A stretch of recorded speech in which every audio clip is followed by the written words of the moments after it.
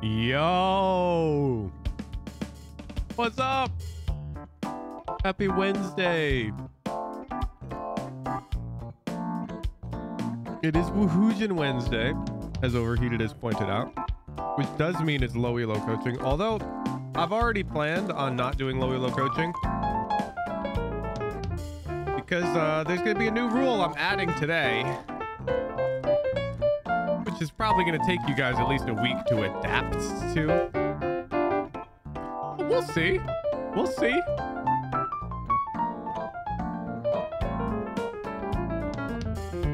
The rule is reasonable, so it is possible that people have already done it. The only rule is if you're doing the over-aim drill, I need your note to specifically state which of the 7 issues you're struggling with from my video I made on the thing. None of those half-assed notes where you're like, I'm bad or I felt bad. You know what I'm talking about. Now there's no excuse. I made a whole video for it, so you've got to be like, my reaction speed is inconsistent. I timed one flick at 200 ms and another at 400 ms. And then I want to see footage of you doing the thing I say you should do when that happens. That easy, that easy. No, that's the new rule.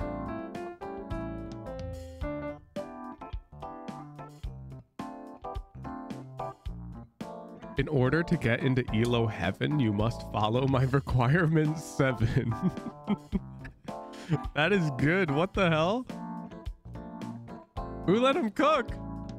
Who let him cook? Wait, that's perfect. Write that down. Write that down. Where's my low ELO requirements text file? In order to reach ELO heaven, oh no, follow my yeah, you must follow my requirements 7. You must follow my requirements 7. Immortalized in the document. Saffron rice. Discord chat.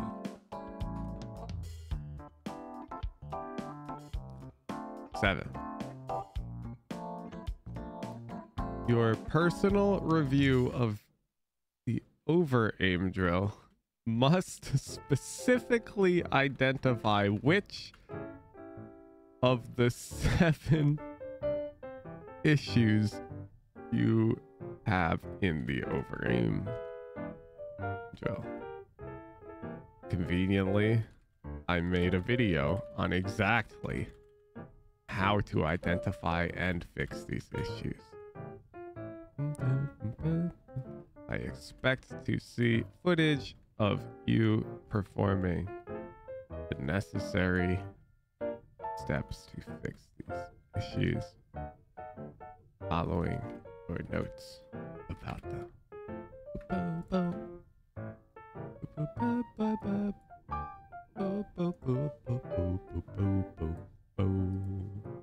Alexis, save the prime. Eventually be to finally cross the golden gate. You must meet my requirements 8. I mean, eventually it's gonna be, hey, here's a whole YouTube series. Go get golds, dummy. And then I don't have to do this. That's the end goal.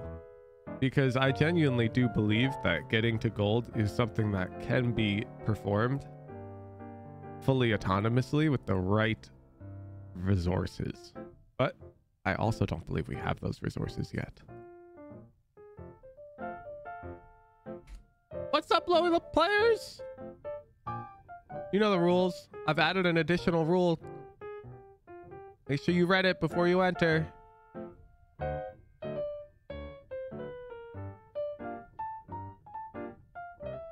Oh my goodness, Udon wants my bagel.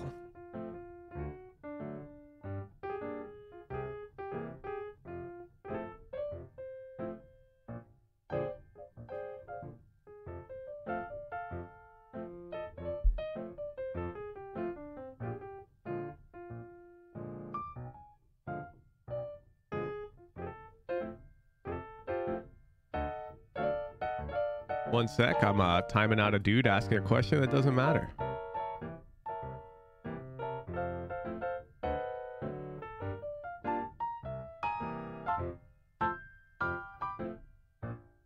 If you're in diamond, you're probably not losing fights due to raw aim gap, but you should be aim trading. But your positioning's also definitely trash. There's no simple flowchart way for you to measure your performance in a gunfight in a higher elo game. It's dynamic. If there was a simple way, I'd have made a video on it already. Because I would go banger.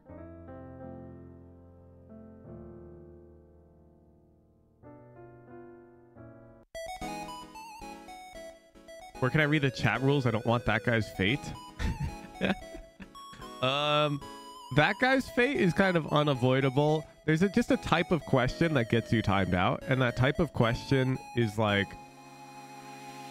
you're in your head about like mechanics too much, and you're a higher elo player. That will always lead to like a timeout.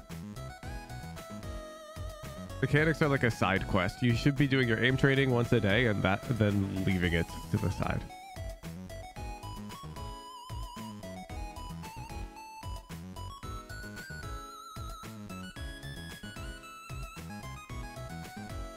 Two entries.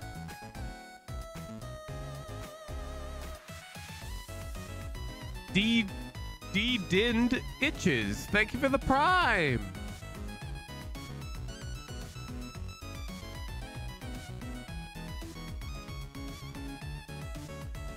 Ethan Kane 1FS. Thank you for the tier 1.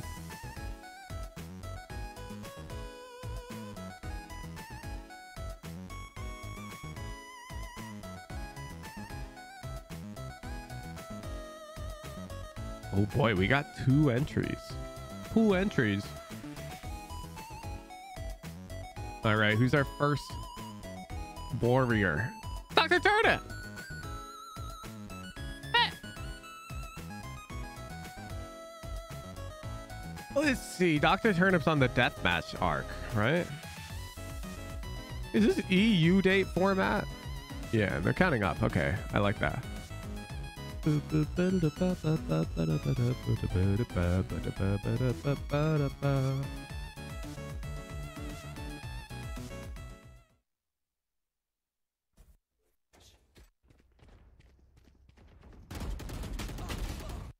by one.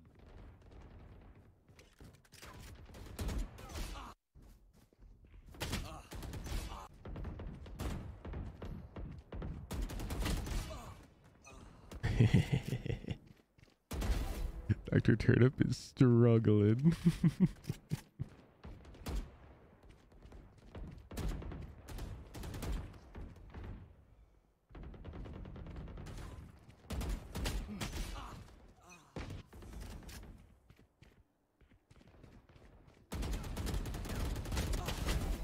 Okay. Okay, Dr. Turnip. So let's ignore the first shot.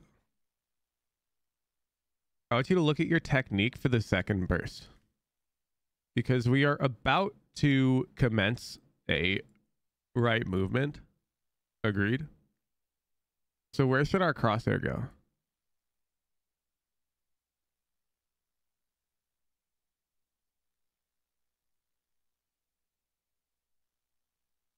Boom, boom, boom, boom, boom, boom. Past the head. Yeah, somewhere in this box, like way over here. Like you can definitely flick your crosshair into this box pretty consistently. So somewhere into that box over there is where I want to see it go. Yours goes like onto the head and then ooh, and you start tracking. Okay, well now we start moving left, so our crosshair comes over here. Good. But there's no micro adjustment, and you shoot. You need to slow it down. It's deathmatch. There's no stakes. Let them kill you. Make sure you're using proper technique. You see how there's no micro adjustment on this one? It's exactly one of the issues listed in the over aim drill video. There, you move your crosshair past them. Good. You walked, but then your crosshair just went past them and you shot. You didn't adjust at all. Make sure you're focused on your target's head, not your crosshair. So make sure your eyes are looking at this guy. And you want to do that micro adjustment. You're skipping it. And that's why you're missing so many shots. You're sort of just clicking and hoping your crosshair's on their head this time. Like, I mean, hell, look at this first shot on the neon.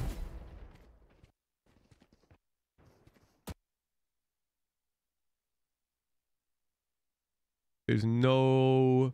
You're skipping a step. Completely. Let's find a longer gunfight.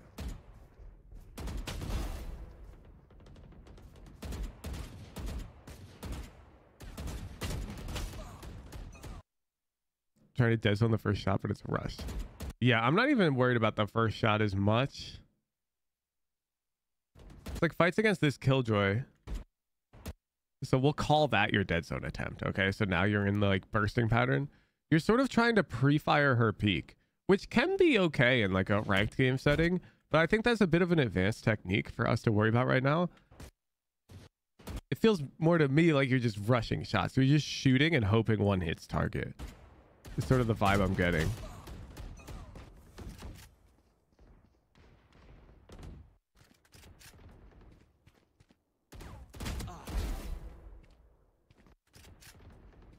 Even here, I think the only reason you kind of cook this guy is because you get tagged. And because you get tagged, now your character can't move as much. And there you see it. You see how you micro adjust this time? You're a beast.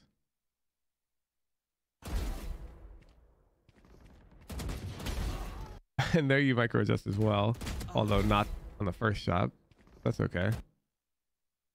First shot is questionable. Oops.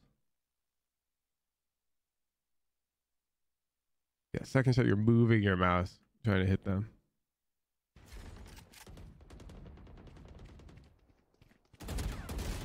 Let me look at your old DM, because I'm pretty sure you weren't, pretty sure you didn't have this issue. Boom, boom, boop, boop, boop, boop, boop, boop.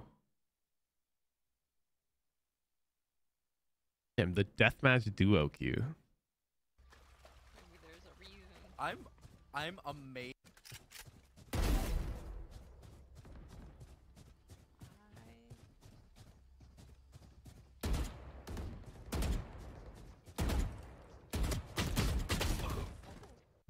Give me a longer fight. The heck, Hypnova? Like Hypernova's alter ego is in your DM.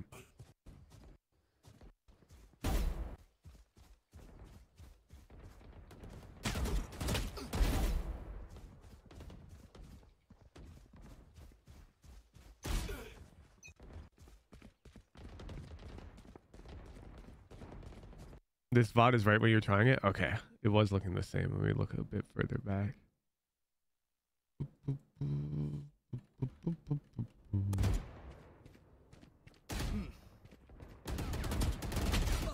Oh, yeah, that looked way better.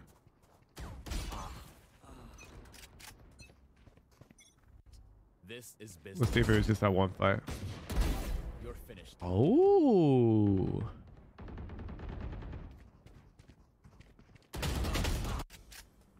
Target down.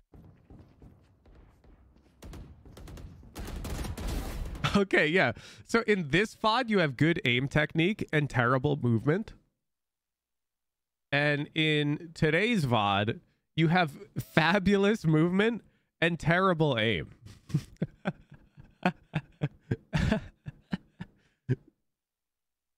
So we've got the two halves of the whole here. You can see like your fights on the right where your movement is better generally last longer.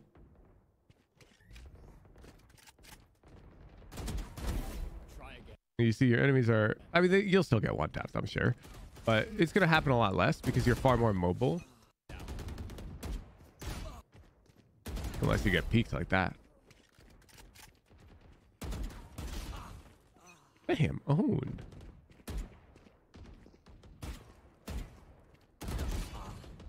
Yeah, you're just not taking time to actually shoot at them. I wish there's a way we could compute the average time to death in our lost gunfights. Because that'd be like a really cool stat.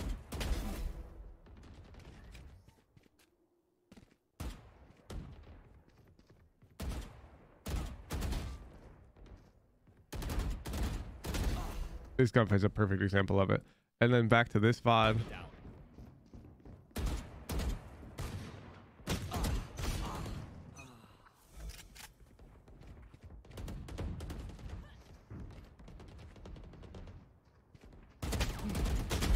Omen's gone. I'm not actually shooting at anything. Yeah, I can tell. Only your first bullet should be dead zone. And the rest should all be bursting.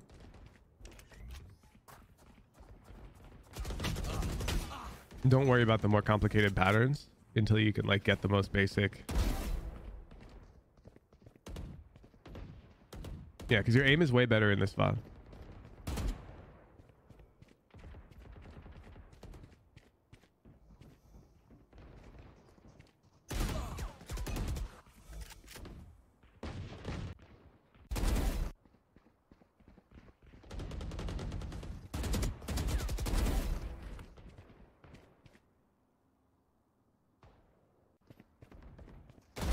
Omen's gone. It's like way better. You're actually aiming for the head in this VOD.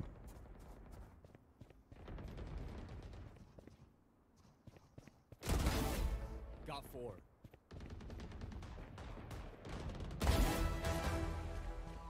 Yeah, you just got an ace. Like you can see it. This is your old VOD, a month old. So after like you dead zone YOLO your first bullet, Dr. Turnip, I need you to try and dial it in and over aim, move calmly, micro adjust for the head, and really, really, really stare at your opponent's head, not your crosshair. Like when you enter an engagement, try to laser focus on their head, not what you're doing. You boot up Valorant.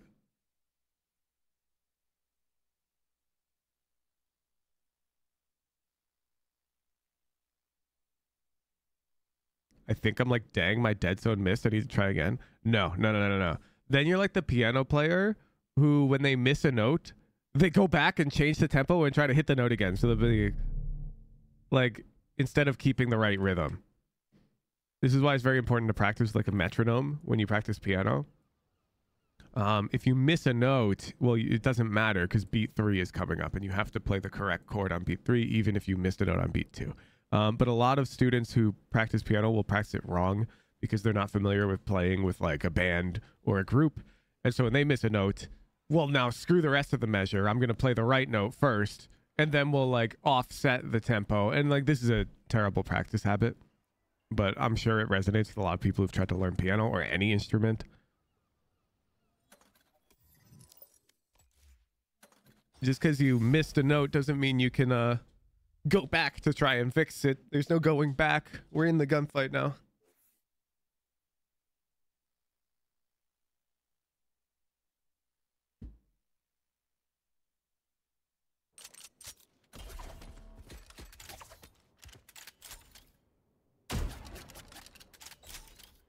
So it'll be like you missed the dead zone, but now you enter this like very patient burst pattern.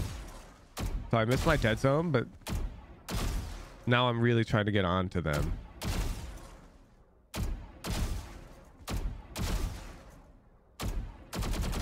Ooh.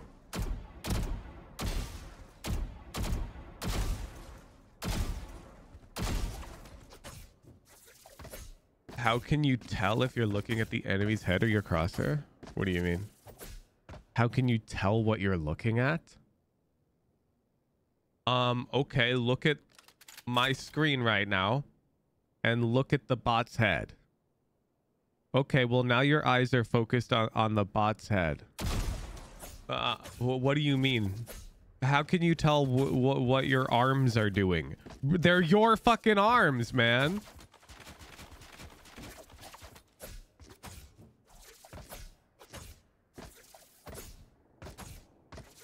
What?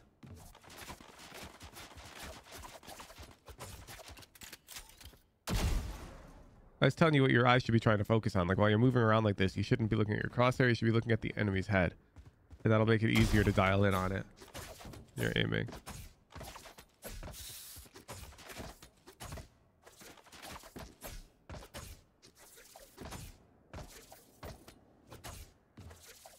I'm looking at the bot's head. I'm not looking at my crosshair. I'm looking at their head. My crosshair sort of gets pulled to it. It's sort of how I think about it.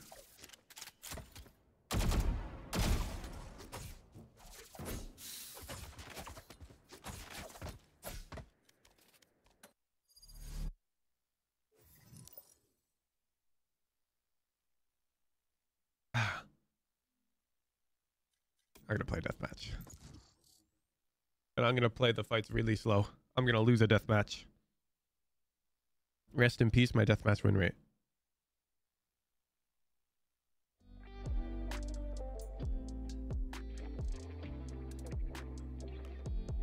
How many kills do you get in this video today?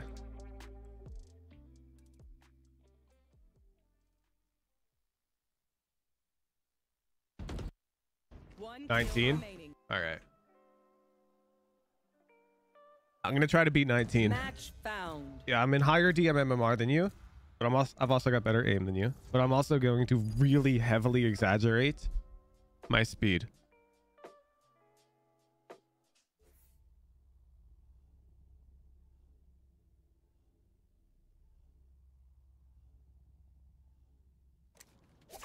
Death match. Warm up.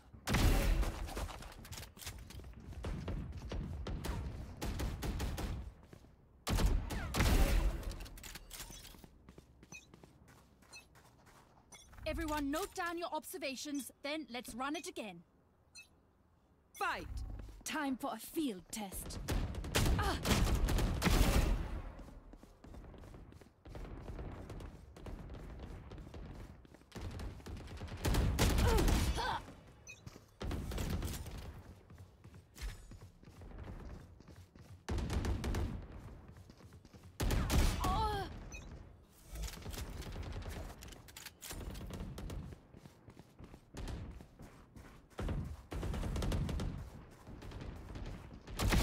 Variable removed. Oh.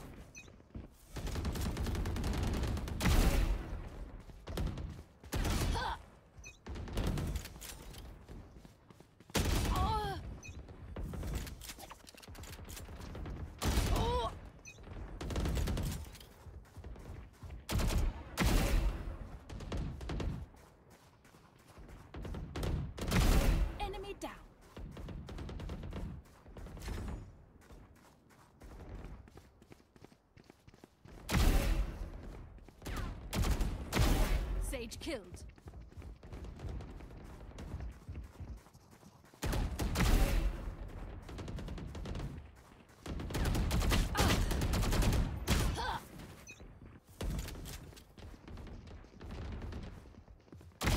That's done.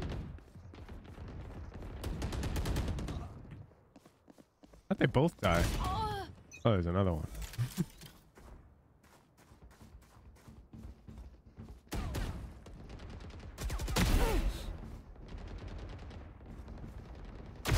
got one.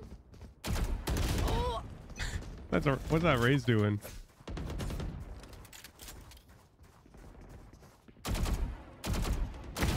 good. Is he showing? I'm taking a ton of time in the gunfights and showing that I'm still doing really well in the deathmatch. Like, I'm no longer aiming at radiant pacing, which can look overwhelmingly fast and unattainable. Now I'm aiming so slow that you could probably convince yourself you could get to this level probably in like a reasonable time frame. Like, I'm being very patient.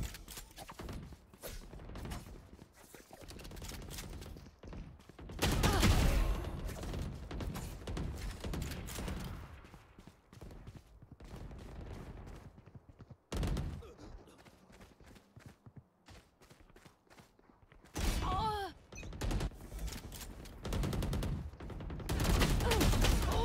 I should have killed that guy.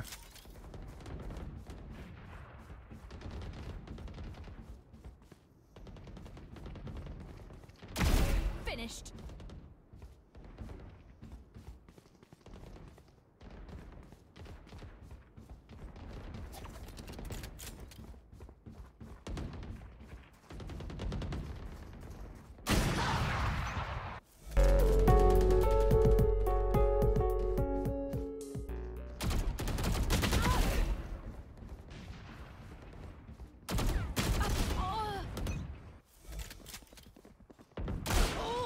Damn.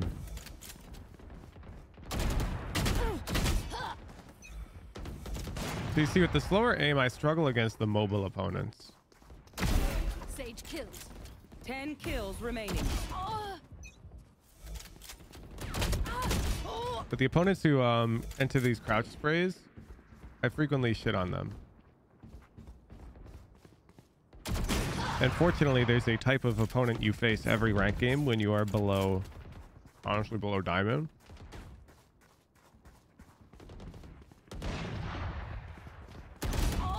Oh man, I'm getting cooked.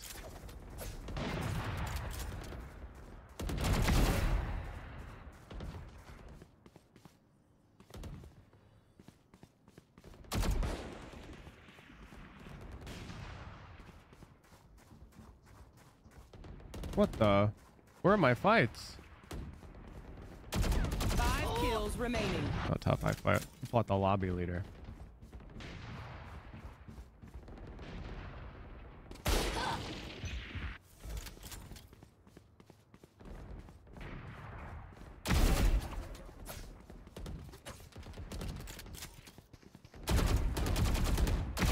terminated. One down.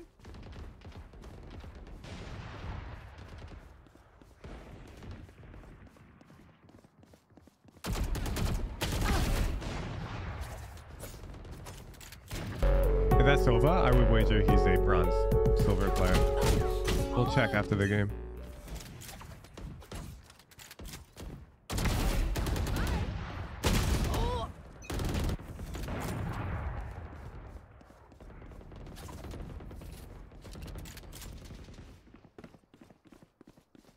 One kill remaining. I got quick scoped.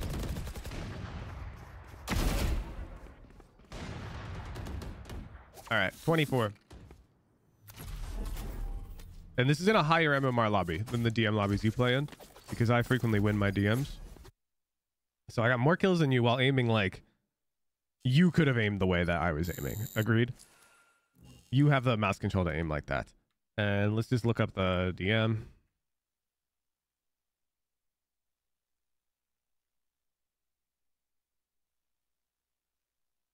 Bam. Yeah, yeah. It's the bronze players below me and the Ascendant players on top. Gecko's bronze 3. KO's bronze 3. So like if you're bronze at 10, you saw how I was aiming terribly. Like very, very, very, very, very slowly. And now I'm going to play like a DM at normal speed. And I need you to understand that that is how I'm aiming. So what you just saw is exactly what I'm doing. I'm just faster at it. Because I've got 1,000 hours. I'm not shooting before I think I'm on their head. I'm not doing that. I am missing shots because they're moving. That will happen. But you saw that happen in the slow DM. I'll also miss shots because I thought I was on their head and I wasn't. Or I missed a tiny little micro adjustment. I'm not perfect. But I don't miss shots because I YOLO flick and shoot without doing any confirmation.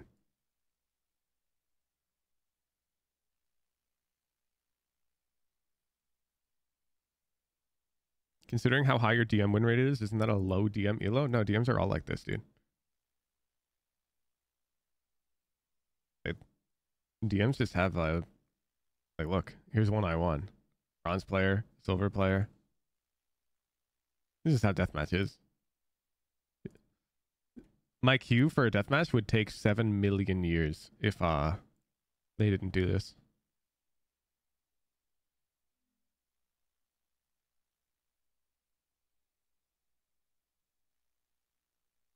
Like, as it is, my queues are already so long.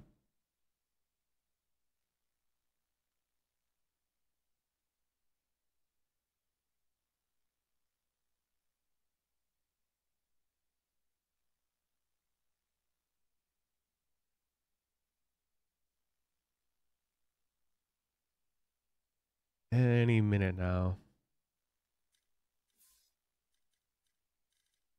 Match There we go. Found. All right, let's see if I can win.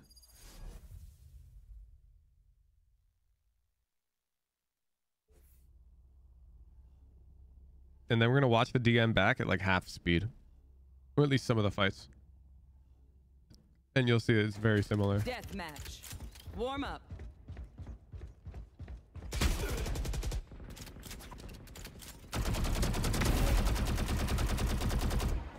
Very similar. These guys are heckin' bots. I got warm. That guy's holding W.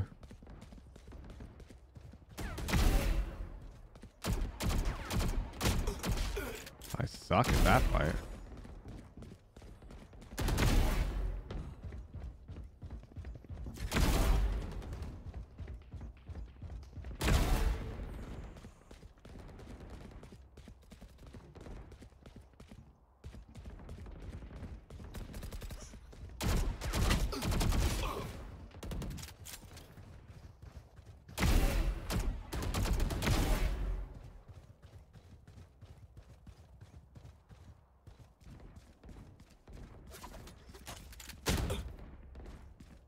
The hell?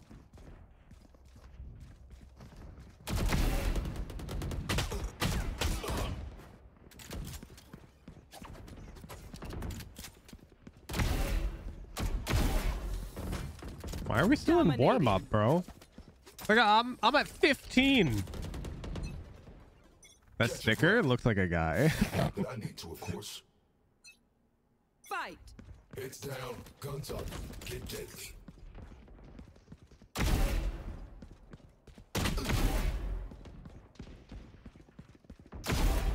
Three kills.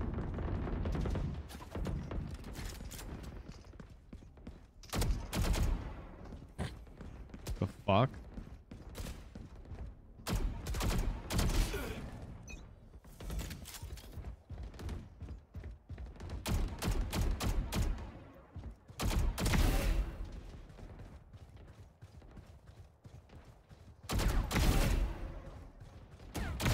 Target 86.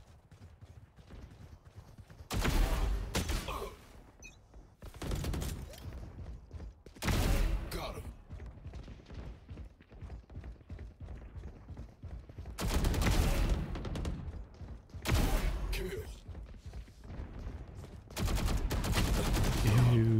thought I killed him. Cancel.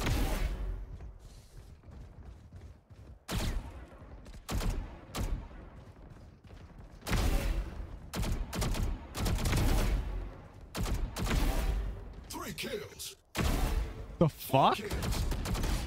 Why do they all keep spawning like that? Patch this. Hostile KIA.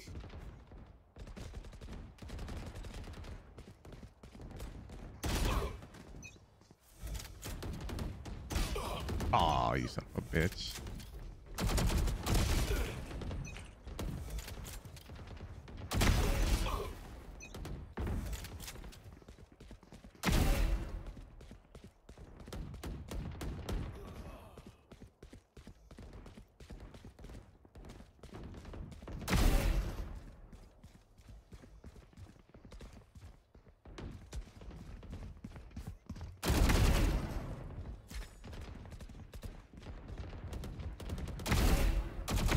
Tango down.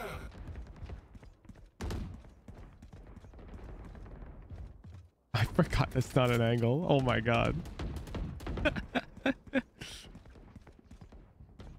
I literally just went to peak top.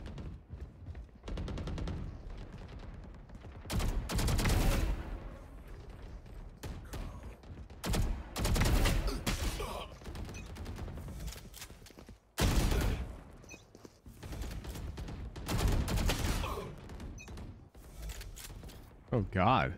You can spawn here? Dominating.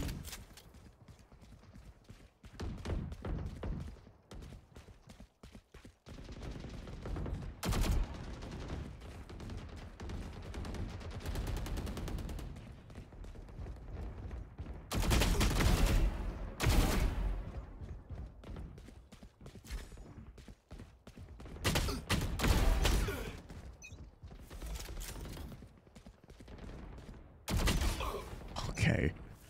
Or hit me with the fucking baby step Kills feed. remaining. My weakness. Dominating. Astra's dead.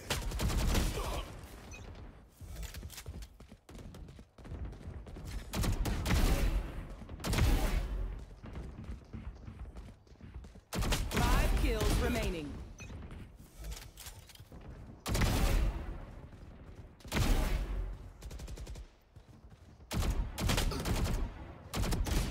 Wow, I don't kill that guy.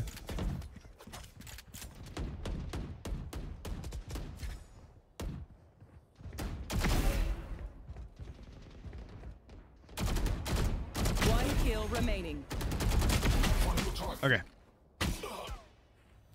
Now, conveniently, I'm playing against... These are very bad players. I don't know if you could tell, but my headshot percentage way higher than it normally is in DM. And it's because the movement from these guys is really bad. Like, I wouldn't be surprised if there's like a significant number of lower rated players, probably because of the 8th place I just got, or the 9th. It's not loading, it doesn't matter. Okay, Dr. Turnip, let's pull up the VOD. You probably already saw it. Why the hell is... What's Finesse doing? What? There's like a significant... YouTube just broke. YouTube just broke.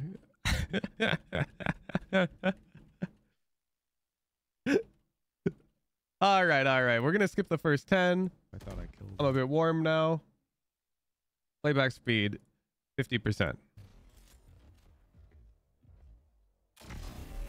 And it should look very similar to the full speed of the other game. Minus, of course, the movement is much slower.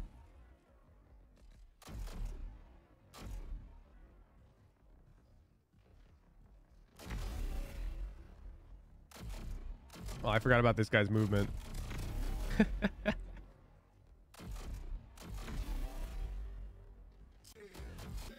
find a fight where I get really caught off guard. This is a good example. Okay. So here I'm way caught off guard. Fuck. Do you see the micro adjust? I don't even win the fight. The But do you see the micro adjust? I'll slow it down even more. I flick. Do I shoot? Not yet, because I'm a bit past him and I adjust left. Do you see that? And now I shoot. And do you know why I miss? Because he moves. I miss because he's moving. If he crouch sprayed or was stationary here, like every silver player, I shit on this guy.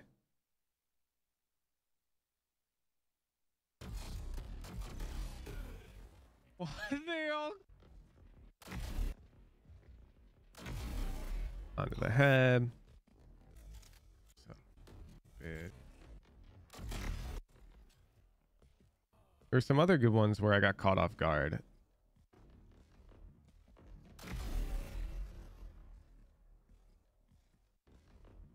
And this is a kill because imagine a circle around my crosshair with about this big of a radius.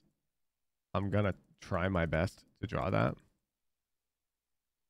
This is my micro flick circle.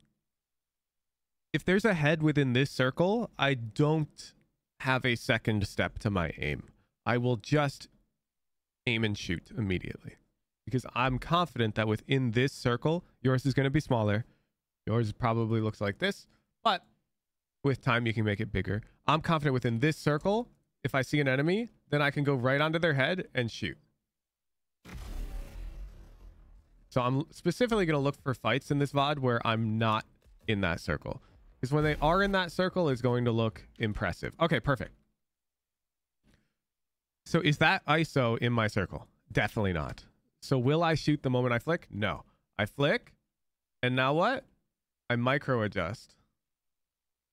Boom, right there. You see me aim a bit to the right? And then I shoot. Okay, now that guy over on that side. What do? Over flick. Strafe. Little bit of a micro adjustment right there. Boom.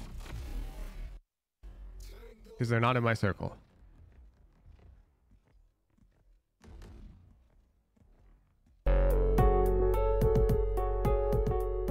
And that's the point of good crosshair placement. You're trying to make sure that your fights mostly occur within that circle. Oh my god.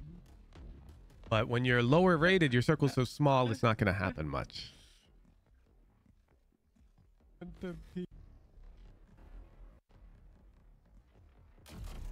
So you see there, I shot instantly because he was within my circle. And I missed. That happens. It's not a 100% thing.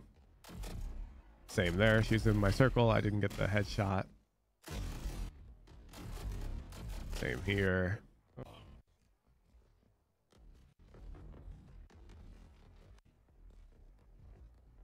I believe I get caught off guard soon. Oh, perfect.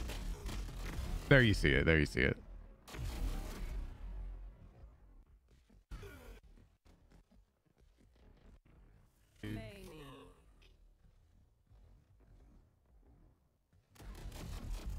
There, you can see the micro adjustment phase. I just missed because he's mobile. It's very hard to shoot moving targets.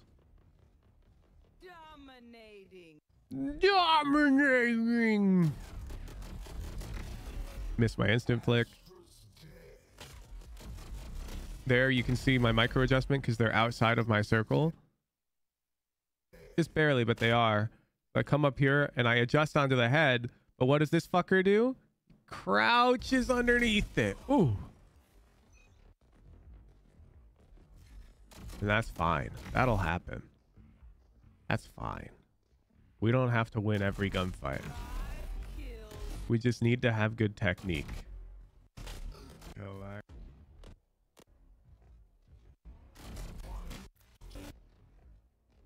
Is it back near the start?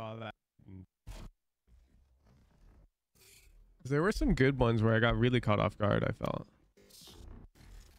Let me find one.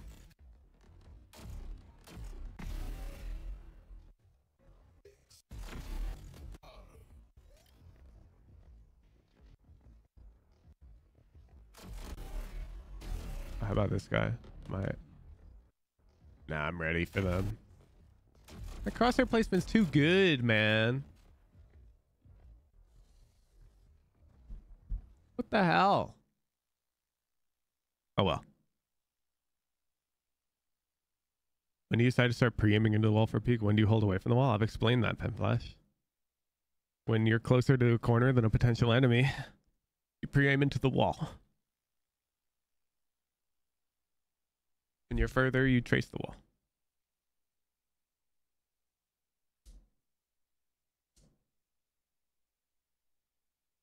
Boom, boom. Too good at the game to make himself an example. I mean, if anything, it's like advertising the merits of good crosshair placement, right? But yeah. I think in the warm-up phase I hit some.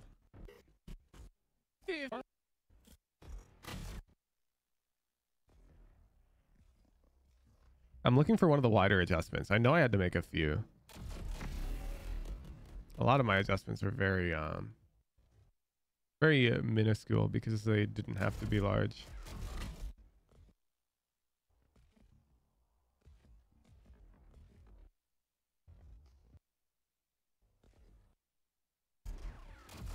Okay, I suck at that. Slow hooge. Okay, perfect. How do you transition?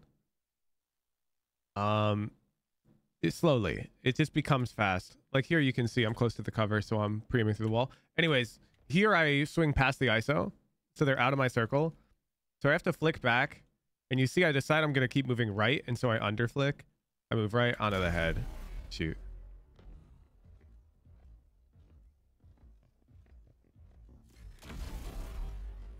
Question I have, how you translate this patient into comp? You can't completely. Comp, the floor is actually lava. There's additional pressure. You have to practice it in comp. Like you could put somebody in 1,000,000 death matches and they could become the most calm aimer in the world and they would still suck in ranked if it's their first ranked game. You can't just transition it. You'll have to practice it in ranked as well. But first you need to master it in the practice environment. All right, Turnip. Hope that helped. You forgot. You threw everything else to the side because you were getting frustrated when you missed your first dead zone. And you just kept trying to dead zone, dead zone, dead zone. You gotta take your time.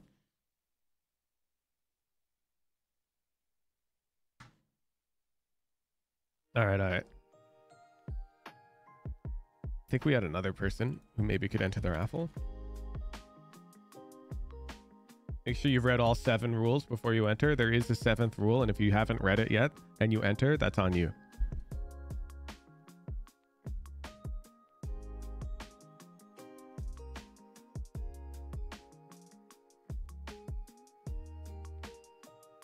But dead setting so much in range. Yeah, to be clear, in that DM that I won, I avoided doing anything fancy in the gunfights. I just took everything with correct technique, and I just bursted. I wasn't using any fancy movement, I wasn't weaving in dead zones, and I was still able to win the deathmatch. Let me see if Tracker has loaded it yet.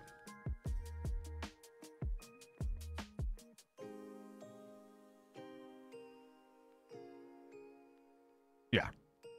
Silver, bronze. Maybe this guy was like sheriff only or something. But like just correct technique can take you really far. As you see, I destroyed in this DN. Even though I wasn't even incorporating any very high level like gunfight techniques.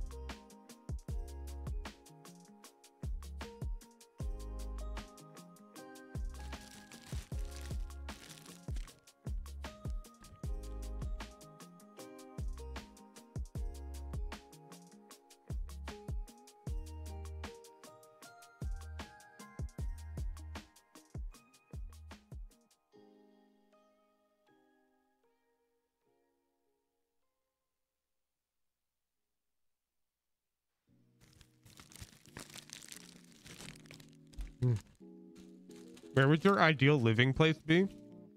I think Bind, because Bind has 2 teleporters, so you could get around fast.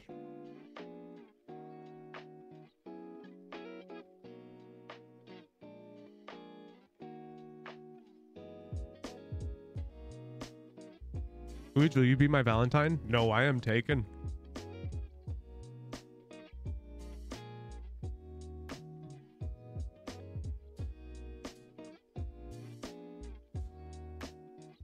What if there was a horrific teleporter accident?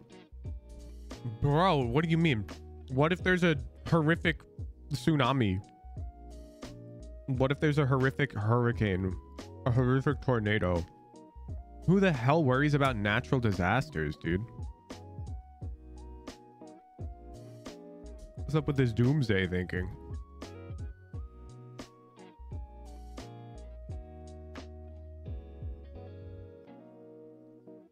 People when deciding where to move, but nowhere is safe.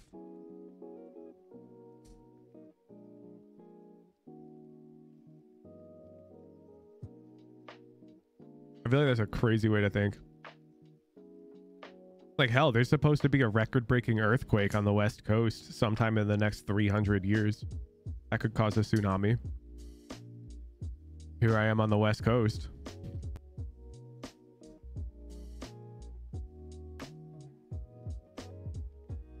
And I'm sure there's some other, like, related thing for every fucking state in the country and every country in the world. Like, there's all sorts of random shit like that all over the place. You live on a sailboat, you can change up where you live whenever you feel like it. Not if the tsunami hits.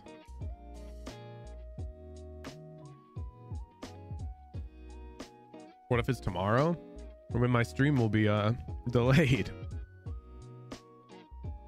Then you're dead? No, you just have to know the right protocol. As long as you know the right high ground and how to get there, and you have a plan in place to get there when the alarms go off, then you're chilling. I can literally run to the nearby high ground that I need to get to be safe from the tsunami. I can run there. I don't even need to use my car.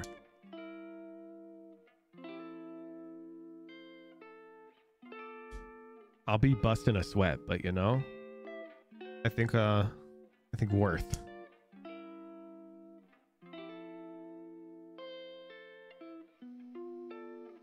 Don't you want like a bunker? Yeah, I also want a private jet, bro. Wants aren't that simple. You can't just get what you want.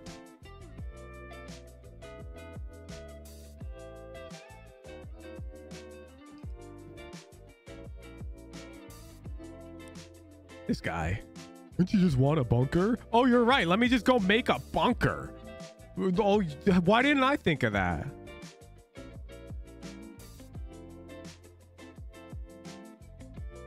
No, you want to be in a bunker instead of high ground. You're gonna be one of the millions who suffer, one of the million casualties, my guy. Boom, boom, boom, boom, boom, boom, boom, boom, boom, boom, boom, boom, boom. Boom, boom, boom, boom, boom. Get to high ground as far inland as possible.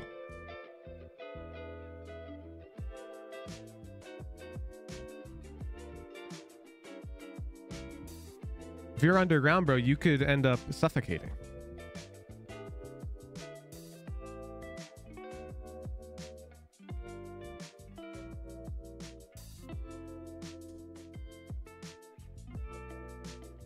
Detroit Yeet. Let's check if you meet the requirements, sir.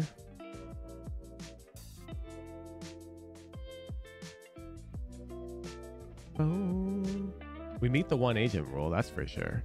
You were not gold in the past. Did we play enough ranked? Yes, we did. Play enough deathmatch? Yes, we did. Are we playing solo queue? Yes, we are. Oh, this all looks good.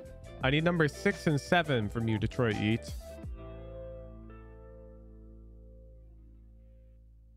Okay, I don't care about that. What's going on here? Progress sheet.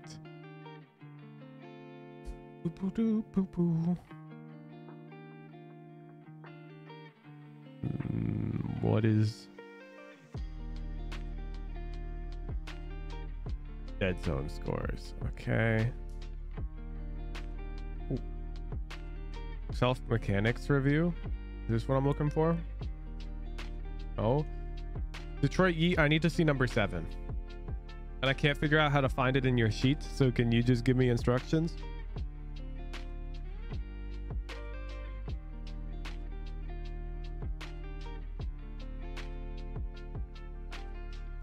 Your personal review of the overaim drill must specifically identify which of the 7 issues you have in the overaim drill. Conveniently, I made a video on exactly how to identify and fix these issues.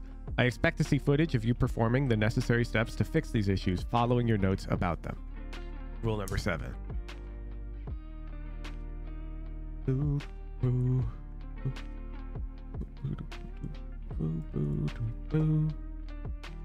February 14th.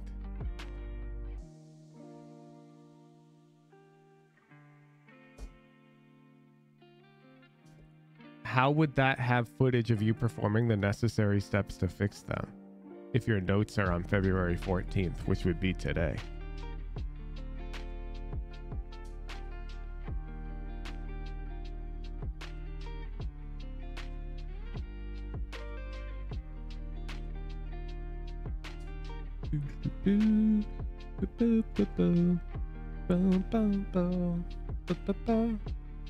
Because yes, overaiming too much and moving in the wrong direction are issues outlined in the video. But now I'd like to see footage of you doing, well, one at a time. You doing the practice that resolves those issues.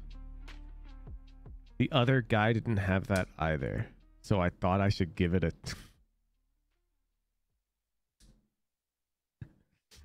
It's because Dr. Turnip has already received Low ELO Coaching like 3 times in the past, and I specifically put them on deathmatch.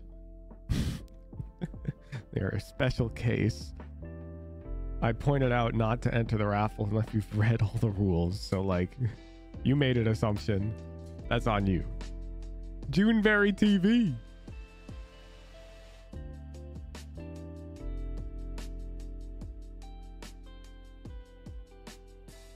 Ooh, cutting it close, but that is 90% one agent. Bet. You are not gold plus the pass, correct? Let's check our chart there. Good. Our chart there. Good. Back to rank. Check the solo queue percentage. Ooh, that is close. Okay, you're good. I just need number 6 and number 7. Boop, boop, boop. Damn, we got the heckin' color coding.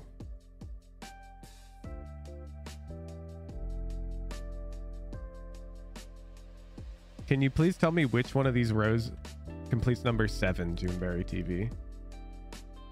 Ooh, oh, wait, here. First problem. I often walk strafe past the bot's head.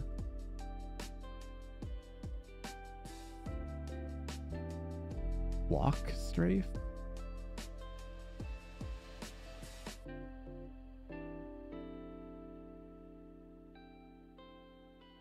Can you elaborate what walk strafe means?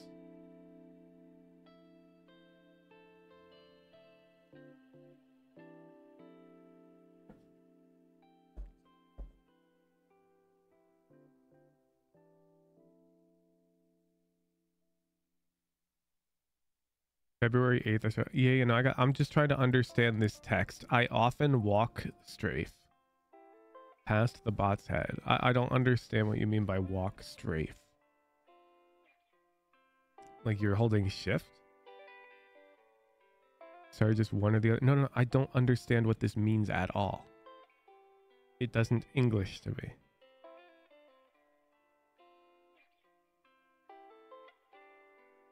You walk past the bot head like you're holding shift?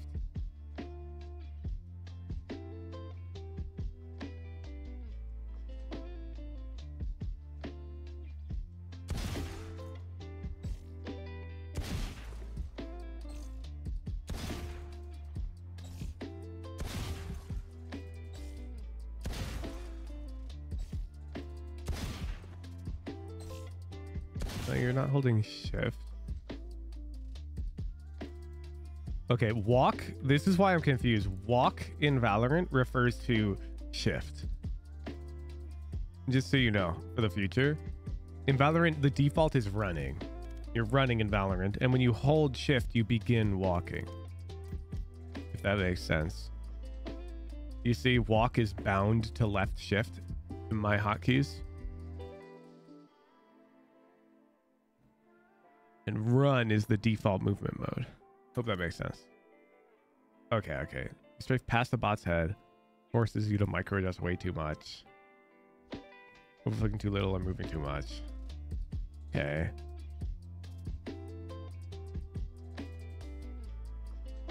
Have a faster flick with an appropriate distance to the bot's head. Whoa, whoa, whoa, whoa, whoa, whoa, whoa, whoa, whoa, whoa, whoa. Whoa, whoa, whoa, whoa, whoa, whoa, whoa. That sounds like you're combining two into one. Am I crazy? I have no idea why you're doing it. Hush, Woohoojan of the past. 11 months ago, I published a video titled, I guarantee this routine will get you to gold. After posting that video, I also opened up a weekly segment on my stream dedicated to reviewing lower rated players. I'm listening to Woohoojan of the past. During these weekly segments, I noticed a recurring set of issues that arose due to an incomplete explanation of the over-aim drill. This video will serve as an addendum to that drill to hopefully close the gap between I cannot improve at this drill and I no longer need this drill to improve. Okay, skip the hardware limitations. In order to identify which of the following issues apply to you, you will have to be recording your practice sessions and reviewing the VODs. There's no shortcut to this step, and if you are skipping it, I cannot help you. Please record your VODs using the OBS Input Overlay plugin. You can figure out how to use it with some quick Google searching. Oh, it's right here. I made it a segment. It's important to keep in mind that the human brain is not very good at parallelizing improvement. In simpler terms, even if you notice 4 issues with your VOD, you should focus on fixing 1 at a time. Okay. I'm concerned that you're saying your flicks are too slow and they're not at the right distance, which are 2 different issues. Slow flicks and not flicking far enough or not moving enough. These are 2 different issues. And I feel like you sort of bundled them together.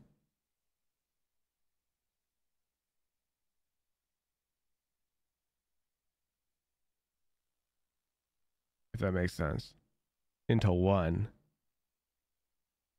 So this is going to be hard. Julia decided to do focus on the flick speed. Okay, but right here you said you decided you focus on the micro adjustment, which I actually do feel is more appropriate because you were adjusting a lot while standing still, which is unacceptable.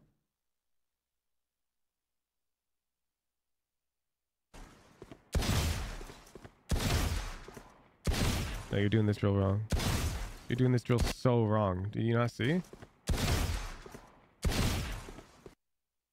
Look. Here you let go of D.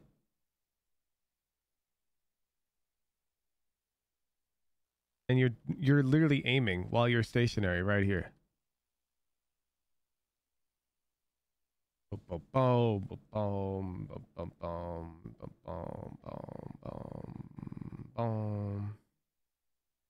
Leading your crosshair a bit in front of the bot to account for your movement. Once you feel lined up, let go of the A key and shoot the bot on the head. So here you'll see I micro adjust while moving. But then when I let go of my A key, I stop. No micro adjustments. Next bot. You have to be able to adjust while moving because otherwise you're going to be really slow. And that's what we see in your practice VOD when you're doing the drill. You were adjusting onto them right there. You can even see it. This shot was actually pretty good. At this shot right here, you can see it on full display. You're way off the bot. Why didn't we adjust while we were moving? The answer is because you don't know how to do it. And now you adjust while you're standing still, which is a crutch. And you still miss. but it's the wrong technique as well.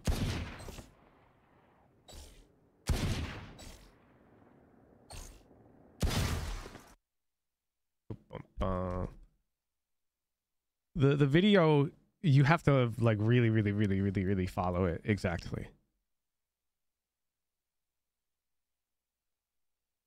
And I believe using the D key. Once you complete one entire run, if motion stops and you aren't on head, restart. So like when you get into this scenario, you don't aim to the head and shoot.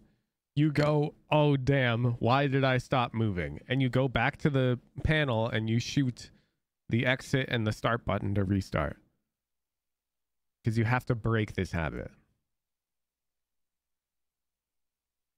Boom, boom, boom. Boom, boom, boom. Run it back, Juneberry. Run it back. Be more careful. Just do things like exactly how the video says to do them. Like 1-to-1. And you'll be chilling. Don't interpret things.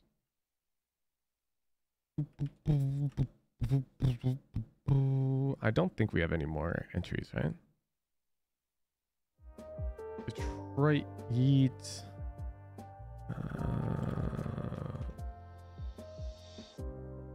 We will run one more raffle in case we do.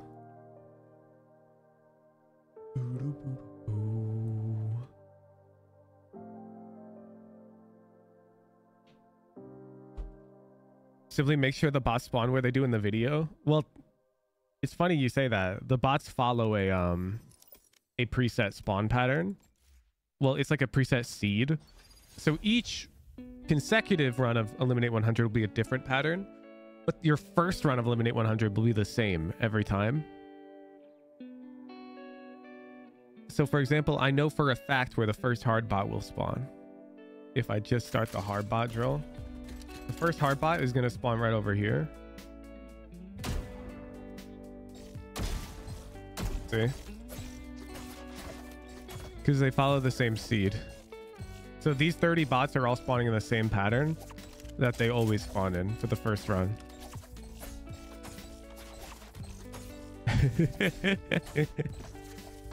So you actually can get the exact Eliminate 100 seed I had, because that's how the range works.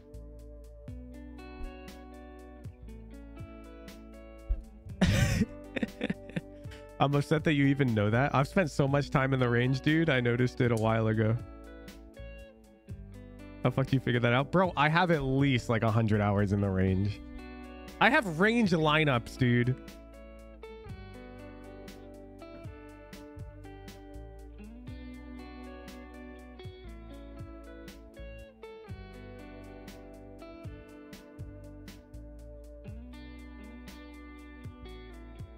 I never use the range anymore. Really, Femflash? I feel like it's a really nice tool.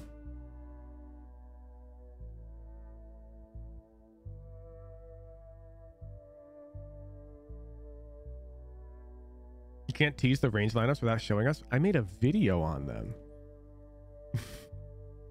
You're a fake fan. Ranked was down one day, and I proceeded to drop my range lineups in a 2-minute video. You guys see this mark in the ground? You come out to this area. One bounce on the bottom here. And it works with the banana crate. Look at that. That's a lineup. It causes the shock dart wiggle trail bug. There it is. Flip. wait, I got another recon. Revealing area. Tree dart. Oh yeah. It tags people up here. All right. Yo, I'm ready to go. I got knife. Go. Knifing. Throwing nade. I got flash. Flashing high. Peeking. Blind. All blind. Nice. Okay. Hard bots defuse win for Brimstone. Walk into this corner, aim straight down, and using the grid in the background on the ground, your first smoke is going to go roughly there. Your next smoke going to come left over this line and down roughly a third of a smoke. Then your last one is going to form a triangle up here. Drop those smokes and run out and defuse the bomb.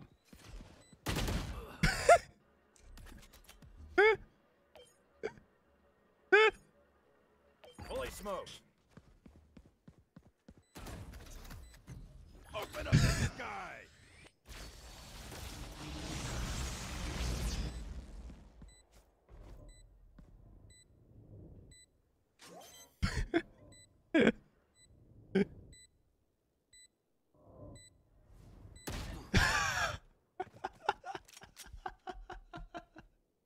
Okay, so you walk into this corner, and then you're going to trace straight up from the bot until you get to this darker gray circle.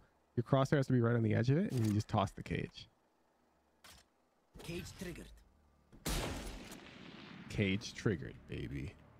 I'm not even sure you can get that far. You gotta come out here.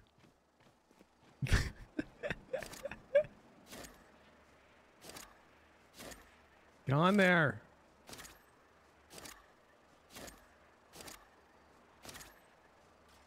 Cage triggered. Yes! Why'd you put educational in quotes? We're... Oh! I forgot I hit this shot. Okay, okay.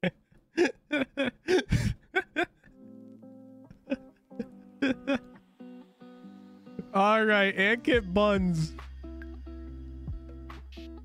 Let's make sure you follow the rules. Boom, boom, boom, boom, boom. Ah, good. Good. Good. Boom, boom, boom, boom. Good. Drop rules number 6 and 7, Ankit buns.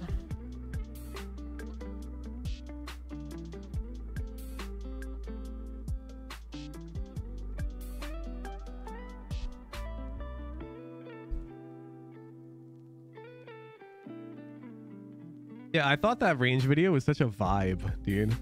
I feel like that one was such a vibe.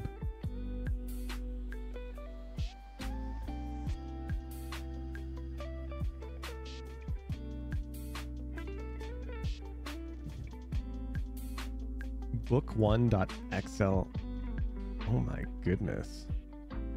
We're on OneDrive.live.com right now.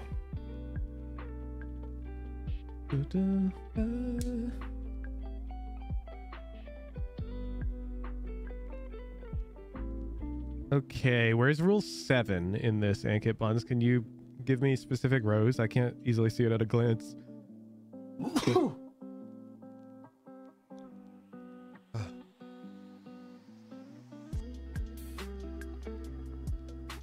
I'll move my banana cursor out of the way.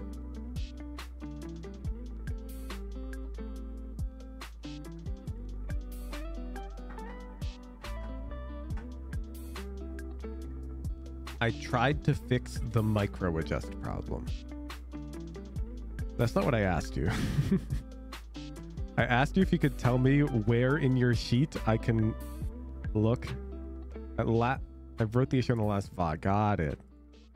I don't micro flick accurately when my movement doesn't matches my over flick distance.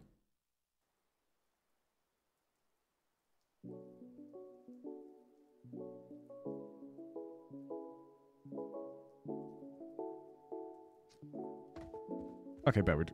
What you? Nope.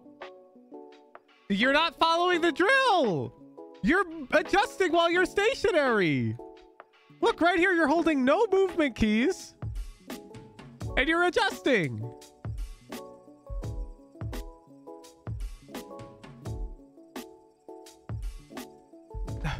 Pull up the video. Mark in the ground. Pull up the video. You guys see this? What? God, shut up, old Woohoojin. You failed to follow simple directions. That's on you. That's on you. entire run with 0 if motion stops and you aren't on head, restart. Bad. I provided an exact example. I gave you everything. I gave you everything, you son of a bitch. Restart. Come back next week. Come back next week. The video says what to do. Go do it. If motion stops and you aren't on head, restart. Don't micro adjust while you're stationary. That's a crutch. That is too easy. Of course you can do that. Everyone can do that. That's not how high level players aim. We aim while we're moving. While we're moving. On the head.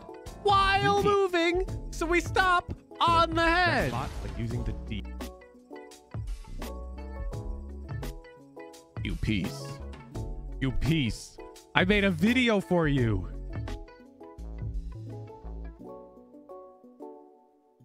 See you next week. See you next week.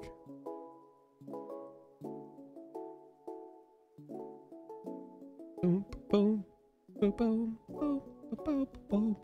All right, gamers, let's do normal VOD review. We've gone through all the low elo players. And it comes as no surprise that the people who are still, or most of the people who are stuck, are people who struggle to read the instructions. They'll figure it out. We will force them to learn, because I will not coach them. If you have a VOD you'd like to get it reviewed, head over to the Discord, discord.gg/Rahujin, go to the Raffles and Predictions channel and click the Enter Raffle button.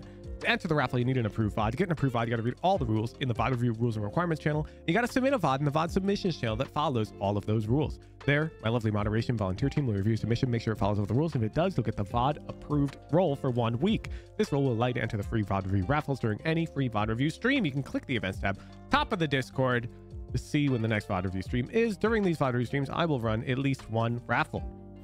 And sometimes they just come out of thin air. We just added one right here for fun.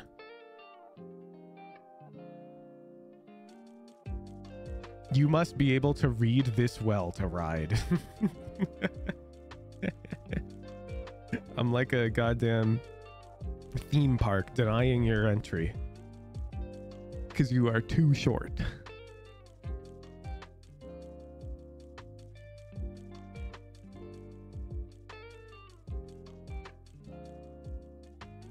I'm just trying to fight against the future where we're all just asking ChatGPT literally everything all the time.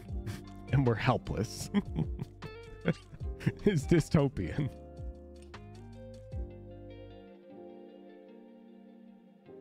Mad at them for bringing a VOD doesn't follow the rest, or mad at them because they're cheating themselves? It's the latter. It's the latter. I'm mad at them for their lazy mindset.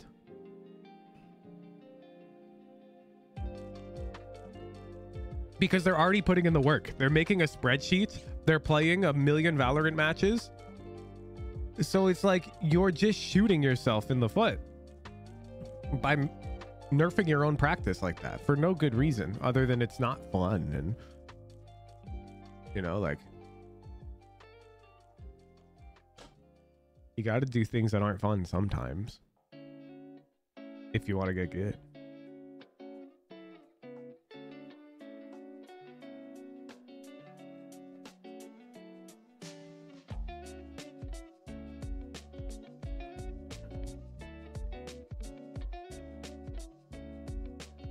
Boop, boop, boop, boop. And raffle. Speedy Sparrow. What's up, Speedy Sparrow? Drop the VOD. I believe we have notes for Speedy Sparrow, chat. That name rings a lot of neurological pathways in my head, which one could call a bell.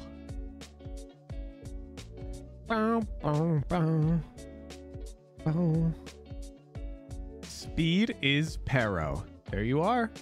How did I know? We reviewed you on August 2023. Crazy how my brain just remembers that. Ooh, ooh, ooh. Okay. The episode reset hit us hard, as is expected. It hit all of us hard. Where did you end? Oh, let's go. We take those. We take those. Let's see. Attack. Oh wow. Okay, you weren't thinking at all like a controller.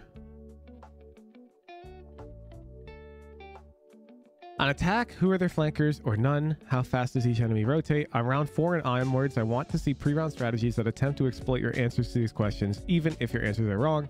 Same shit on defense. Oh, bet. Somebody wasn't thinking.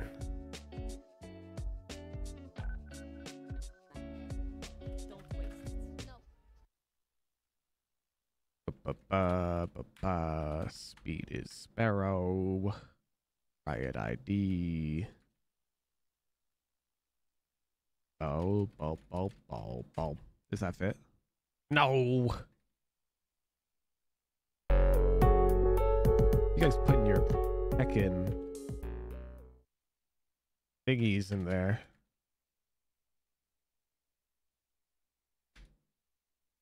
There we go.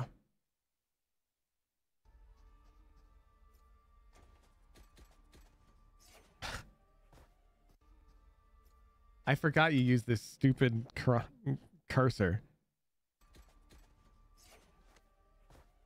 Oh. What's up? Yeah. Cypher? All right. Smoke down. Just got a quick glance. Omen have. I'm going to skim through the first few rounds, chat, and I'm just going to pay attention. Ascent have. Nobody flanked. Got it.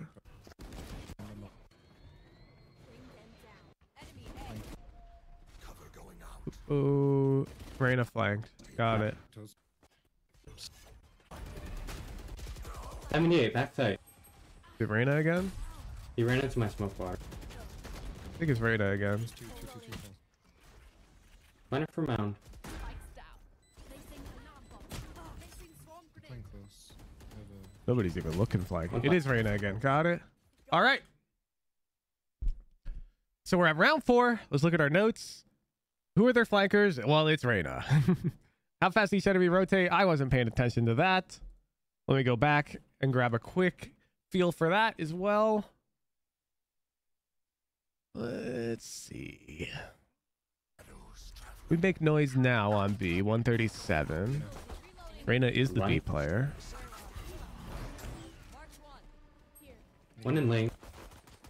Pretty fast to the party. That's one waterfall already. And that's one upper. So that's at least 3 here already. Sheriff. Okay. It is pistol round though. Players will rotate kind of fast. I'm smoking stairs. So how fast does their C player arrive? A. entry. C player is probably Cypher. Omen pass. Spike down A. Are they here? Cover going out. No, their C player is sort of an anchor. He's very patient. Okay. One enemy remaining. Yeah, he's very late to the party. Then we go C.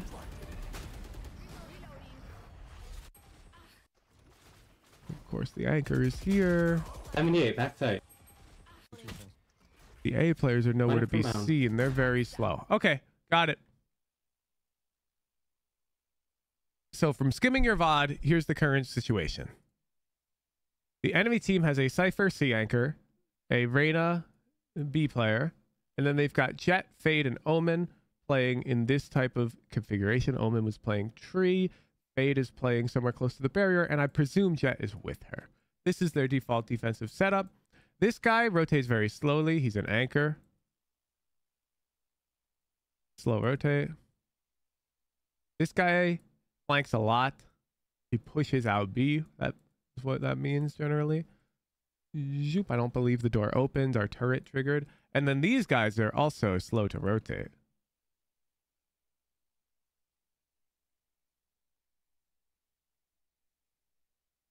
Okay. So here's your enemy team.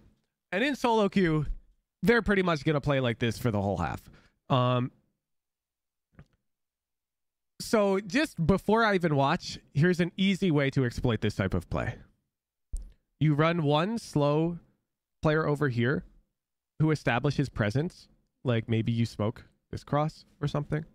That will keep these players A for sure. They're very slow. And then they just aim to take down this Reyna. And your other 4 players can like contact explode on the Cypher, denying info because he's going to be alone. That would be like an example plan, which I fuck with. Let's see what you call.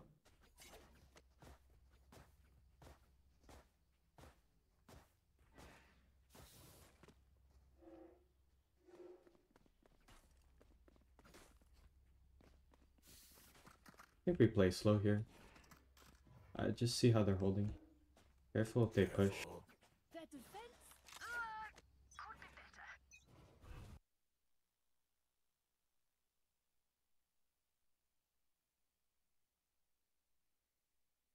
Strike 1.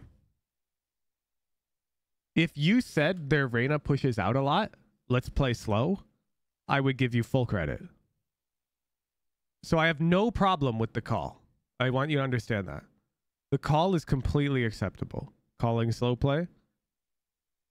But you didn't point out why. You didn't have a read on any of these players. And I don't care if your read is wrong. I even said that. You could have said, yo, let's fake A and C because their Fade and Cypher play C and they fast rotate. Like, and that would have been dead ass wrong.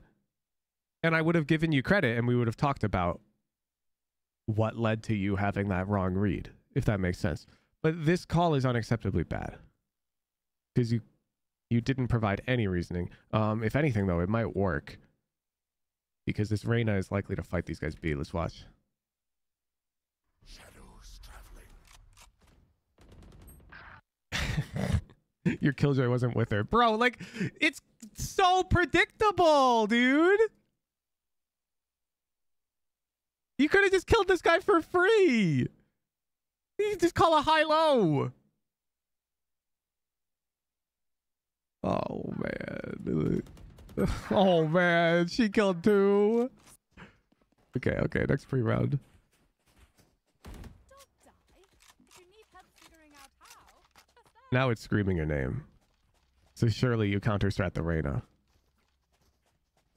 Hey guys, the Reyna pushed B the past 3 rounds. We want to like slow push B. My brain's too cooked to think like this in the moment. Bro, I'm down for you to have the wrong read. It's the only thing I told you to think about, and it's been 6 months. I just want you to have a read on their potential flanker or their potential anchor, or if they all rotate fast, on that. That's the only thing I want you paying attention to. I think I do it this round. All right, let's see. If you can get a pick. Serena might aggress again. She's probably feeling herself. Okay. No, I'm giving you strike 2. I'm giving you strike 2. You're so close. I like the play, but I don't like that you're saying she might push again. She's probably feeling herself. Bro, she's pushed the past 3 rounds. It's got nothing to do with her feeling herself.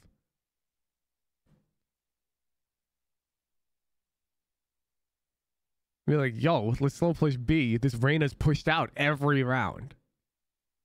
It's not because she's feeling herself. I don't like your reasoning. I hold spike. I think you're right. I think we're going to find Reyna. There she is. Reloading. And we kill her. Good. I don't have smoke. I don't like your reasoning. Alright, smoking. Okay, wait. There's 2. There's 2. It was a plan and the correct read, though. I don't care if it's the correct read. I asked for them to say who are their flankers, how fast do they rotate, and I want to see pre-round strategies that exploit your answers to these questions. Did our hero's pre-round strategy explicitly target one of these patterns? No. He used the reason she's feeling herself. Our hero instead targeted the enemy Reyna because she was fragging out, which is not the right way to think about the game. We target the Reyna because she has flanked B every round. In fact, she probably would have done it pistol round, except we pushed B. So I have to count it as a strike. I don't care if we got the right thing, but it's like We can see the notes are no. We're not adhering to the notes. Show me where to go. All right, good round.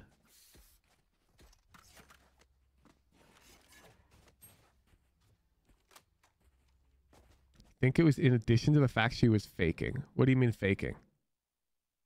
The Reyna has pushed B all 5 rounds we've played this game. Pistol round, we made contact with her immediately. Round 2, she flanked us. A site. Round 3, she flanked us. C site. Oh, in addition to the fact she was flanking, you didn't talk about that at all, though. So I can't accept it. Alright, I have ult. What do you Alright. Pussy. he probably anywhere that's not A. Okay, let's KJ. go C.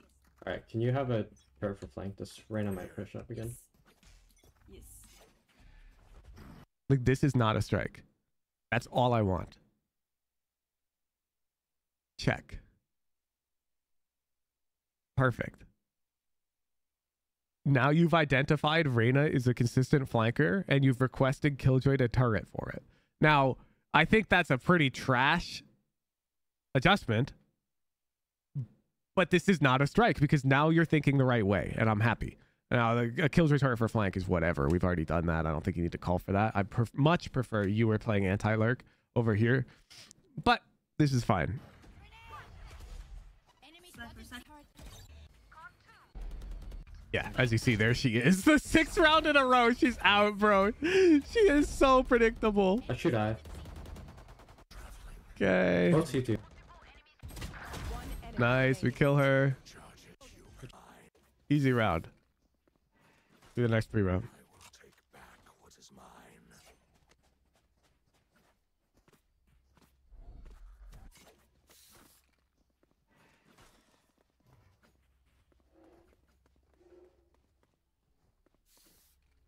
That's fast, eh? If they have like a lot of people here, we break door, go B. I mean, if they have a lot of people here. It's Fade, Jet, and Omen. Bro, you are so dizzy. I'll walk up B. This game is so much simpler than you realize, man. Because look, we know their playbook. And we could have known their playbook by round 3. This is what they're doing. Exactly what they're doing. So yeah, if you smoke off front stairs, you can break door and go B. And this would be best if you had somebody B main to crunch the Reyna who's going to get stuck right here. Because we know this will happen. And now if it doesn't happen and Reyna does something different and she goes upper, that's fine. And now she's also playing Valorant. But the problem is neither of you are playing Valorant right now. This Reyna always pushes it though. So. Well, there you go. There you go. Look, we have a B player, but you didn't call it. Cypher. There they are fighting A. Yep. There's Jet. Push it up with Fade. Oh, she won. All right, bet. I'm going to look at the timeline for this round. It's round 7 to show you how predictable this game is. We're going to see Jet, Omen A side, almost surely. Reyna pushing B, and Cypher on C somehow. Ooh. Perfect. It's different. And so I still would have had this read, this hard read. I would have been wrong. Boom, boom, boom, because I had this read. And I would have potentially, we would have like lost a number to Cypher or something. And then I would have had to adapt. Damn, she's pushing C. What an interesting change up. She's in this cubby.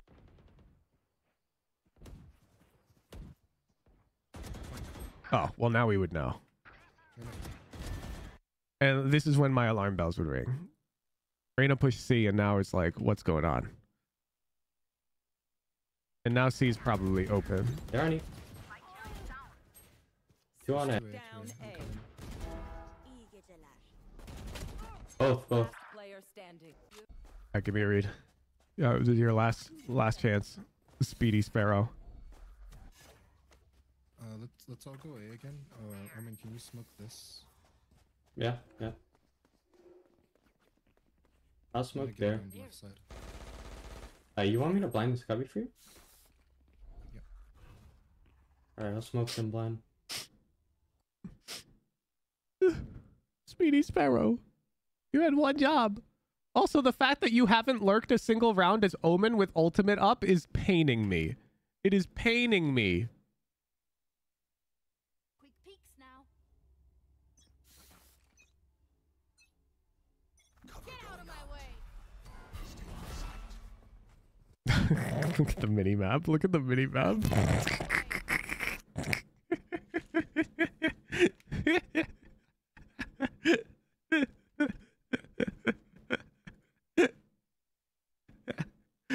Like, dude, you're just not even playing against these guys. Run it back, strike out, no gift card.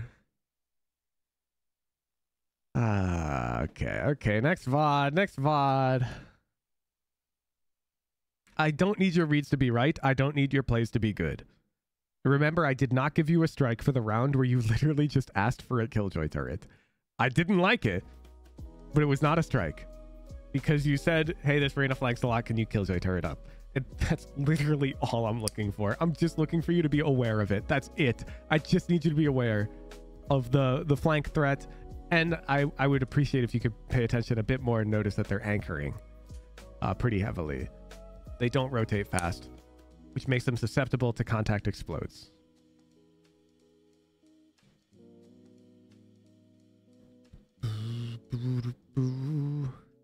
It should be every round I call like that. I mean, I would give you some leeway for sure. But like, I'm not going to give you any leeway whatsoever on round 4 and round 5. That's for sure. Because that's when you need to start setting the pattern.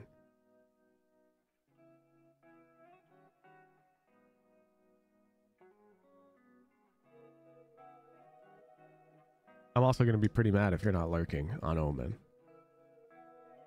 Because Omen's a lurker. Boo, boo, boo, boo, boo. Boo, boo, boo, boo, boo. He knew where to find her though. He's paying attention on positioning. Yeah, exactly. He has to just verbalize. He's so close to being a beast.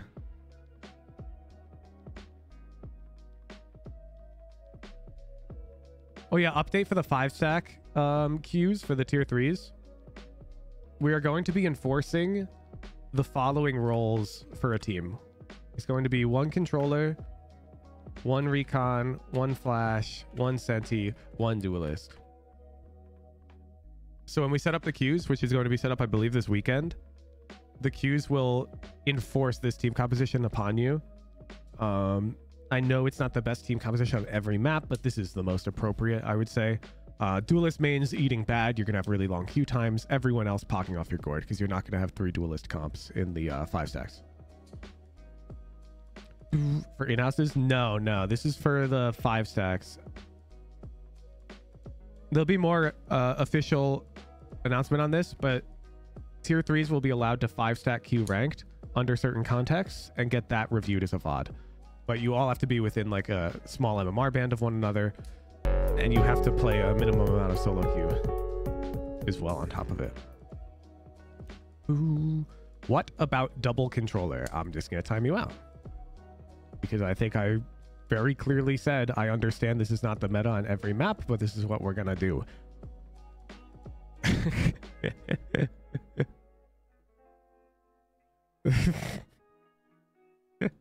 Because you can't prepare for what map you're going to pop, Yo-Yo, in solo queue. Like, I don't know what to tell you.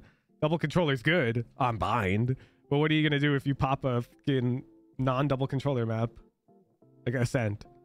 Are you going to play the Viper comp on Ascent anyways? No. Does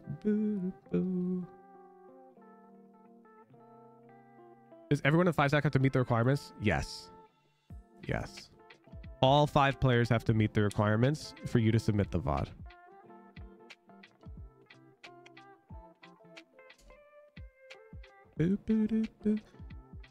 because otherwise, like, your rating might be too far deviated. Boo doo boo boo. Boop boop boop boop boop boop boop boop boop boop. Left to the players to vet each other's trackers, I imagine. We'll like set up a system so that you can report a player who's queuing up for the LF5 stack who doesn't meet the requirements, because they're essentially griefing everybody's VODs.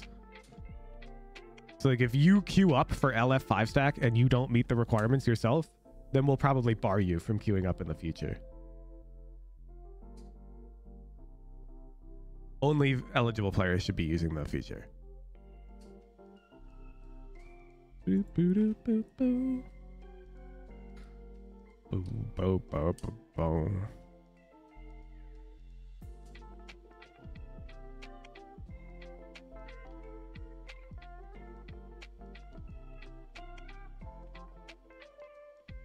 Can I work towards becoming eligible using the 5-stack queue? No. Because then all of the games you play with other people would be ineligible for VOD review, and that would piss them off. Like, think about it this way, Penflash. You're trying to get a VOD, but every game you've queued up in LF5 stack, you've gotten a player on your team who doesn't meet the criteria. Mods gonna review those reports or SCMs too? If you keep asking implementation details, I swear to God, I'm gonna time you out too, Neon Javier. I don't design the systems around them. I just have an overarching idea of how it will work. I don't decide on all of these tiny details. I don't fucking know, and I don't care. You feel free to ask Ethan that, but he'll probably like ban your ass and say, wait for me to announce the official write-up. Because I'm sure he'll cover it. Like, relax.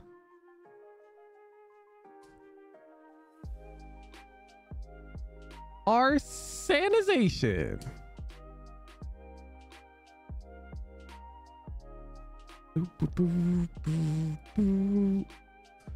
One sec. People are already asking more questions. Me wanting to tease one thing that we've decided on. You asking if we've decided on every other thing. Me, stop. I just wanted to share something with you. All right, we're a smokes main. Oh my goodness. What is up with this Omen win rate? I guess we're about to find out.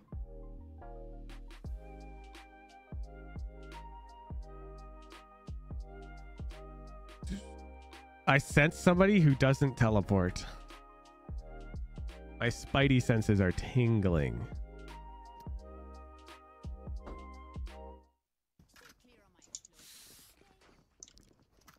Isn't that kind of the detail-oriented community you attract though, Hooge? Even a detail-oriented individual should understand that when a thing isn't even out yet, then you can wait. Like, I'm leaking one thing of it. Like, would you prefer I just don't do that ever? I don't tease anything about anything, and you just wait for like the full official announcement. I feel like teasers are so fun. Hello, team.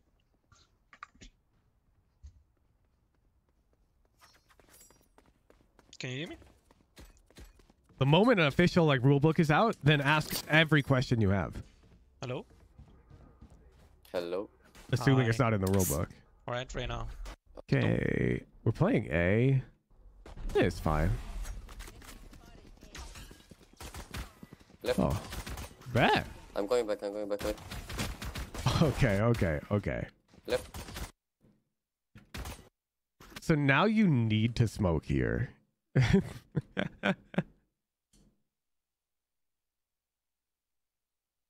You absolutely have to smoke right now. I'm going back. Wait.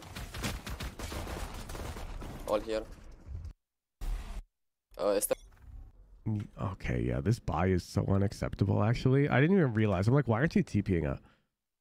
You cannot play one smoke, flash, and ghost, bro. Who buys like this?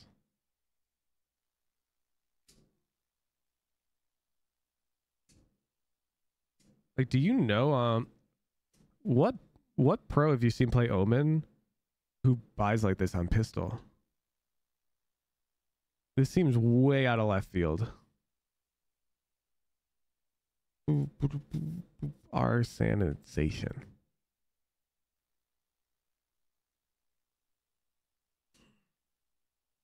I don't watch many pros, to be honest.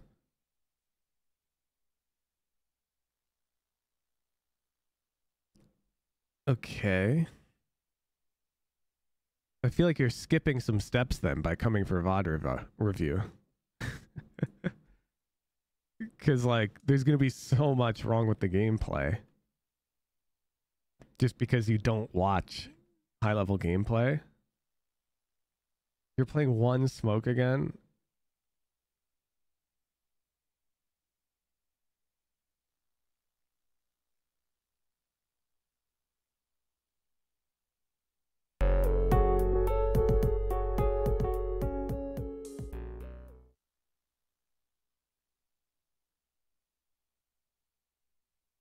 It's just like smokes are such a specialized role that if you aren't taking inspiration from the best players,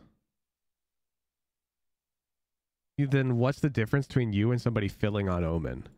And the answer is nothing, and that's why you have a 40% win rate on Omen.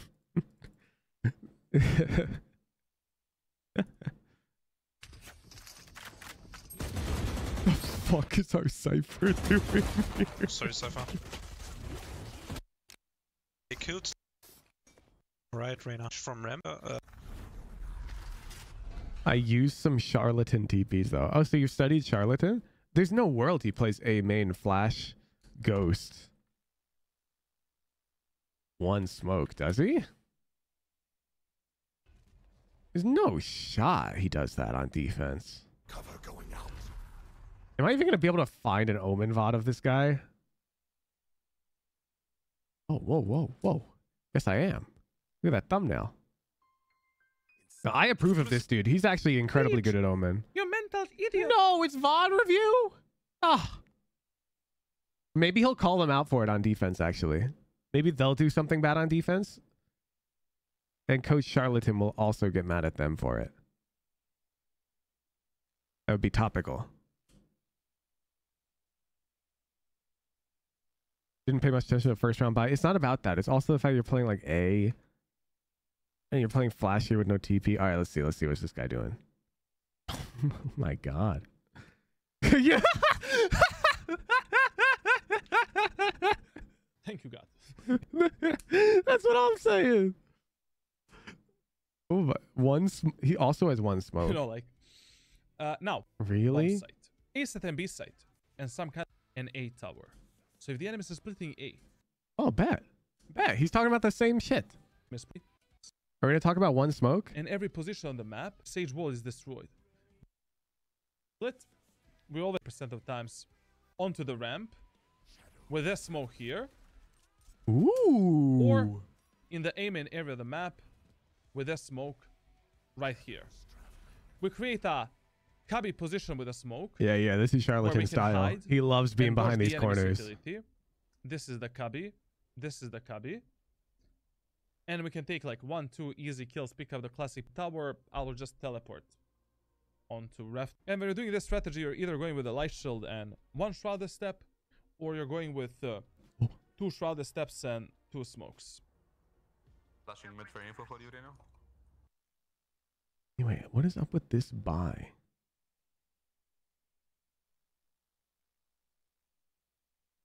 Okay, no, he approved of 1 shrouded, 1 smoke light shield. Interesting. I sense a player who doesn't teleport, who's never being wrong. Oh, wait, look, this guy's a beast. Oh, never mind. Oh, I want to find this guy actually playing. Because you don't give me vibes that you're playing like him at all. But also, I don't feel like he has Omen VODs.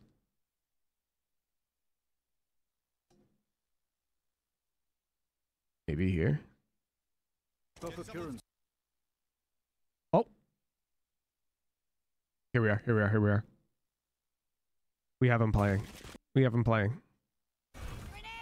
Bet. He'll go 1 smoke and TP when he's playing shorty close. Bet.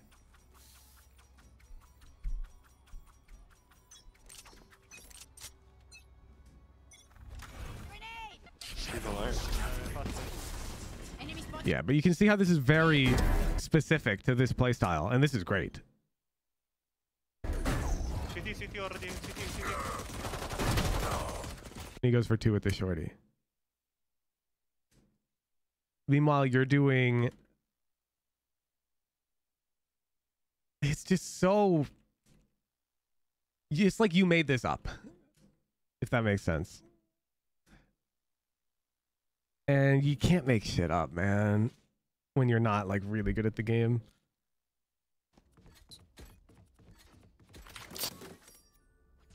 Hello? Hello. Hi. Alright, Reyna.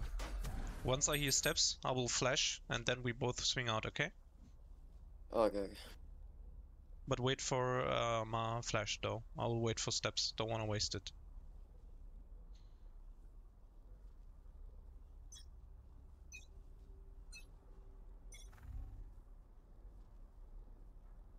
I don't see anything. Steps. 1 or 2. Close to water. Okay, let's wait. How do we both swing out? Reyna so far? I mean, like this. But now we just get cooked because we're playing Ghost. Yeah, and like this position you're in now is just so awkward. Like if you had a teleport, you could get out. I mean, hell, even with the smoke, this is kind of okay. If you smoked in front of you now, immediately. It's kind of okay still.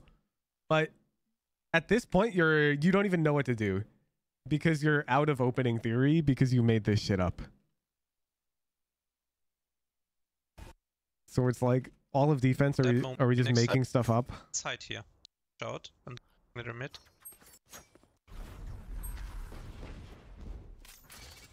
Oh.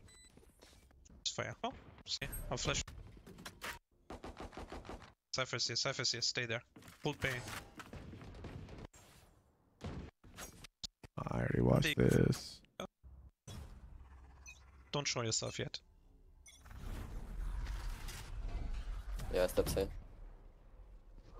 Me something.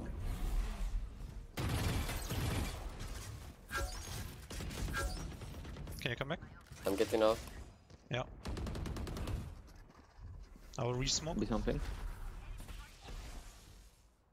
Like, I don't even want to tell you what's wrong with the play because I don't want you thinking up your own plays, if that makes sense. I don't want to explain to you why you shouldn't be playing this, why you shouldn't be throwing this flash at this time because Arena's already flashed, they can't be out and shit, because then you're going to be like, oh, okay, I'll hold my flash next time I pre-round myself ramps to throw this smoke. And it's like, wait, no.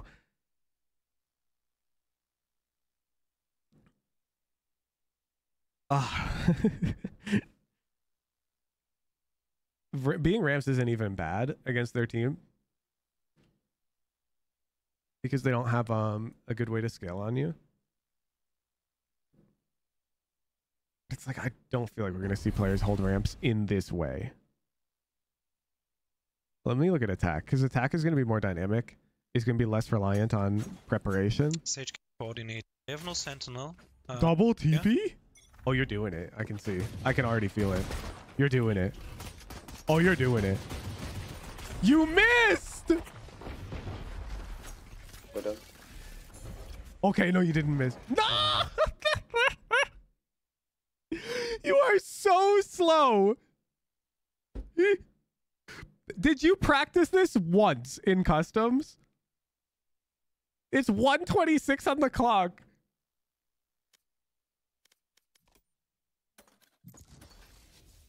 You are so slow. Also, does he really put the second smoke rafters?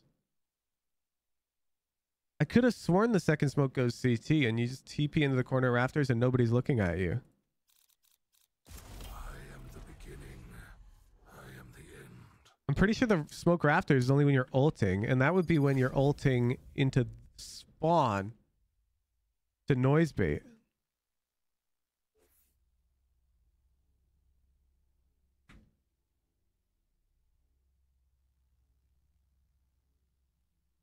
Split. They don't know the meaning of the word. All right, let's see the hooge timing.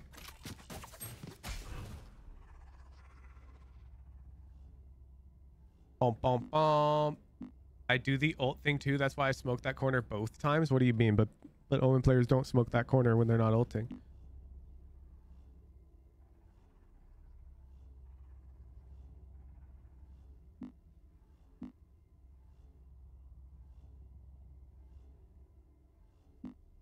Boom, boom, boom. I'm leaning back in my chair, chat, so let's see if that affects me. Cover going out. Cover going out.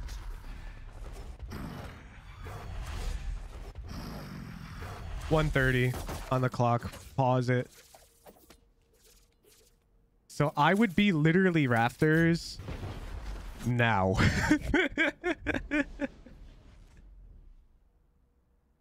Now I'm here. Do you see the issue? The speed at which you're going is way too slow. One, I fought with my team against Jet. Yeah, why did you do that? You have 4 teammates. To be fair to him, Jet did peek. He have 4 teammates in front of you. You don't need to worry about the people peeking close. You've got the whole squad.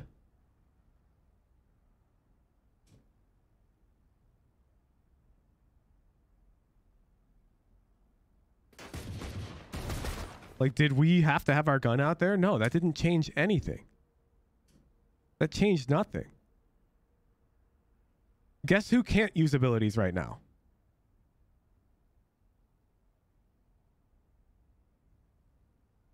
These guys cannot use abilities right now, so they should have their gun out. I mean, even Cypher to some extent cannot. Omen is the unique case here where you have to be doing something right now. We're rushing. And these smokes are kind of hard to throw. And now I'm starting to see why our Viper win rate is so much better. It's because on Omen, we're not fast enough. It's the exact problem I have with Raze. If you recall, Dopa is explaining this to me. I struggle to use my utility on Raze because it requires this like forethought that I currently lack.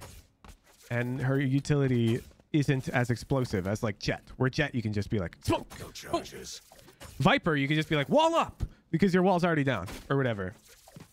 But Omen, you got to do like this annoying thing where you like line it up. And so you sort of have to like be ready because otherwise you can just fuck them up. It's very hard.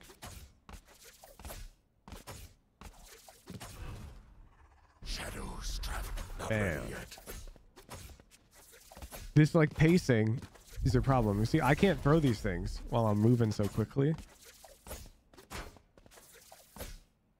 It makes it a lot tougher.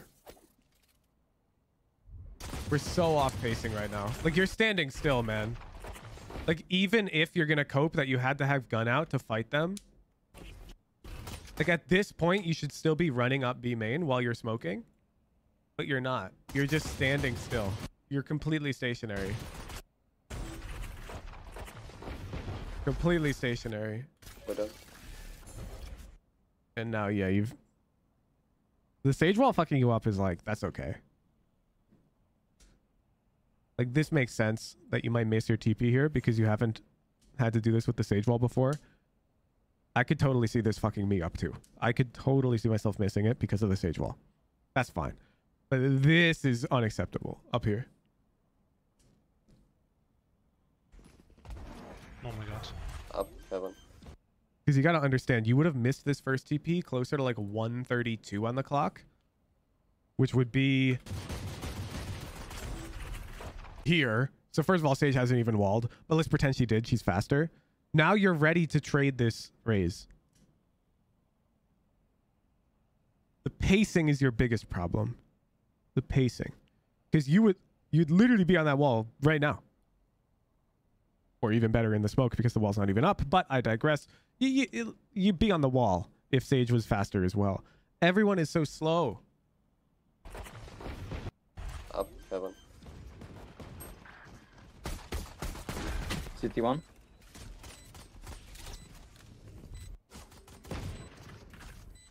Yeah, now we're just out of the play. Okay. Good job. Our teammates clean up. I'm pretty sure we're going to see a consistent pattern here. Whoa, you flashed too low! No shot. Bro, you are no different than a filling smokes player right now. Let me show you why this flash is too low. Because it will hit the people playing ramps. Here. It will hit them. Charges. My ultimate But you know is who it ready. won't hit? Stealing sight. This guy. And when I satchel ramps and my Omen flash doesn't hit this guy, I am pissed. I am so mad. Because you have to hit this guy. Here. You have to aim like above that ping. Blinding. At like head height. And bam. Bam. Now this box guy is hit easily. And now your Raze satching up ramps will own this dude. Oh man. You're literally aiming below them. Your Raze messed up the satchels. Screens.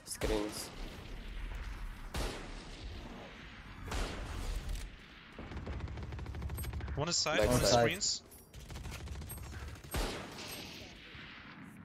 Your whole team died. You haven't seen a single enemy. And that would be acceptable if you were here right now, lurked through mid.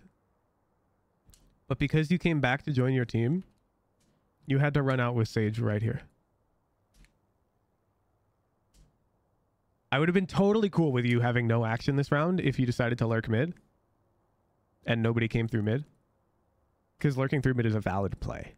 But here you came back to join the team and One you is just side, sort one of is watched screens. Spike down A. जाता है थी Okay.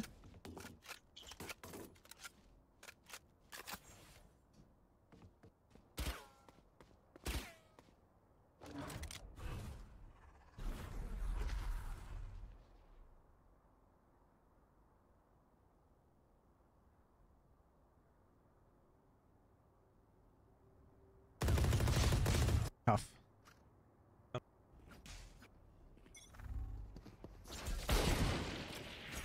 Okay, never mind.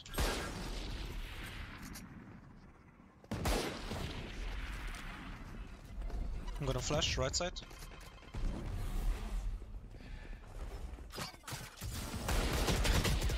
Bro, Spam me. you cannot. You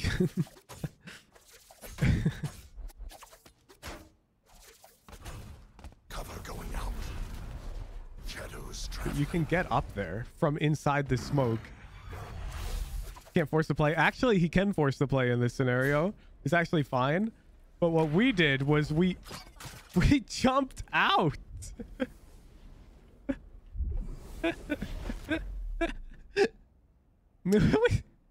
You actually can force it here. It's actually not bad.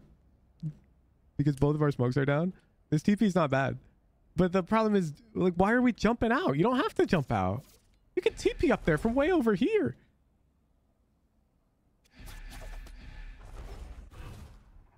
Like, even if they throw a really deep smoke, like a smoke like way back here. Boom. I tried. No, you didn't. You didn't even know Flash you right could do side. this. You jumped. Look at this. You're not even aiming high enough. And then you... Look at this. You have it. And then, what is this? When you fail this, you should be booting up the custom immediately. Your util usage is... No, I'm just going to give you... You got easy notes. Well, hard notes, but easy in... ability to know if you've completed them or not. Focus points. General. I like that you take inspiration from Charlatan. I think he's one of the best solo queue Omen players. I don't like that you fail to mirror his style completely. Don't just copy his smoke / TP routing, copy his pacing. Pay attention. to how fast he can rush the smoke TP play, and make sure you can do the same consistently.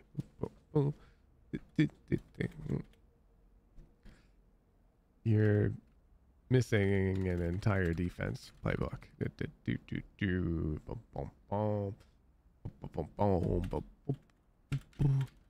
Bring an annotated playbook next VOD on Omen. Leave the VOD. That's why you're losing on Omen. You're a fill. You're basically a filled Omen right now, and it's probably one of the worst agents to fill onto. You got this shit though, because you have the right inspiration. Like, this play is really good, although you don't smoke rafters. Don't make shit up. You smoke CT. You smoke rafters when you're ulting over here. Don't make shit up.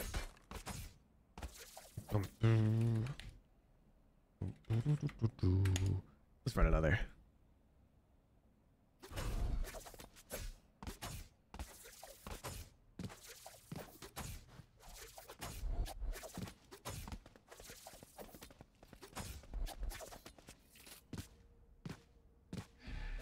You know, there's also a play on split you can do. I'm very bad at this one, but the round starts, you can jump TP over this box, and then you can jump and you can TP back there if you do it right.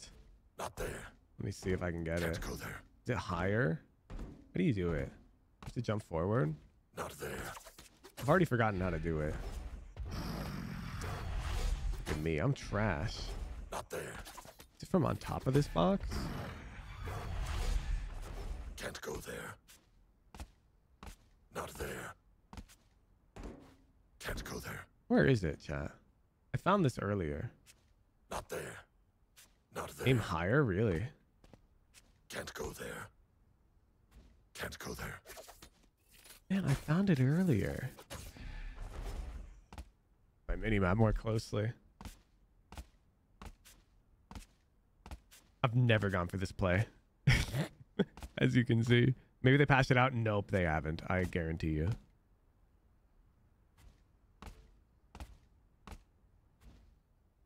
I assure you they have not patched this. I just have to find it.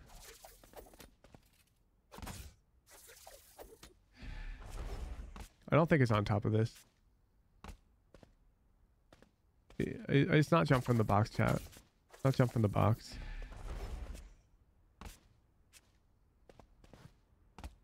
I know you can get it over there. And it is over the box. TP on the frog? No, the TP ends in this corner.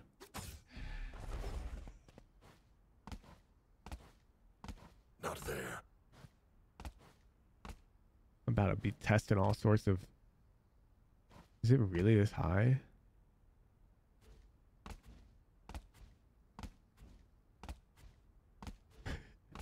This is what we're doing for the next couple of minutes. There's no way they patched this without saying it in the patch notes.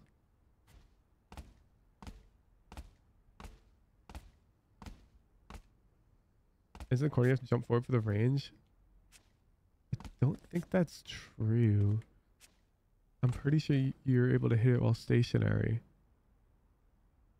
Is it between the boxes? How did I do it, bro?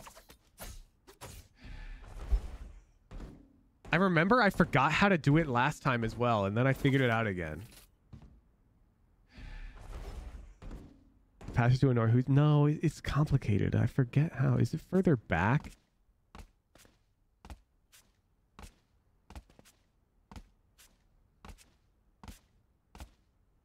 Can't go there. Not there. I think I got it. Really? You're just different?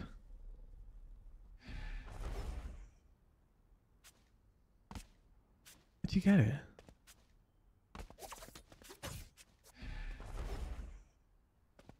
Can't go there. Not there. It's escaping me, dude.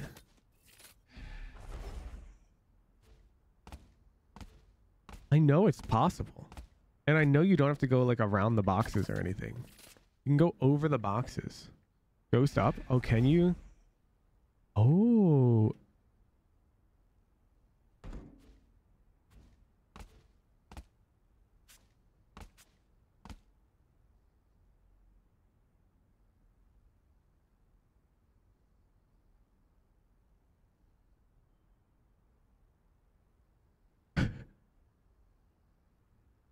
I mean, there it is, but this is too high. Maybe you hit it from here. That doesn't feel right.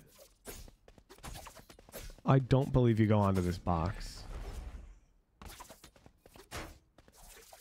Probably can't do it without the curb. No, you can. Relax. Chat, if you don't know what you're talking about, hush. Not there. I know it's possible, and it's. I validated it way after the split map change. I'm pretty sure it's not using this metal box though.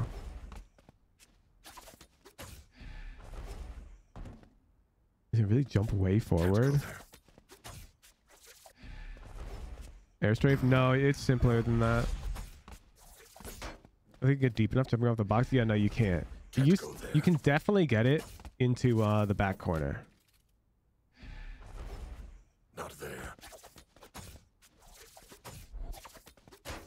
From the metal box. You don't have to do it from the metal box. Can't go there. Or dropped an MP4 file.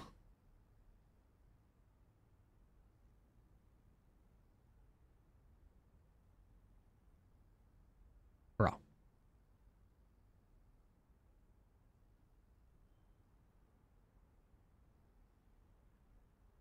Thank you.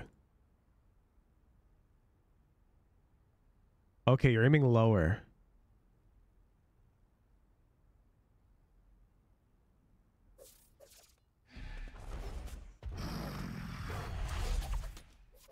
All right, everyone who said, oh, they patched it, and you were all ignoring my ass, who told you it was possible. I just didn't remember how to do it. I'm timing all of you out. No, you said jumping off the box. You're correct. Airstrafe. Boom, boom, boom, boom, boom, boom. Run and jump. You're technically correct. You're not timed out.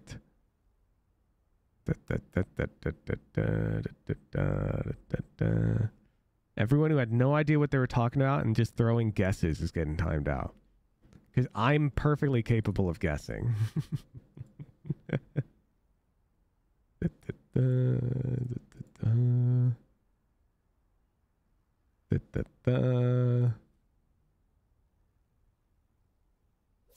I knew it was possible. Yeah, give Zed truth teller. Zed's a beast. Zed is a beast. Rolls truth teller. Where is it? Superlatives. Boom. Good shit, Zed. Good shit. Yeah, so the play is you would jump over this box. You would TP. Oh my god, look at me. I haven't done this since I was like silver. You would jump over this box and you would jump. God. There's a way to get a better timing window. Is it really this tight? How did I even hit it, bro? I watched Zed do it once and I'm like, oh man, I can do that. And I did. And now I can't do it again. Give me the power. Oh, it's run. Bro. I'm washed. This is what playing too much Raze does to a man. I'm washed. Put me on fucking coach duty, man. Leave it to the fucking Radiant players to do that. Custom epicness. Drop the VOD. Drop the VOD. Yeah, bitch. Let's go. I still got it. Drop the VOD. Drop the VOD.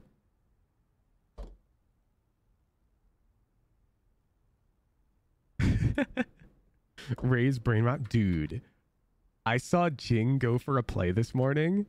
I have to show you guys this.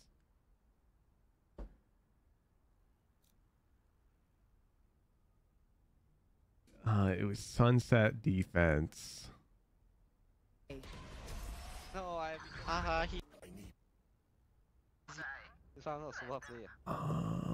Were we earlier in the half or later? I can't remember, but you guys have to see this play. It was actually sick. Nice.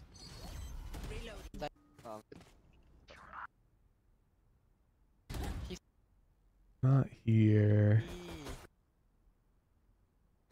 Give me the scene Oh first boy, before time you to be use- told to you stop said- being passive. Oh, we'll see. We'll see custom epicness. Give me a moment. I'm on one of my 700 tangents. I was studying Jing's Rays this morning.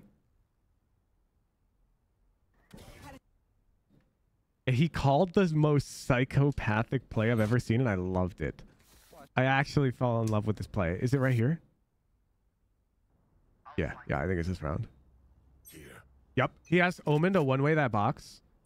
Now we're gonna walk forward. Oh, it's not this round. No, where is it? Where is it? Where is it, Jing?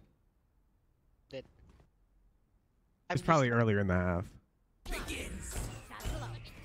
Oh, he does it twice. Yeah.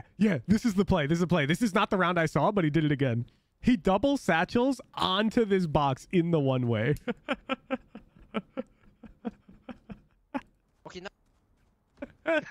Now what? No, nothing. And then he's just like, now what? Just go down and do nothing. What is this East Coast plan, Marcus? It got no value the other time he did it too, but I just thought it was really funny. I wanted to show you. Okay, Cypher, Ascent, Platinum 1. Your username is way too long. I'm just gonna call you Custom Epicness. Platinum 1. You fit in the overlay. Perfect. Pull up the font. Playing in Cypher. Now you kind of have to try that tomorrow. Oh, don't worry. I am. Hey. Cypher on Ascent is interesting. Not sure why you wouldn't want to play Killjoy. How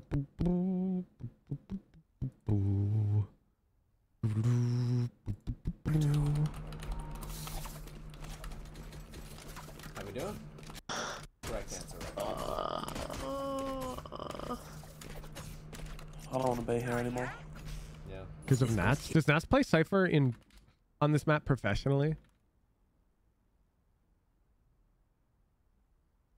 Or does he play Cypher on this map for like goofs and gaffs?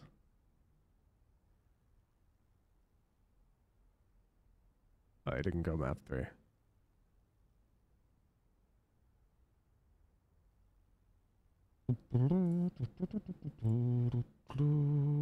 He does. Okay, bet. Refreshing my memory. I mean, sorry, that was my cat. Sometimes he's been switching to Cypher. No, really? One on the side, server. Good camp. Just the side.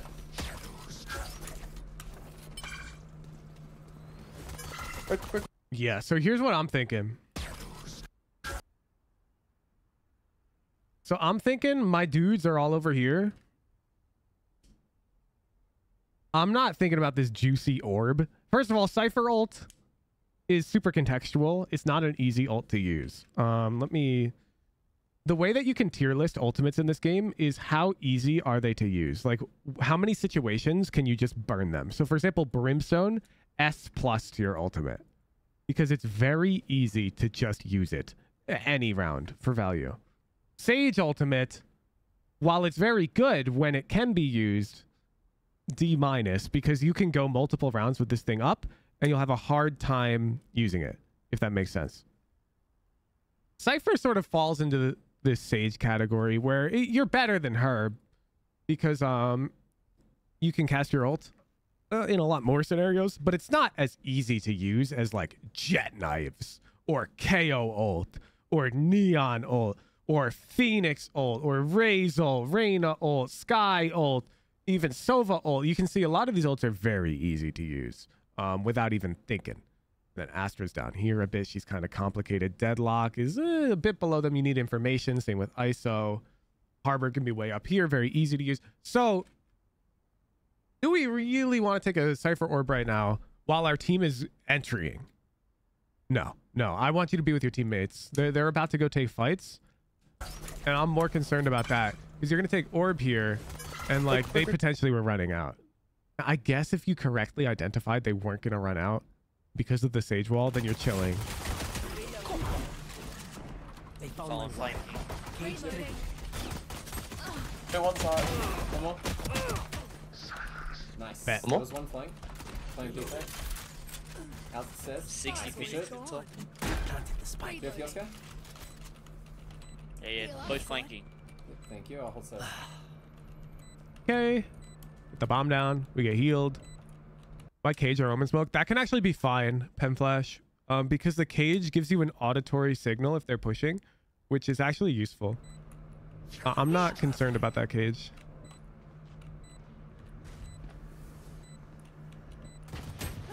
Oops. Last player standing. Goodbye. One enemy remaining. Unlucky. Yeah, we missed our cam. Player standing. Goodbye. One Bit too enemy eager to swing. remaining. Unlucky. Yeah, I'm Do you want help with this guy, or are you good for me to go fast? I mean, that was actually an accidental comm, so...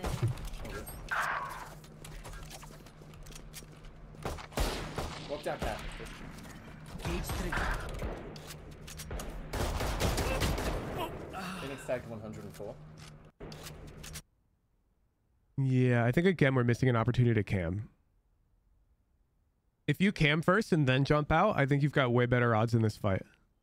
I don't even need you to open the cam. Just throwing the cam behind this Phoenix creates an additional thing for him to worry about. And there's now a non-zero chance that Phoenix spins around to shoot it. And then you jump out and you'll have a bit better odds. I like jumping out here. It makes sense to me. Phoenix tagged 104. Crazy play. Yeah, A here, so A should just have to go with Grim. Bro, stream sniping? No, I'm just paying attention. I really dislike this pre-round. Give me... Are we popping?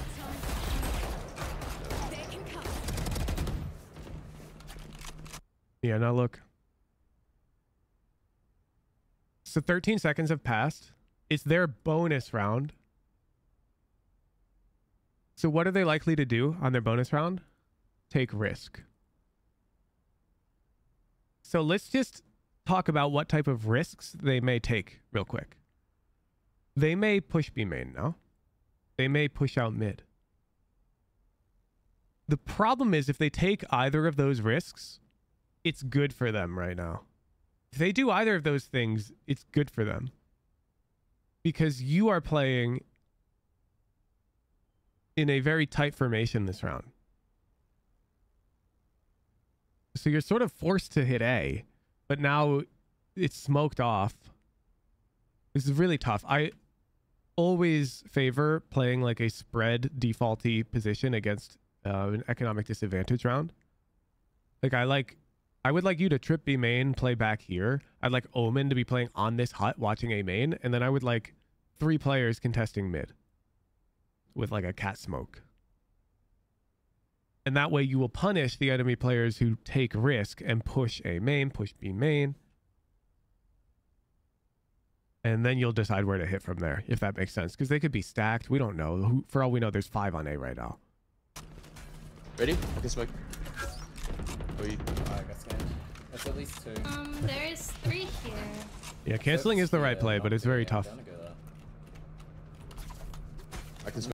Because we have to be very careful about somebody pushed up D. Okay, cat. Sage wall here. Smoking. Cover going. Reloading. Taking us out. Cage triggered. I'm tagged. I'm back in, man. Caging CT again. Cage trigger. I'm slowed. One back dead. Yeah, I think you should have ulted her body there. Come plant. Take it out. Nice. Reloading. Playing safe here, lane. One flanker. 30 seconds left. My camera is destroyed.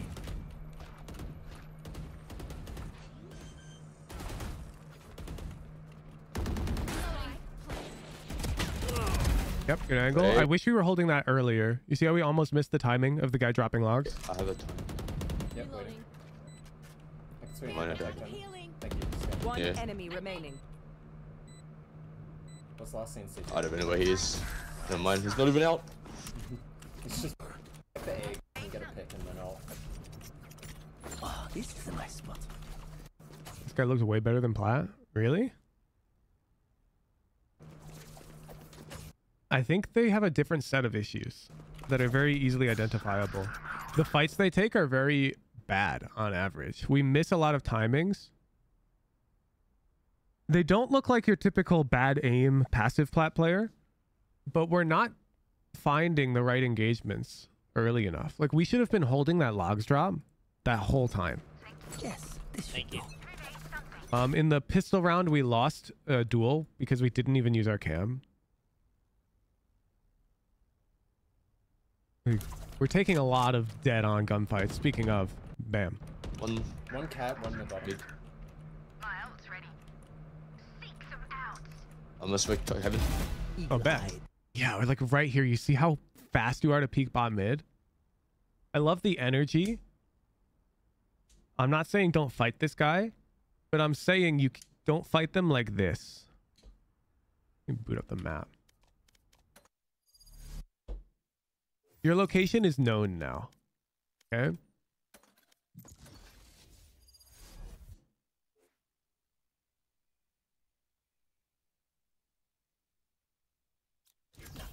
I mean, your location is known. You have to do a few things first before you're allowed to go for your next fight when you're alone. And you are alone right now. And you've basically won this whole round for your team by getting a kill on the lurk if you play this correctly. Getting a kill on lurk is very different than getting a kill on like entry or with a teammate. If you were playing like 2 tiles, 1 top mid, and then 1-1, so 1-3-1 like this, now you would be doing the correct thing. After you kill the cat player, you would peek and you would look to explode. This would be correct. But because you're lurking and you're alone, this is incorrect. My ultimate is ready. When you're on the lurk, I need you to have a different mindset. So here, you get the timing, you kill this guy. And now I immediately want you coming over here. Make sure that not on the right, because we're aware that our trip will expose us to this guy. This guy can see the right side of tiles. So after we kill the guy, come over here and I want you to use cam.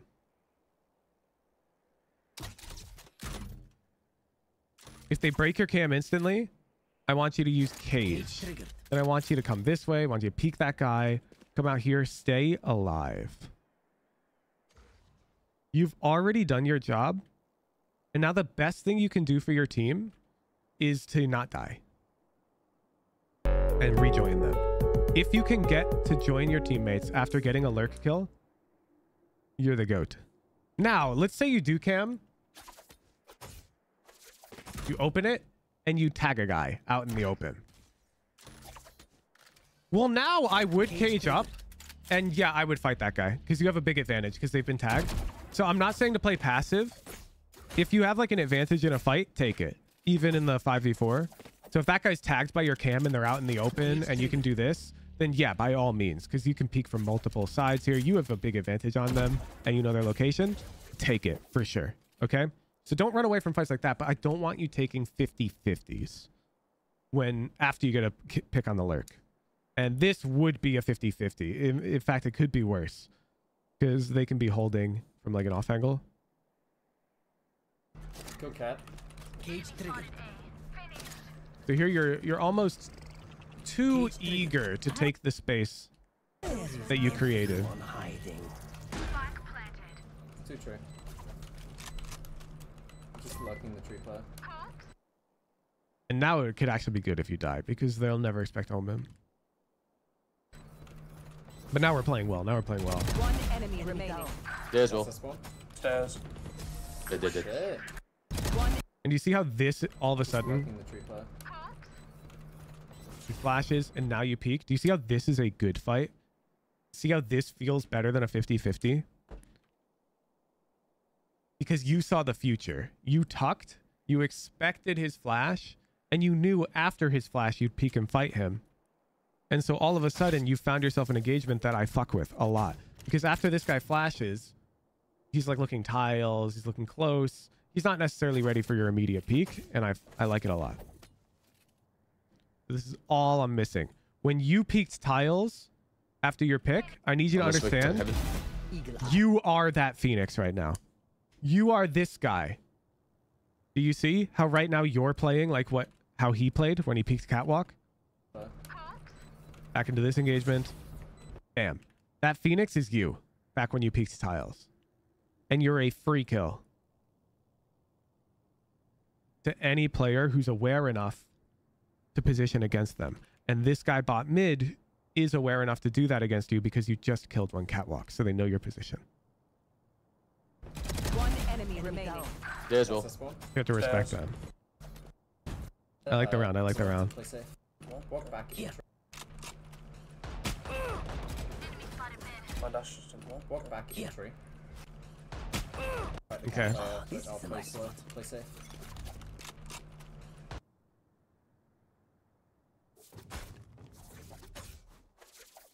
Custom epicness, I want you to tell me the difference between our catwalk peaks. Okay, the round's gonna start, and then I'm gonna go peek. You got it?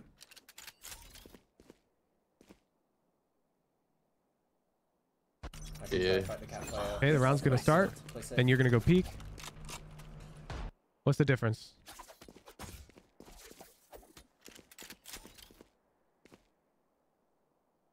Here's mine again. Dedicated kill peek versus shoulder peek info.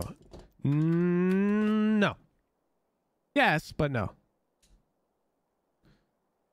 It's about the speed. It's about the speed that you're moving. Your peek is not long enough. So when your head appears on Jet's screen, it's not moving as fast as it should be, which makes you an easy one tap. Now, I conveniently have a lineup for this peek that I stole from a Dope Eye video. You aim below this, and you can peek out.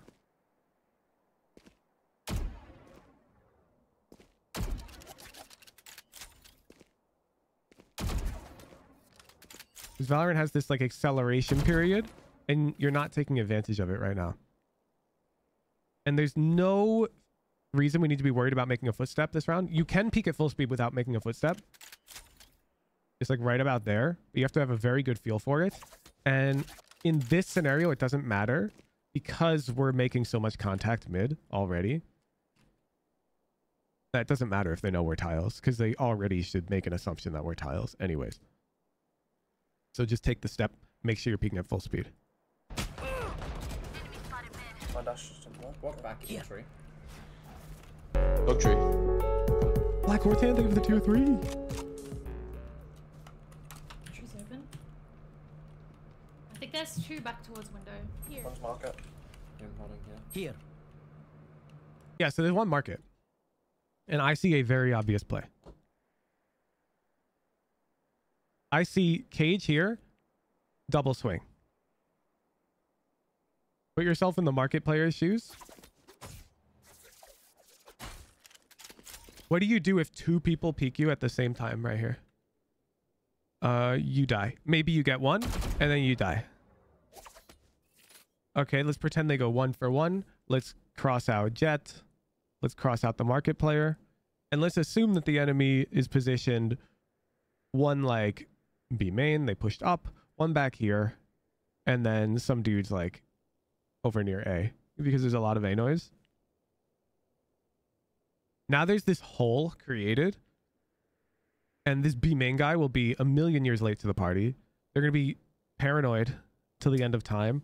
These 1-for-1s are really good for us on attack. Also, the 1-for-1 is like worst case when you double swing. Yeah, we're too slow. They got out. Cage triggered. Wait, main. I'm lagging. Wait. No. I am really low. Here, my ult's ready. I'm behind the guy tree. Hold up. Enemy spotted A. Foolish. Nice. This is too much Behind the guy noise. tree, hold up. This is too much noise. In the 5v3. Oh, you disrespectful son of a bitch. Okay. You've learned this bad habit because you're playing in platinum. I have bad news for you. If that's me on Jet, I genuinely think I kill you. 90% of the time. I'm not exaggerating. It can kind of sound hard to believe that just making that little amount of noise is going to cause you to die to a Radiant player that often. 90% sounds really crazy, but I'm dead ass. It's because you're making so much noise, I can anticipate the exact depth of your peak. Have you ever peeked somebody in DM and they're holding you and you just get one tapped because they're listening to audio? You did that right here, and I guarantee you I can snap to this and one tap you like 90% of the time. You're a free kill. If you're going to make noise like this, you have to jump spot. Like if you're going to pressure the Jet, then you'd have to do this. And you'd have to be really annoying. But there's no reason why you can't just shift walk on her right now. Foolish. No clue last. Did we go main? Main. Alright, one main. Yeah, No again. clue last. Did we go main? You have a really bad habit of signing up for gunfights that you don't want to sign up for. So you're pulling your gun out, which means you think maybe one is coming late off of B. That makes sense.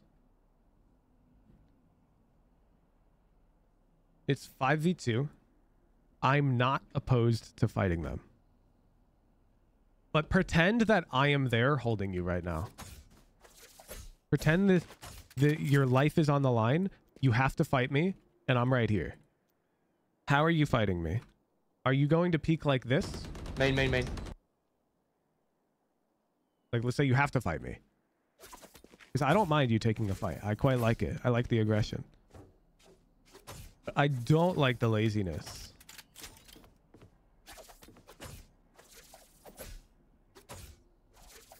You have to spot first like that. That's all you have to do. You spot first, and now you know he's here. And you can jiggle, come out wide, pop and peek, or whatever. You can't deady peek, so that's also wrong, custom epicness, because like, what are you deady peeking exactly? Where are the on angles? There aren't really any. This dude rotating off of B can be at like any depth holding you. There's not really an on angle, so there's nothing you can deady peek. You have to jump spot this. There's too many off angles. You have to jump spot, not like that. But I mean, if you mess up the jump spot, that's another thing, right? So you jump spot, and then you can do whatever. I'm down for you to fight them. So, you know, jiggle close, pop and swing, with kings, pop, wide swing immediately, just swing out, commit to it. I don't care. What I care is that you willingly fought all of these off angles with no info. You also didn't need to jump spot. You have a cam. This would have also been fine. So do you see the recurring theme? You don't use your cam, or you don't jump spot. It happened tiles. We got a pick. We didn't use cam. It happened pistol round. We got a kill. We're in a 1v1. Didn't use cam. It happened round 2. We knew Phoenix was out mid. Didn't use cam. Your cam is green right now. That means it hasn't, you haven't even placed it, hasn't recharged. This is a tool you can use to avoid taking completely dry engagements. One main, the one other nothing. tool is a jump spot. It can serve as a similar purpose of your cam. When you're not using your cam to like cover flank. You don't use either of them at all. And it leads to you taking engagements that are frequently bad for you. Cage triggered. Okay. Nice. Come A. I can kill those guys. Hold up. Yep. Enemy spotted A. Heal, Scott. I'm checking A, man. Okay, never mind. I'm going back. Scott, could you please heal, right? Wait, actually. Yeah, so why didn't we use cam? Like, way back here, we could have just placed a cam mid somewhere. to assist our Omen. Get info if they're coming into tree. Our cam is, it's crying. Nice, nice. Uh-oh. Okay. They know that you are a main. What the fuck was that? Is that both? And you just dry peeked heaven. Do you see? They know that you're a main. They could be getting wide heaven right now. And you just dry peeked it. You see?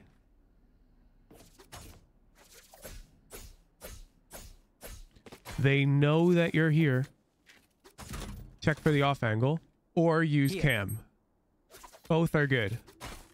But no dry peeking in engagement when they know your location. This is the same error we made tiles when we dry peeked bot mid, like this. It's the same error we made on pistol round when we dry peeked like this. It's the same error we made on round 2 when we dry peeked like this. All of these times we had available a free tool that would improve our odds. Just one. Okay, well now surely you use it, right? Other one would Perfect. That's it. be there as well. Perfect. What's that jump Perfect. bake? Perfect. Tree. Perfect. Now I'm very happy. So you see how the moment you recognize Sova was heaven and could be in an off angle, you jump spot. Good. Would be there as And now well. you started jiggling. What's that jump bake? And then you went for like a Tree. wide swing. I like this. This is what I wanted you to do before that first dry peek. You got it? I don't even care that you didn't use cam. Now cam would be even better, but this is totally fine. Okay. Last player standing. And we win. We bought enough time. Out of my way. Fuck. We accept the risk they get wide in between us jump spotting and swinging. Adam, I want you to play 1v1s with your buddies. I need you to take a buddy into Ascent of around equal skill of you. And I want one of them to be heaven, one of you to be main. And I want you to take turns trading places and just dueling with no utility.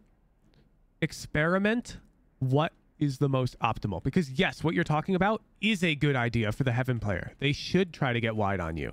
And they will try to get wide on you. And you're saying, what if I just wide swing now? Good question. Well, after I jump spot, I probably am going to jiggle tight, just like our hero did, our platinum player. It was good. But it's not a... There's no one size fits all, here's how you win this duel thing. It's a 50-50. If both players play it really well, then either player could win. But the thing is, we're not Radiant, and so you can win this fight more like 60% of the time against a Immortal 1 player. And against a Platinum player, you can win this fight like 80% of the time. Boom, boom. Oh, there's two. Fuck off. Hey, Two sitting switch. A's open. Service peeking EB, man. I'm down to go, eh? You caught yourself, do you see? You unswung, you reloaded, and look what you were about to do. You were about to peek him. And then you stopped. You're like, wait a sec. That makes no sense. Mid. Surely you came here. One's mid. Surely you came here. Perfect. Okay, I give this one to you. He had his molly out, so you actually have good timing. Enemy remaining. Last one was on B. Last player standing. Oh, that scared the shit out of me. Oh, you meant market? Oh, I thought it was on 80 tag. No. No. No.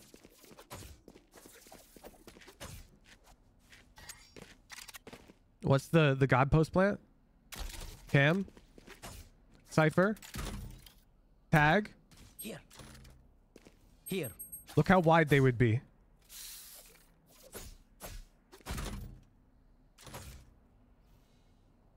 They have no cover. You win.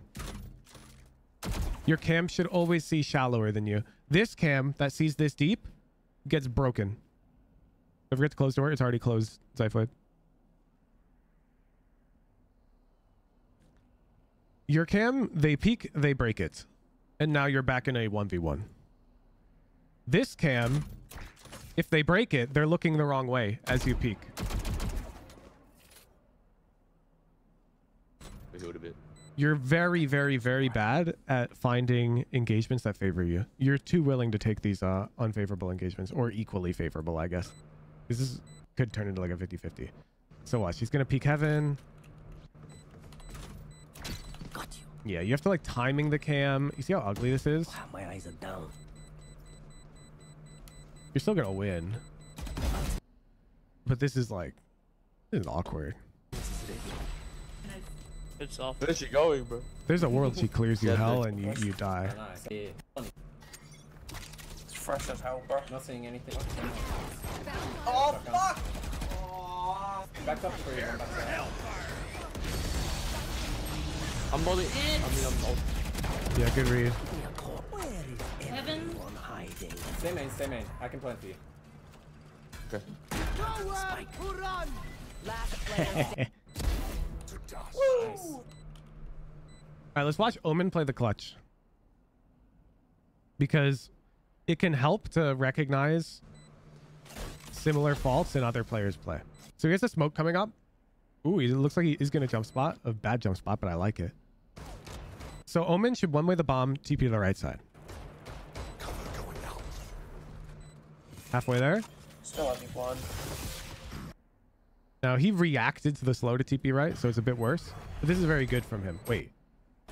He smoked heaven? And now, because now he'd have a good play where he TPs onto the sage wall in his side of his... Uh-oh. Ew. Oh, Ew. Oh my god, that wall. So you can see, it's like everybody in our lobbies are... Yeah. They're failing to find Really good weird fights. Fine, been seeing. Cage triggered.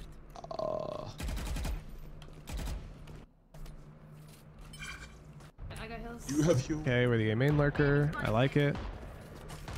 Too fast. Cage triggered.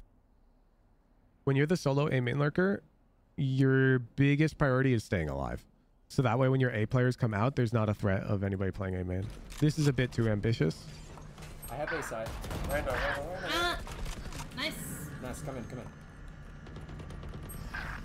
Oh my. Spike down mid. Last Oh, what? player standing. Oh my. Spike down mid. Last Oh, what? player standing.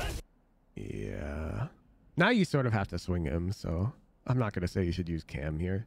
It'd be very hard. Wait, sorry, I had. I'm gonna... She didn't have wall, she's saving something. what the... Bruh, as if that shit's getting me inside. I'll stay here, you guys. Joining fuck! Server's still on B. Oh, good.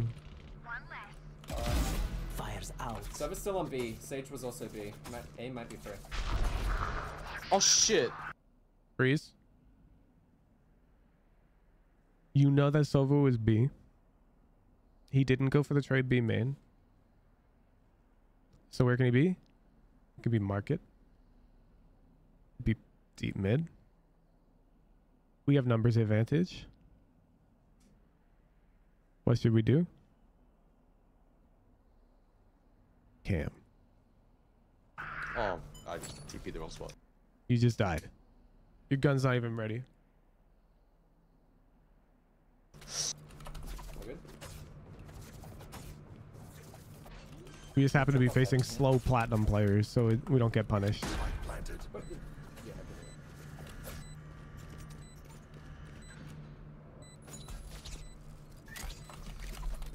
Back in. Good trip.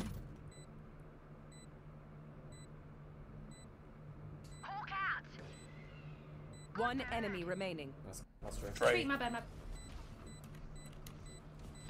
Going on heaven. Yeah, now you just win. Yup. Nice. Oops.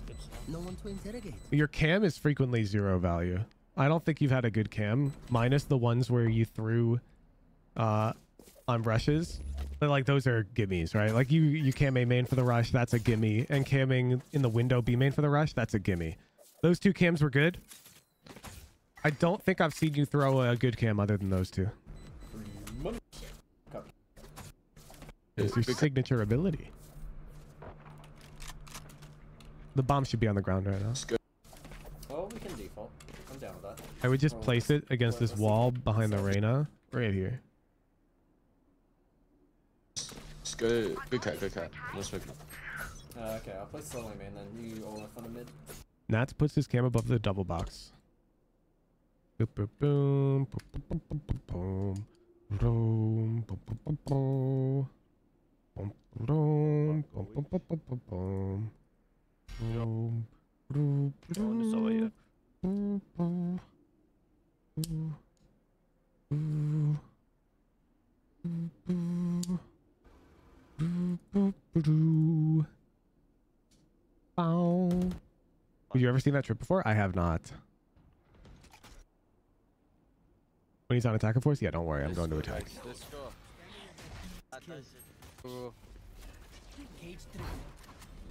Oh, green somewhere. Bam. Bam. Button. Bam. Green and left side. Our spike carrier is killed. Who are we? Yes. It's not smoking heaven on Ascent. What the flip? What's over top apartment? In apartment. In here. Oh, there is Don't have cam for this post plant.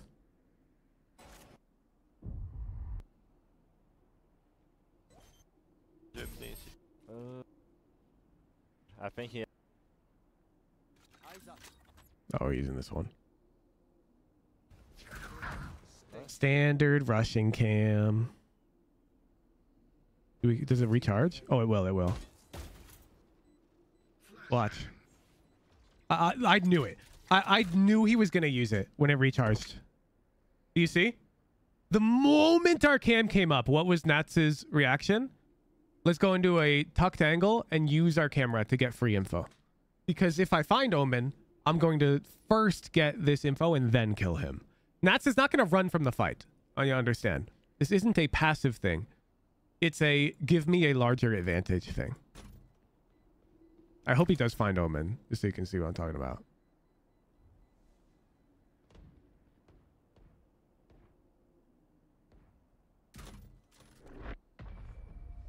Damn, he doesn't. You see, we're not afraid to hunt Omen. Hey.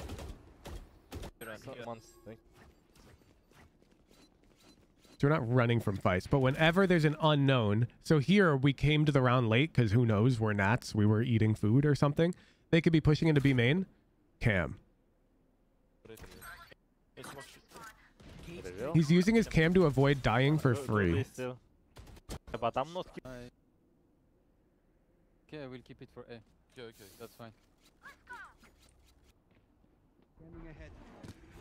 The fuck? Oh no.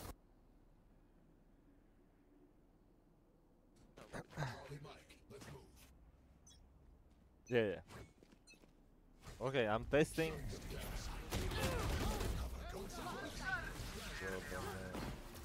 Cage trigger. TP short, pushing short. My eyes are better than yours. Alright, bet. Let's see how he uses it. One HP jet. Can you be ready Interesting to he flash uses heaven? that cam. I guess you wanted to see how many were here for the flood. Flash. Never mind.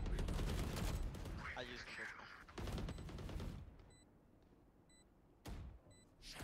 I smoke shot. One enemy. Breaking that dart is insane. Really? Normal cam. Game's over. Bye. Game's over. Back to you. I think you can see what I'm talking about. Where is everyone hiding? Oh, perfect. Come inside. Cage trigger.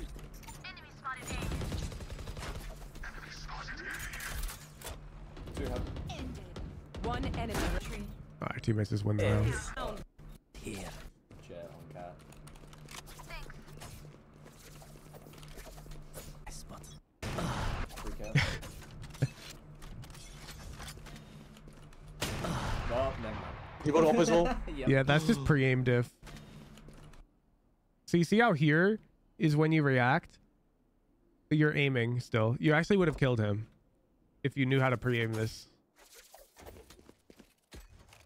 So there's two ways you can pre-aim this. One, just use a ping. A ping can just solve this problem for you. You just aim wherever you ping. Two, you can just learn how to line up like the peak, but that can be tougher. But certain angles that get peaked really commonly, really good players will have lineups for them, so that way they don't miss them. Like here I showed my lineup for the wide swing, but of course here you want a tight swing, so that's why you missed the shot. Oh, never mind.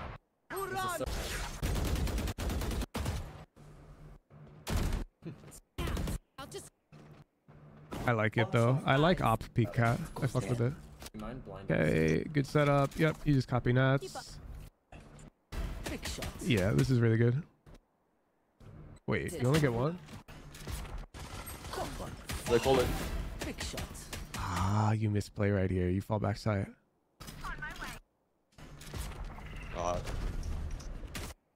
So what I'm pretty sure Nats does in this scenario, when his stairs isn't covered, which is rare in Radiant, I'll tell you that. It is rare that we're going to get into a scenario where our stairs is not covered. But after killing this first one, he's going to come this way to allow the stairs players to come out and not find him. And he's going to fight these guys. Because what the stairs player won't do is they're not going to turn around and come lane this way. They won't do this. That's not a threat. They're going to push through sight like this, looking for you. They'll presume you're backside or something. And now they'll realize your lane, but at this point it doesn't matter.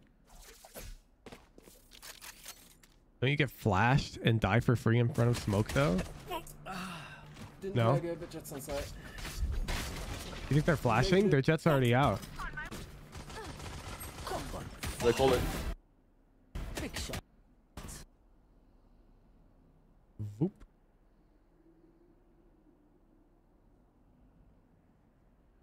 I say you're a bit too paranoid about the Phoenix Flash. If you're really that worried about it, you could play anti. But yeah, your trip is going to respawn. But they're already out. They're already out. It's kind of hard to see, but when you're in these guys' shoes and your jet's out here, you sort of are just coming out. It's like an experience thing, but I can tell you that when you come this way, on average, you're going to be getting at least one more. But probably more than one more. Instead, we take a dead on fair 50, which I don't like. If we're gonna take this fight, you can't take it the way you took it. How would I take this fight? You have two options. You either need to come to this box to have a bit of verticality on her, or you need to come back here and you need to listen for her footsteps, because she will not be shift walking because she's worried that you have a teammate CT. She'll be running out, and you want to listen to those footsteps. And when you hear her, you hear this, you hear how this is stone, you hear how this is dirt. When you hear dirt is exactly when she's looking right here. Look at my screen right now. What don't I see? That. So you come here, you listen for dirt, and when you hear dirt, you peek out. And you're aiming down here because you know she's not up there because you hear dirt. Got it? So if you're falling sight to fight the jet, you either fight her from this box or you peek her off of noise because she's rushing. She's rushing. You don't want to just be holding her exactly where she expects you. If she saw you were lane, she's coming out like this.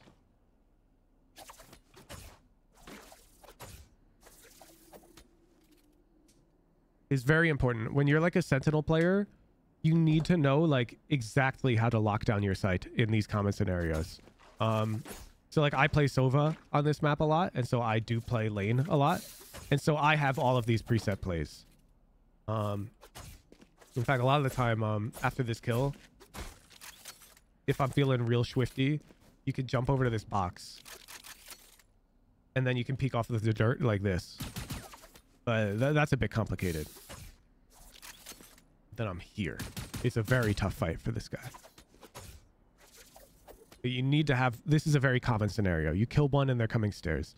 So you either push forward, which is my favorite, or you try to kill this stairs guy, which I'm down for. But I'm not down for you to fight them like this. This is no good. You're also holding way too tight to the corner. Plus, I'm playing jump around on the dice busters. I don't think you can get there in time against a fast player. So you kill this guy, you jump boxes, and then what? You want to jump around. Wow, look at me. I suck. And then you're saying to jump around this way. The problem is you're not going to get here in time. It's too slow against a jet that's dashed out. Didn't tag it, but Jet's on site. Negative on the blind line, I guess.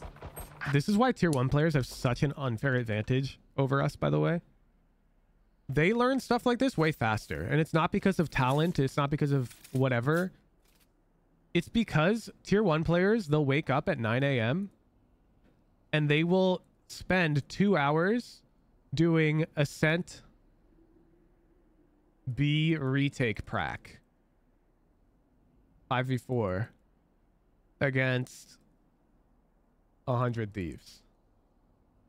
And then 100 Thieves gets to practice their B hold, and Cloud9 gets to practice their B retake for 2 hours straight. Just that.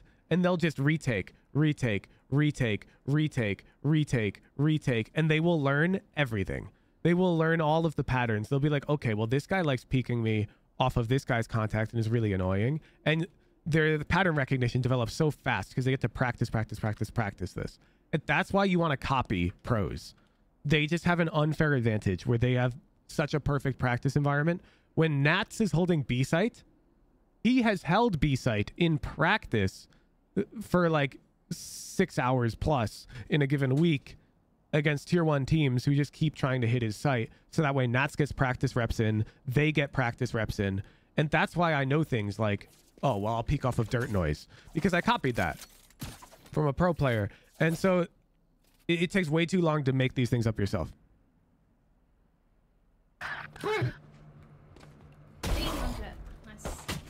Okay. Bad behold. This goes. You cannot lose a round when they hit your site as the Sentinel unless you kill at least 2. This is a rule that applies to you. If you're a Sentinel main, the enemy team rushes your site, you have to kill 2 or win the round. Both are acceptable. If you kill 2 and lose, not your fault. If you kill 1 and you win, perfect. If you kill 1 and you lose, you're trash. You could have done something better. Your agent is designed for holding a bomb site. You have to be able to get a second kill. Yes, this should do. Your utility is explicitly designed to get you that second kill. I can flash behind you. Telling me I need to get 9 friends to practice very specific scenarios till we're all perfect, then I'll be radiant? Literally, yes. That's like yesterday, Giza, before his games, was in a custom at 1 p.m. and they were just scrimming right before the qualifiers. The tier 2 team, or a potentially tier 2 team. Actually, I believe they got knocked into lowers. But even these teams that are not tier 1, St. Clair Saints, okay, they're still in it. This team scrims every day.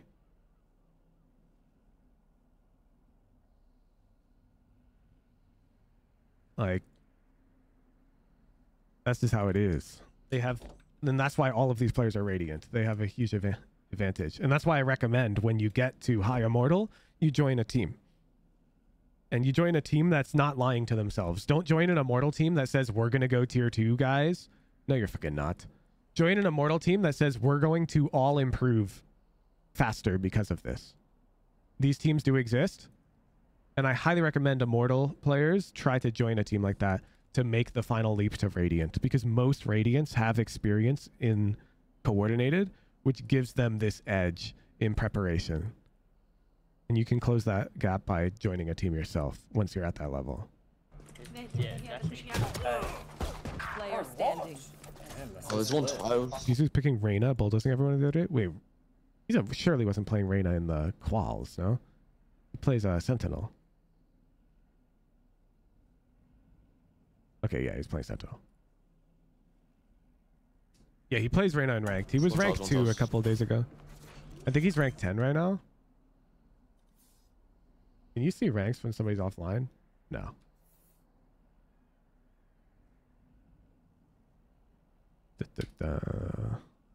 Oh god, does the capital really matter?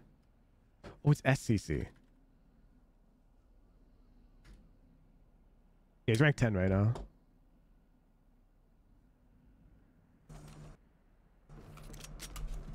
Team A. Yeah, that was so. Here. He dashes out. That goes there. If you don't flank at all on this defensive half, I'm going to be really mad at you, by the way. You can see why, right? First of all, Nats would flank regardless of the enemy composition. You know that as a fact. Nats is known to be a strong lurker and threaten the flank very frequently. Second of all, these guys have no trip. They're begging for it. I can already tell by the way you're playing. I feel like you're not gonna push B main at all. They dotted B. Just swing off. Right. They found my wife. They very question my wife. I can smoke it again.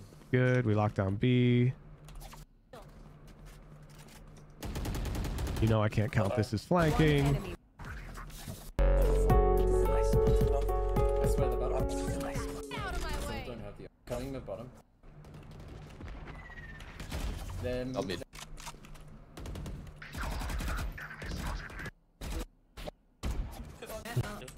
Wait, did you get lurked on? No. Okay, no. I was about to lose my mind. Smoked off. Bro, these guys are begging for it. I can give you. Rotating. Sure. I'm fine. Spike down A. Nice. One enemy remaining. I see. Who's mid? Don't worry, you can't come in trade. Okay. I am down. I am down for you to come out and fight this guy.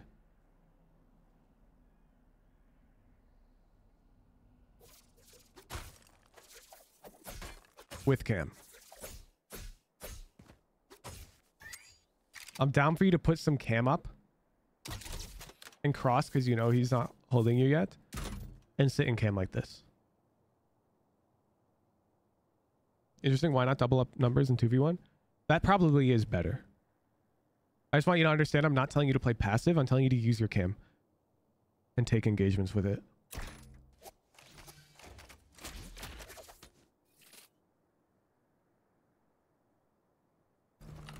Don't worry, you can't come in trade. I don't want you to get it the wrong way. I'm not telling you to play passive when I get mad at you for taking those dry fights. I'm telling you to use your camera. But this is good too.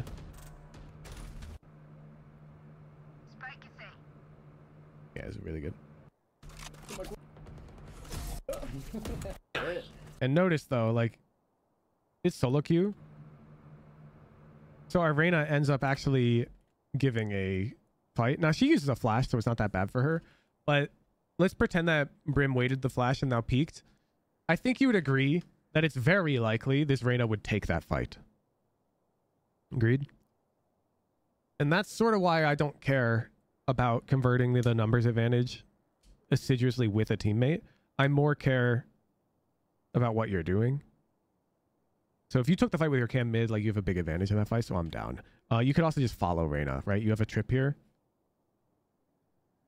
So if you are going to convert with numbers, you probably have to stick to the Reyna. Because solo queue players will just give the fight. Okay, B set up. There it is. Killed the Odin abuser with the Odin. Okay. Yeah, one mid. Yeah, I'm mid. Oh man. Good. Good. Alright, let's see how you play this. Last player standing.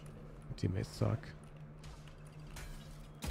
You have to shoot that. I'm sorry, you have to break that.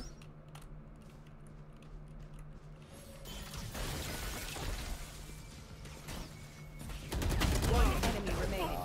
Yeah. That's not bad.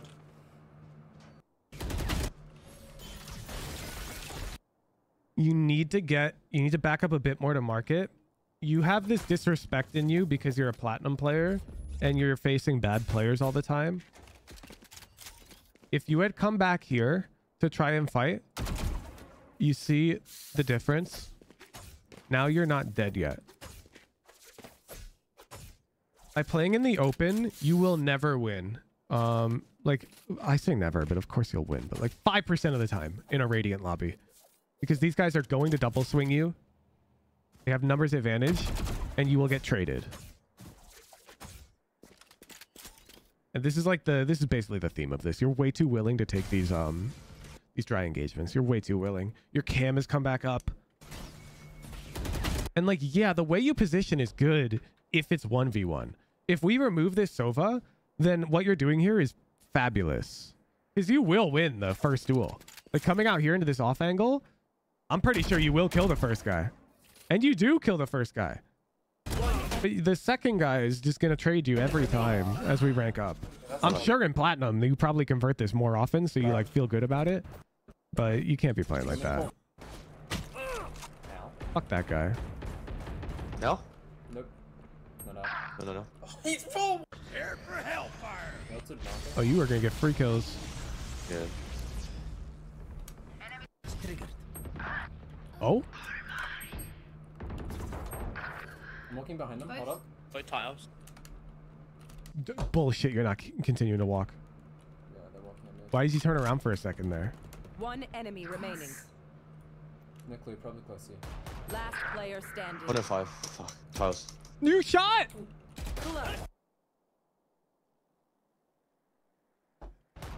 So right here, I fucked with it. I'm down for you to fight her dry. I'm down for you to fight her dry. Fuck. Tiles. The moment you shoot, the situation has changed. The moment you shoot and whiff, I need you to cage, come over here, pop cam, and do this. You got it? Before you shot, it's totally fine for you to hold and fight her. Totally fine. You see the difference? Right after you shoot, the situation has changed.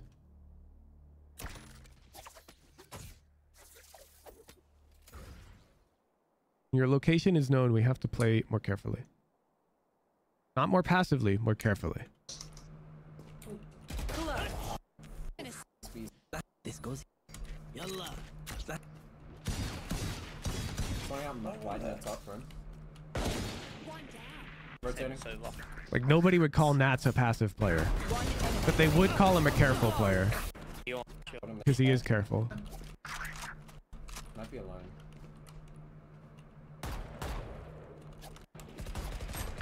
Hey, what? Cage triggered. They found my wire. You probably cage. Careful now. One lane. I mean, log, sorry. Log. Mid top. All good. Reload. Use your cam. Cam. Yeah. Perfect. Perfect. I don't care you lose this fight. This is perfect. This is perfect. Now, the problem is he knows you're on this side. So this is more like a fair fight. This is good. This is good. I don't care that you lose this fight. Because this fight meets the requirements. You used your cam. You tagged him with it. You're on more equal footing with him. If anything, you have a slight advantage.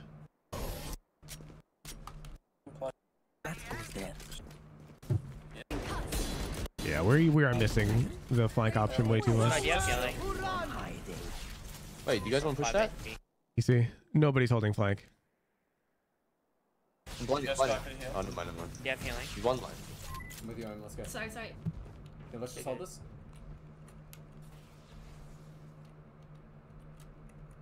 You have spike deep sight. And then she's we'll walking. You will not kill my allies.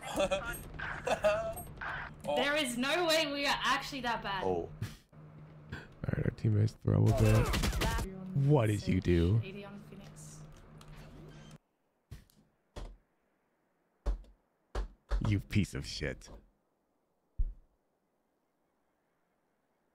It's too predictable that you're on flank. You can't have your knife out. There's another rule you'll learn. When you're flanking against a team with no sentinel, you always expect them to clear it, okay? You can't have your knife out. So, a second in line? No, you're not. You're wider than Omen right now.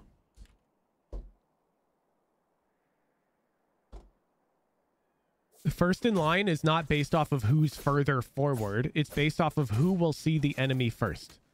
If I have an ally here, and I am here, I am first in line. Because when they peek,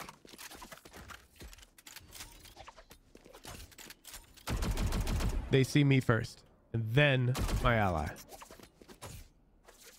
We're first in line right now.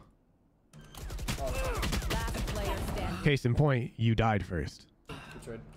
Spike planted. One tree. I thought he had his gun out. I fell as well. This will be last. Here. Like that set, if you want to play that. Not seeing anything mid top. The fuck you gonna do if you see them mid with your frenzy, bro? You ain't gonna shoot them, are you? Well, let's jump spot. I'm gonna rotate. They smoked mid at the tiles. They could be walking. Because there's no world you're killing that guy. Yeah, I think they're walking cat. I'm coming to you, guy. I don't see anything, cat. Pussy. I would run out and die. This is perfect. If you tell Sky, bait me, I'm gonna run out and die, you win this round. Nice. Oh, she's doing it. Oh, She's too slow. Piece of shit. Noob Sky. Wait a me. Mid bottom. Rose's frenzy wins that.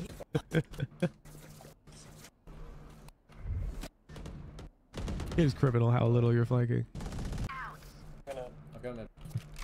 3 seconds left. Are they going B? Unknown. One B main. So like here, I hope you say Omen don't peek. I've got trip and cam. Cage trigger. They go trip. Mid bottom. The time. They go trip. You piece. You should jump. You should jump. The timing screwed you. I don't expect you to have perfect internal clock of your Omen smoke. Okay? It's totally fine. You get here and you're like, oh shit, the smoke is blooming. But you know what's not fine? Going, okay, I'll just pull out my gun and fight the threat. No, you won't, bro. There could be 3 guys there. Jump. You would have been fine.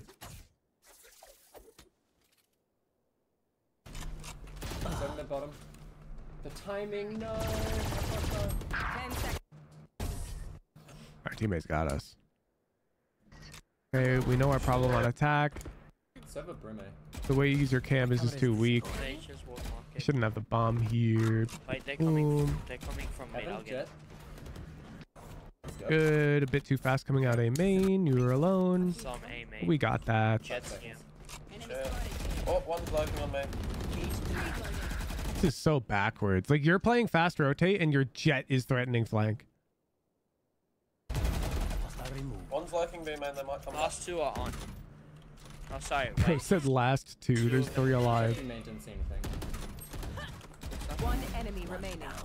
Last one was B long. Still not seeing anything. Probably mid now.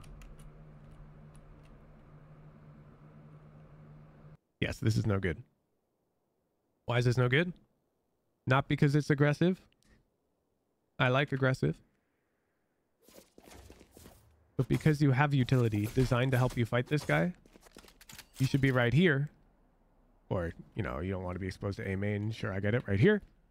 And now when they break your trip, you peek. Or when they hit your trip. You shouldn't be holding it because your trip is... It becomes vestigial. It doesn't do anything. Now when they peek, it's a 50-50. Do you guys have spike? I like duels. I don't like 50-50s. Still not out. I don't mind 50-50s when you're clearly trying to gain an advantage and you fuck it up. I mean, Sage But right just, here, they wanted us to think that I think we can agree. Okay, I like this. I like this. I like this. I'm just playing safe. She's lane, playing you guys. Good. Wait for Omen. I'm blind. Perfect. Boop, boop, boop. I fuck with this at the end. I like how we played it. The only difference, I don't like the way that you're peeking here. You're peeking with like intent to fight. This should be a jump spot. But I like your reaction to seeing her at the end there. Where you fell back. That was good. And then you waited for your teammates to come heaven, and then you win the round for free. That's the good shit. Duel's not 50. Exactly. The way you take duels is to openly 50-50. The aggression is very good, but your conversion rates will suffer in higher elo because you don't utilize your utility to your advantage. Far more usage of cameras. Far more usage of jump spots before dry swinging. Potential threats. Defense. More aggressive lurking. If you don't kill 2 when you get rushed, or you lose the round, while only killing 1-0, it is your fault. Sure you have a well thought out plan to handle a rush that doesn't involve 50-50s. Boom. Boom, boom. Prioritize staying alive after getting lurk kills to leap at any opportunity to take an advantageous duel. You need to understand it's okay if this duel ends up being a 50-50. As long as in your head at the time you felt like you had an advantage. You got it? I don't need you to be capable of properly identifying whether or not a fight you're taking is good for you. I don't need that. I need you to feel like you did everything in your power to make it favorable, and it was favorable. So like, if we go back to the round you killed this guy Cat, if in your head you genuinely felt that peeking here, like assuming that's you on the other side as well, if in your head you're like, yeah, I think I'd rather be the tiles player by quite a large margin, then this is fine. But if you're like, honestly, I don't really care which one of these players I am, it feels pretty fair to me, then don't do it. Instead, use some util in some way. That make sense?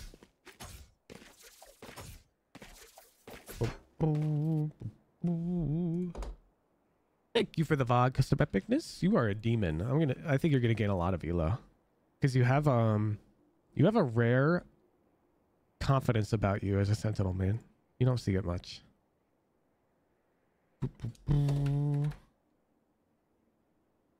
All right, gamers, we're gonna do a lunch game.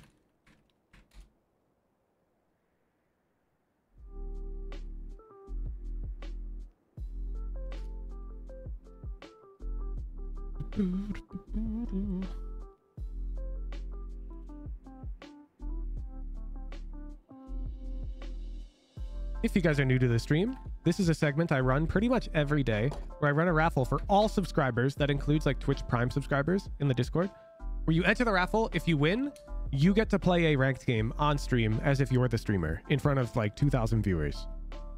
That's it. There's no strings. If you win, you get a gift card. cool. If you lose, you don't get anything, but it's still fun. You get to enjoy the pressure of playing in front of a live audience.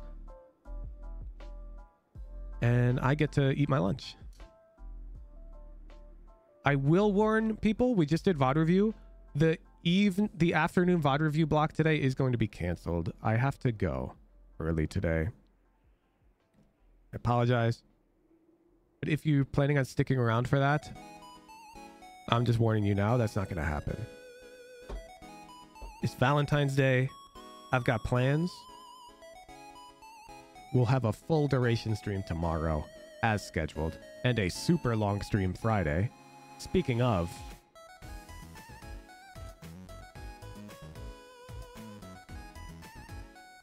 NRG versus Furia, Cloud9 versus Myber.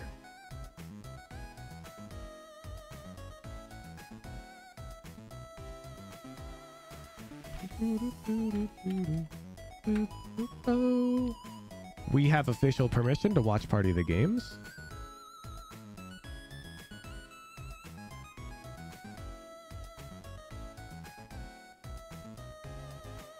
I will be watch partying the games.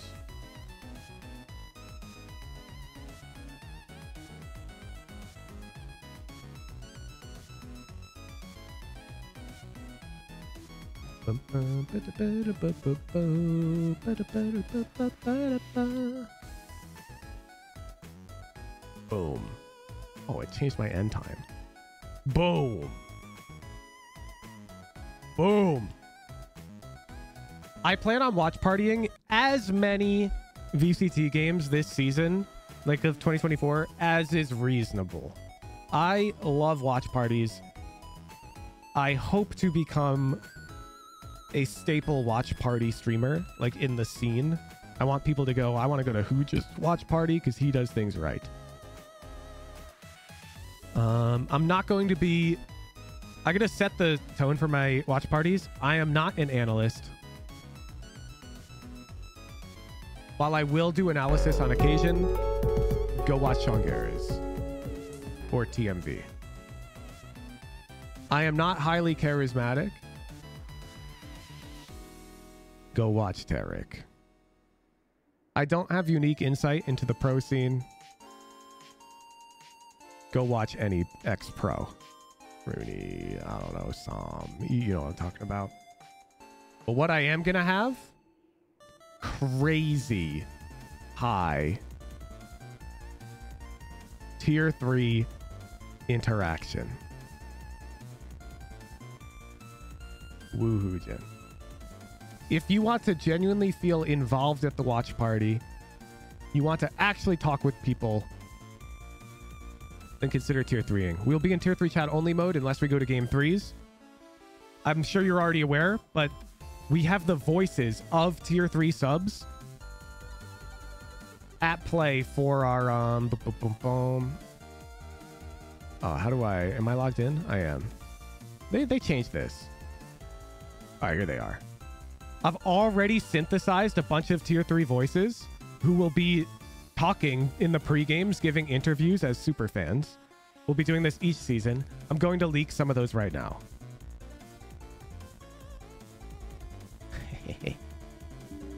What? Open with photos. What? Open with paint? Bet. Look at this guy. 100 Thieves super fan. I'll just zoom in here. Cloud9, EG, Furia. Dude, these guys are so cool. They're so cool. They'll all be voiced by AI tier 3s, and they all have stupid personalities. We'll be interviewing them before each match, not during the matches. Similar to Hook. Who made these? I had Nuda Buddha hand draw them. Nayron! Actually, Nayron, you played recently, didn't you? You did, you did. We're gonna give a chance to another viewer, Nayron.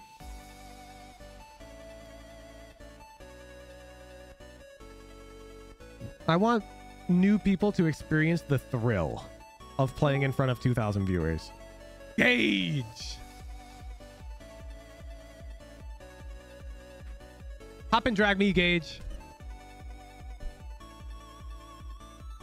Yo! Yo! What's up, Gage? What is up? What rank are we hailing from today? Ascendant 2. Bet. What is your Riot ID? I'll send in the stream chat. Bet.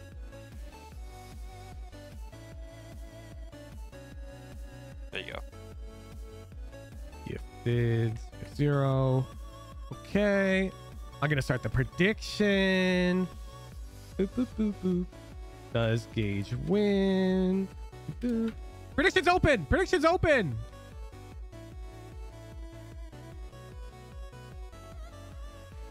Fog! Alright, and then I need to stream my thing. Yeah. Bet. Did I get Zendikar? I did. I switched to the yes and no to the other sides, and Zendikar bet 100,000 on yes. It's okay, I'll win. I saw this screenshot and I'm like, oh, okay. Go get him, Gage. Good luck. Alright. I got you, Zendikar.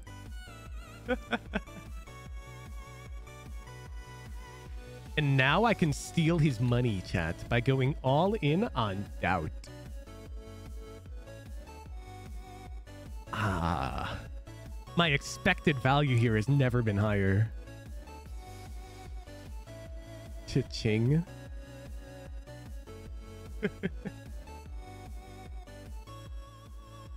Match found.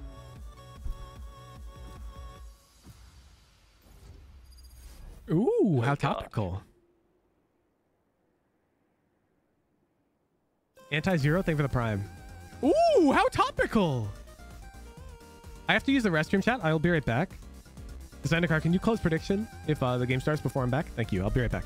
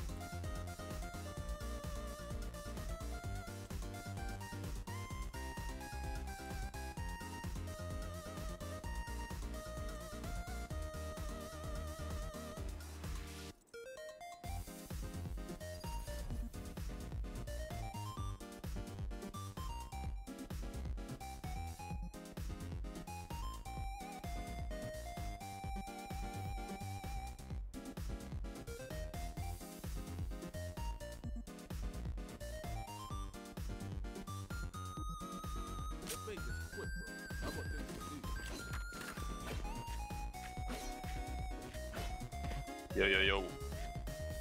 Hey, yo. What's up, gamers? You guys trying to get?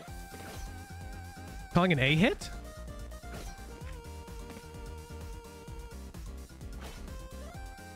Yeah. No. We can go mid, actually. We could do like a B split. You go B. Okay. Phoenix said no. Classic solo queue. Classic solo queue.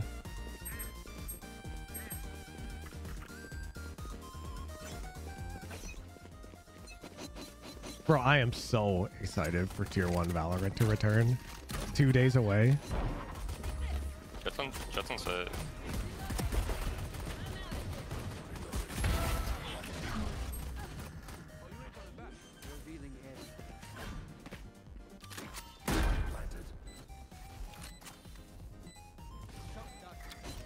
Hey, what's the W key into a Killjoy? Lamau. That's not necessarily a bad strategy. When they walk out. We can hide. They both there? They're both there? You can get out of it. You might cage. Out. Woo! Nice. Nice, gentlemen. Good job. Because it'll have less defenders. Keep that furnace burning, okay? Also, like, we're playing Neon and Phoenix, I think we go A. which is very unique. You study the tier 1 games for strats? Yes. Fast cam and we just go And really that's quick. what I'm waiting on for my Sunset guide. Because there's too much variance in the tier 2 scene on Sunset. I want to see what the tier 1 teams have been cooking. I forget, do we run one lunchtime only? Generally, yes. And today is no exception because I need to end stream on the earlier side today.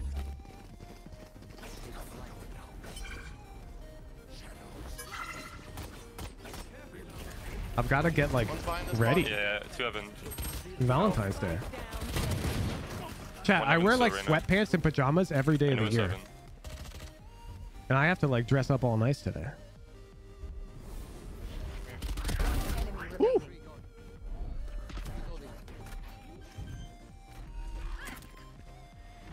I don't know anything was health. Nice, good on.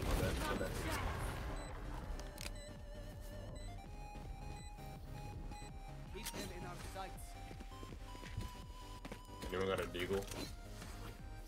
Huge, I get home from work half hour early every VOD review day so I can join the lunch raffle. I would have pegged you as a Valentine's Day as just another day guy, Huge.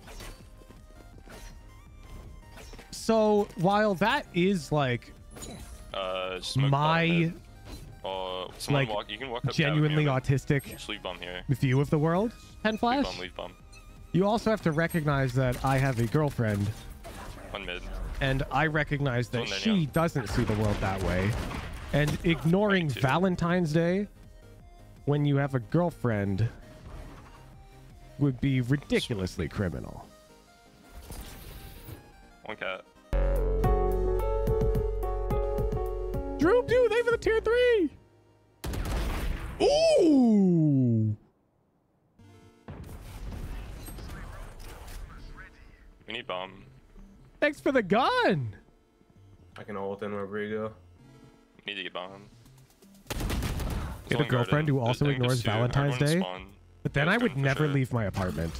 Like if I had somebody who was just like me as my girlfriend, I think I would be one of the most unhealthy gremlins on the planet. But instead, I get invited to parties. I go outdoors. They were besting A.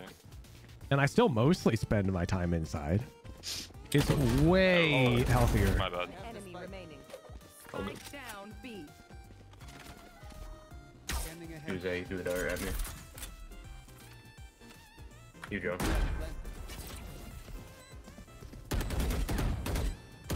Ooh. NT, good bonus. Tough. Fuck, I sold. Different since this is your work? No.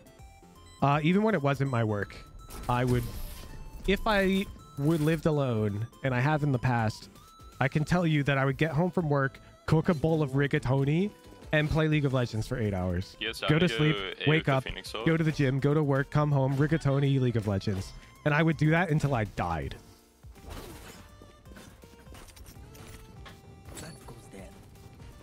No work tiles, what you guys go But ahead. now it's like every Thursday I've got dinner with my friends. On Saturday mornings we go out. We put the dogs in daycare for a few hours and we go to like a park or something. And then like one other night of the week we'll go to like a dinner party. And then the rest is all still League of Legends and Valorant. Yeah, I already rotated. One sprayed market. While Lisa's doing other things, of course. But Entry. she brought this like new aspect into my life that I appreciate very much. That I'm not capable of doing on my own. No more rigatoni though? Oh no, I still make rigatoni on occasion. It's not as much. I'm flanking heaven, wait. That's been thinking for the 9 months. Ooh, cashing on one. Ooh, got him. One tree. They Come could be out. Jen. They could be Jen. No. Ooh, we're safe. No hate, but how did you get a girlfriend with that schedule? I met her in college, man. We were in the same intro to philosophy class, philosophy and religion, and we got put on the same team for a group project. And the story goes like this. We're walking back to our dorms after meeting up at, our group was like 4 or 5 people, and we're at one of our group mates' dorm working on our project. And then Lisa and I are walking back separately. Of course, we're not together. And apparently she's behind me and she's respecting my booty. I got a thick booty, apparently. Anyways, my awkward ass invited her over to my dorm to play Undertale. I don't like this. And apparently that was acceptably... Like, that was enough. I had that good of a booty. And she was like, bet. I really don't like this.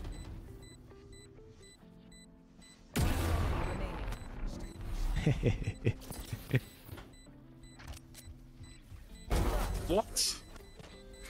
I also Nice. made her laugh a lot before that at the group meeting, which probably was more important. But she told me I had a nice booty, so that's the part I remembered. Can you be with the contact?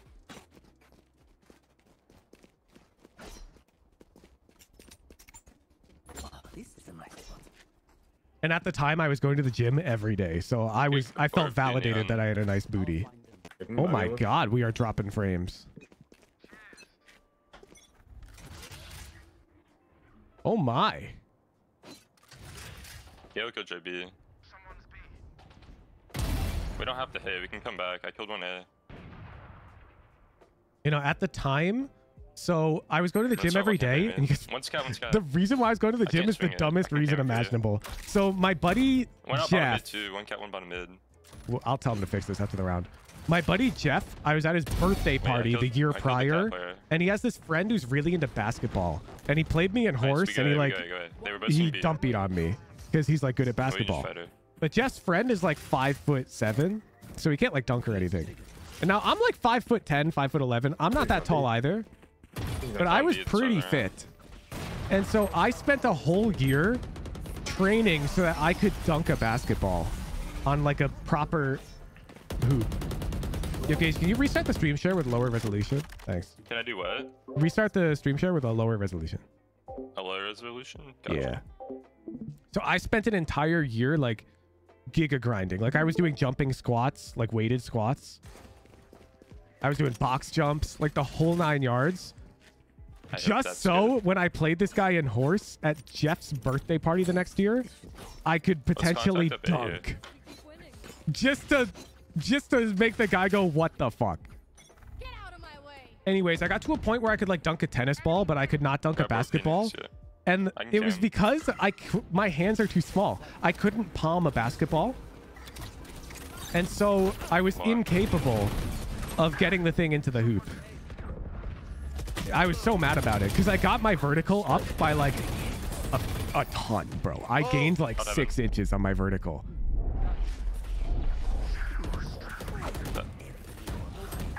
Like I had hops. But I did not succeed in dunking with a basketball, unfortunately. Because I bought a basketball, and my roommate at the time, it was also Jeff, he could tell you, I would spend days just stretching my hands, trying to hold the basketball with one hand, to try to learn how to palm it, because it is a learnable skill. But my hands just were not big enough. I couldn't get it. And you have to be able to one-hand it to dunk, or you have to be able to jump like absurdly high. And it'd be easier if I could palm it, but I wasn't able to do it. I had a smaller ball. No. The whole thing was I wanted to be able to dunk on a regulation hoop with a regulation ball, because the guy would be so mad about it. If you do it with a smaller ball or something, then the guy will say, okay, let's play with a real ball though. You know?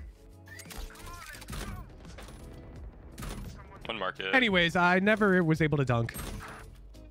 But I gained hella hops and I gained a nice booty. I'm walking up tree, hold on. Just wait for me. One in tree. Nice. Heaven. 2, 3. All heaven. Ooh, the comment's all heaven and we're worried about our back. Insecure. Well, now they're coming behind us.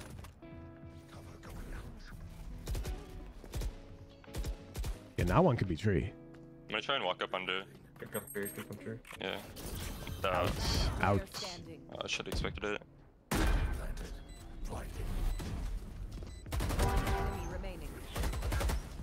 I think I missed something about to say, couldn't you have used both hands?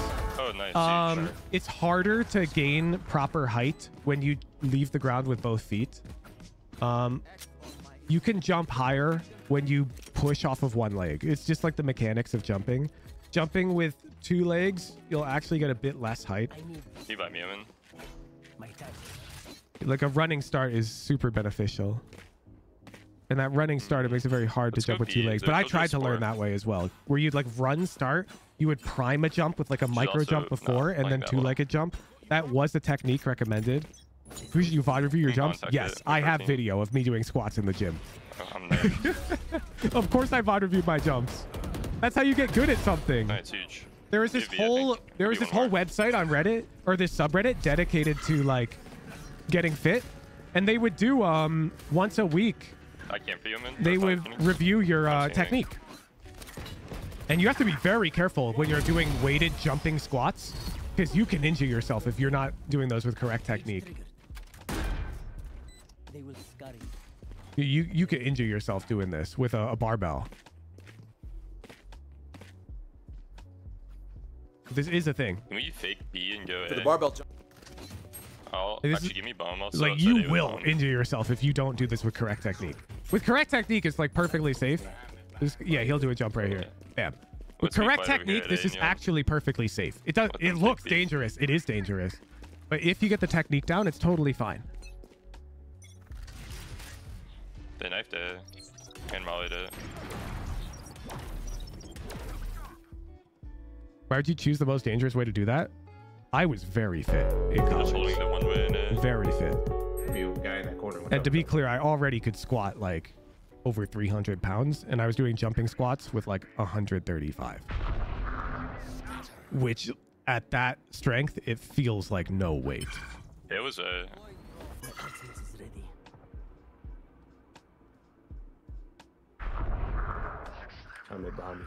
Goes downhill very fast if you get hurt. Yes, which is why it's very important to make sure you have perfect technique. It's mid. Yeah. Nice. Were you swole or like yoked or what? So I was low weight. I was like 160 pounds at my heaviest. Maybe 165. But I could bench over 200 pounds, squat over 300. I was very strong for my weight. Because you have to remain light if you want to dunk. How tall? 5'10", 5'11", right between those two. Just wait at this knife beat.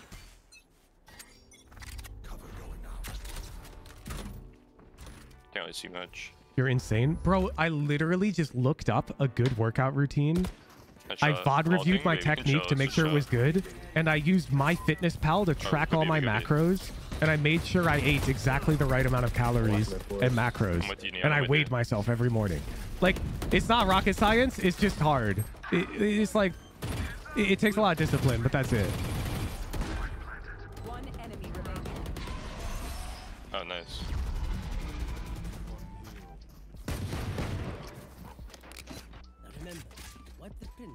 Wait, Phoenix, be okay. About finding the perfect routine. I didn't sweat that because I just trusted the professionals. And if you go to reddit.com/r/fitness, they have like this whole write-up, getting started, recommended workout routines, and they literally talk about like they have a beginner routine, which is what I started with, and then I used PPL. I don't even know if that's still a thing. Yeah. Like, you just pick one, bro. Like, it's not that big of a deal. Market. They left it. Yeah, they left it. I'm through A. Like, there would literally be people who would go to the gym and just do fuck around whatever the hell they wanted, and they would have muscles because, like, they're lifting to failure. This one. They're resing. They're both there then. You don't need like a perfectly optimized routine. One enemy remaining. Trusted the pros. If you go to Reddit, sounds so funny out of context, bro. There's like tons of professional personal trainers just dropping their routines on there for free. Like, thank you very much. Like, I'll take your resources. Last round in the half.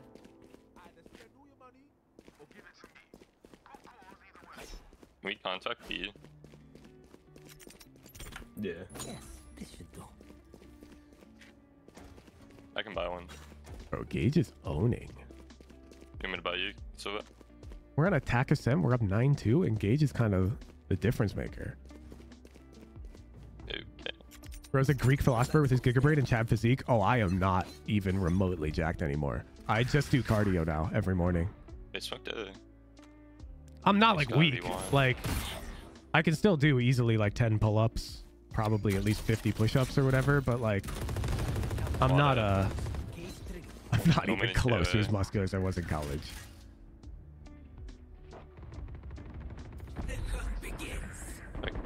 Cardiovascular health is like way more important for your body. No longer enjoy weights or never enjoyed them. I never really enjoyed them. I did them because I was insecure and felt like I needed to look better to get a girlfriend. And I was wrong about one of those things. Oh no, what the fuck? I didn't need to look better, but I needed to have the confidence. And my physique gave me that confidence. So it was like it worked. But not because of like how Just on site. buff I was. That was not the difference maker. One enemy remaining. On site. Nice switch. So you're exercising a dunk, not get a girl? No, that's why my booty was big. I was already on my gym arc, and then I changed my routine to target dunking. Not on. Nice. Just to show that one guy up. Ever Hooge meet up at VCT? We could do a running group. Oh god, no, I like cycling. I don't know what it is about running, but I can't stand it. I actually hate running. It drives me insane.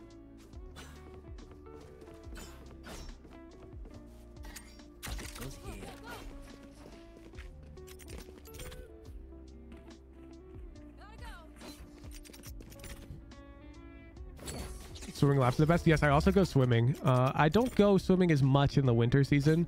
Not because like the pool's outdoors or whatever, but just because you gotta walk to the gym in the cold. But I have a cycle. Like, I can just use in my building's gym.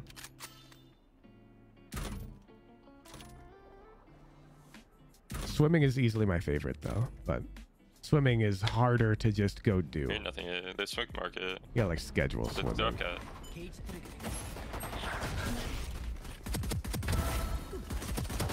Ooh, did not get R2.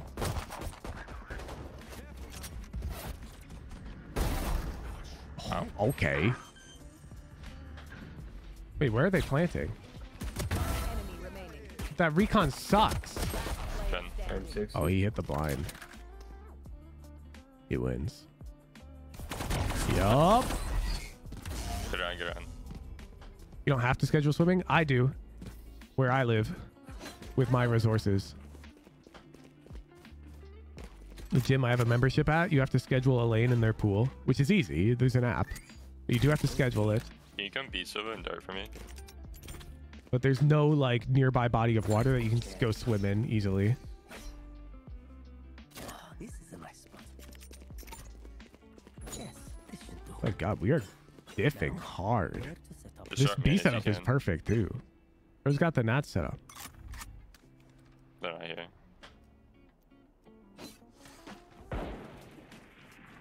Dude, Zendikar bets yes and the guy just stops. It's not fair. Lamau just swim in the ocean. First of all, it is freezing outside. Running it down. Second of all, He was weak.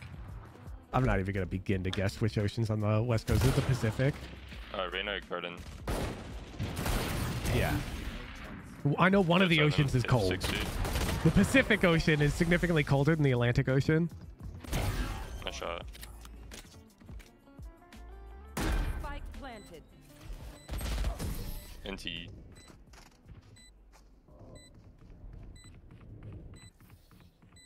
I'm normally a believer, but you bamboozled me.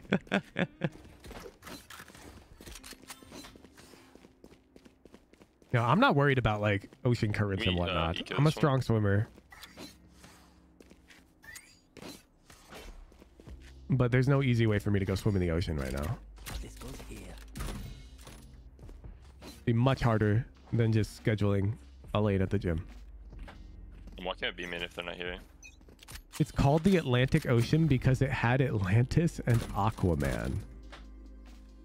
That's a neat fact, Sammy. I didn't know that. Crazy how you know so much about the world, Sammy. That's cool. Go, go, go.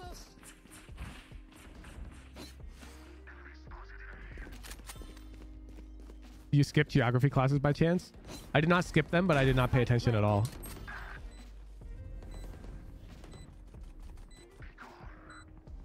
You're looking at a banana with ADHD Cam. who struggled to focus on things that he didn't enjoy. Like most people, but to a more severe degree. Look, man. And 2 health. I attribute like a lot of my discipline to the fact that I had to learn systems to like handle that early on in life. Hideko.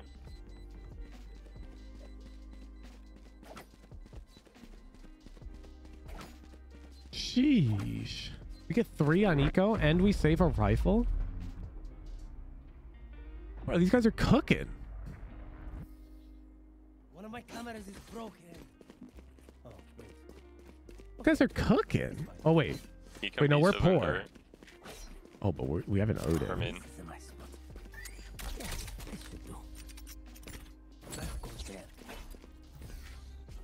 I will not complain about children. And I wasn't at school. Penflash, you're not even writing English.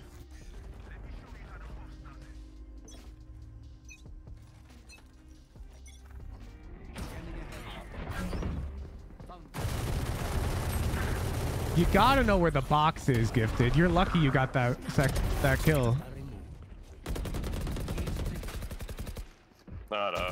Wait, Omen's backside. No, I didn't hear the ult. I think. Yeah, Omen ulted B. That's tough. Nice. It's fine. He got his 2.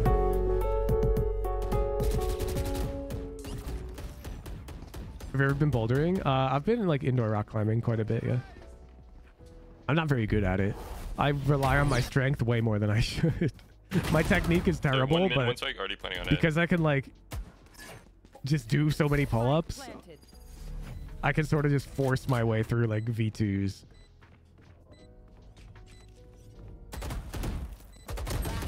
Oh? VOD review your climbs? Oh, I would if I cared about getting good at climb. What?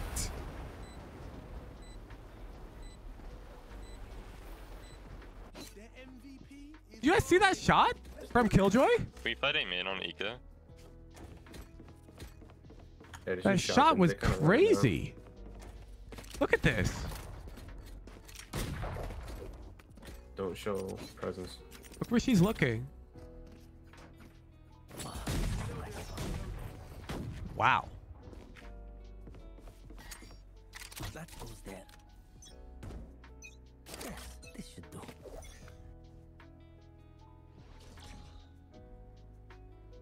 KO flashed. How many pull-ups can you do in one set? I'd say around 10.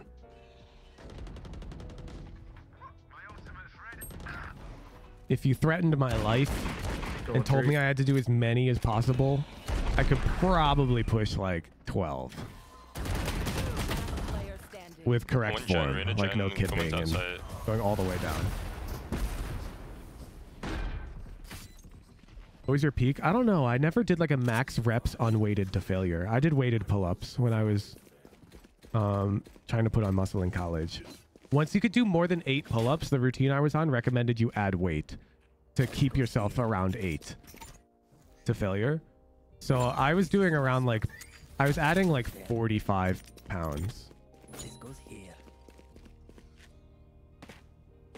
FKO.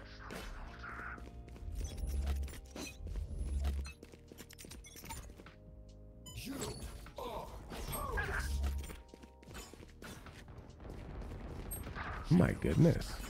We have Phoenix off retake. I can cam too. I was a fan of 5x5 to scaling weight. Yeah, that was the first routine I was on, the 5x5. It was like some beginner, like, you just learn the main lifts. 5 sets, 5 reps.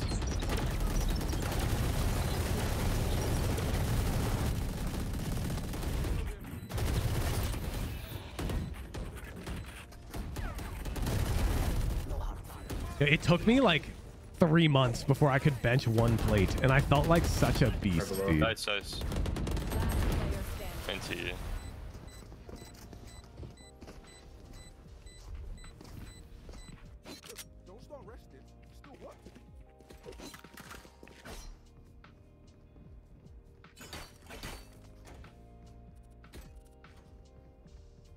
I think we fight mid on eco. Can you Unless I want to hit 1 arm pull up. No, wait, smoke top. Mid, Oh, we'll I fight can. tiles. I could do 1 arm pull ups. I think I could still do 1. Honestly, I'm pretty confident. I'm pretty light, so you don't need as much relative strength. Like when your body weight is lower. Just a goes a.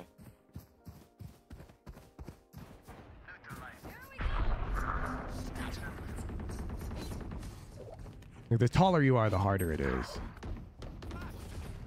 Plate bench at 150 Telenars. Oh no, I was like 130 when I hit my first plate, dude. I was borderline like anorexic when I started weightlifting.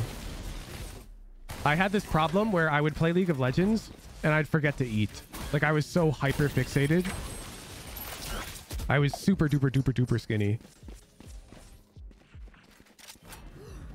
50 on Killjoy, actually. It was very hard for me to put on weight until I started counting calories, because in my head I thought I was eating a lot, and I started tracking and I'm like, wow, really? I only ate 1,800 calories today? I'm like, holy shit. You should run. I'm out of here.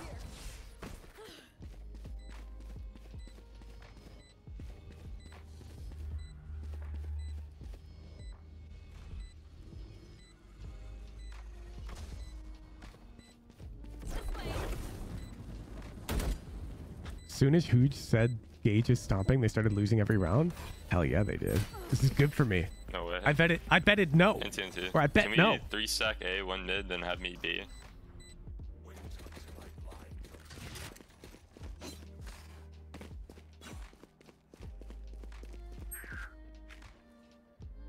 This is a nice spot. Yes, this should go. Can you go A, Neon? That goes there. Jaeger Chibi, thanks for the 3-month prime. Icebox guide soon? Oh, you missed the stream, dude? We already did it live. It's going up on YouTube soon, TM. I don't know. It's up to my editor. Yeah, bro, I just have insane metabolism. Yeah, I hate those. To be clear, I used to think that that was me. And then I actually learned about metabolisms, and I saw research studies on them. And I learned that the largest deviations are plus or minus 300 calories, which is still a lot, but people be acting like they can eat 4,000 calories and gain no weight. You'll probably be out A. It's like, no, They you both might can't. try B. I one weight it. They smoke B, they're coming B. Last player standing.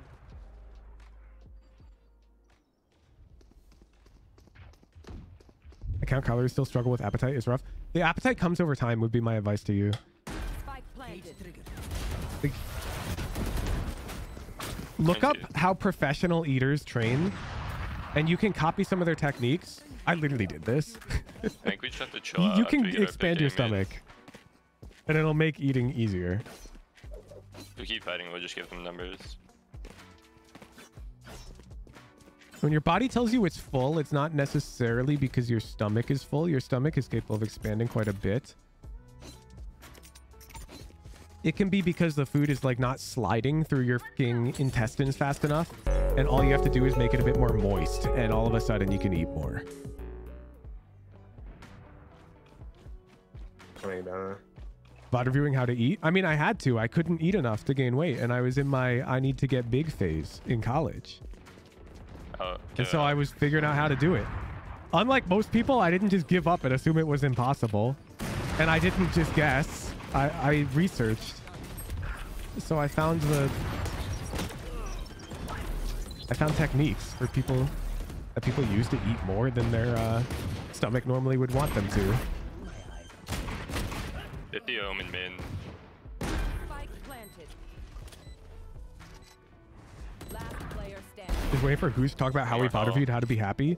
I mean, that's called therapy, which I do, and I highly recommend.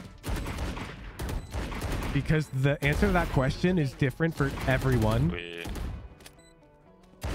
And it is absolutely something you need to work towards. I was almost a cowboy for a second. Almost. Boo, boo, boo, boo, boo. We just need to stack A. They're just only going A. Therapy is expensive. Yeah. I don't have good advice for that. I'm too privileged.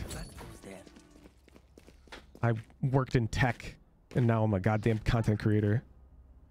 So I haven't had your struggle, unfortunately. I don't know a good path forward. Okay.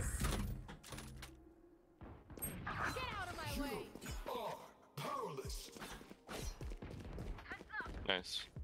As a married person, I think people need to destigmatize couple therapy too. Oh, agreed.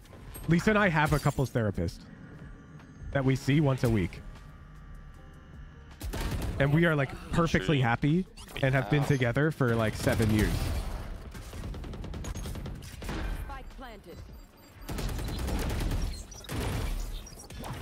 It's just like the perfect time to bring up any like discussions related to the relationship and just improve it in general.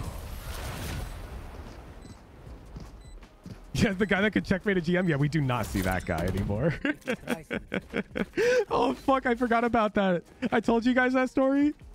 Oh, this was one of our first couples therapists.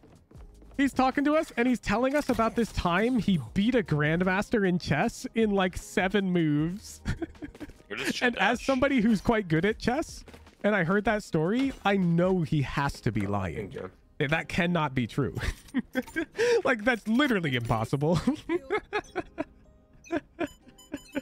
And so I'm just like, there's no shot that happened. I like call him out on it. And the guy's like, oh, I mean, I saw the win, but I didn't play it. Or something like that. Headshot. We changed therapists. I couldn't take the guy seriously after that.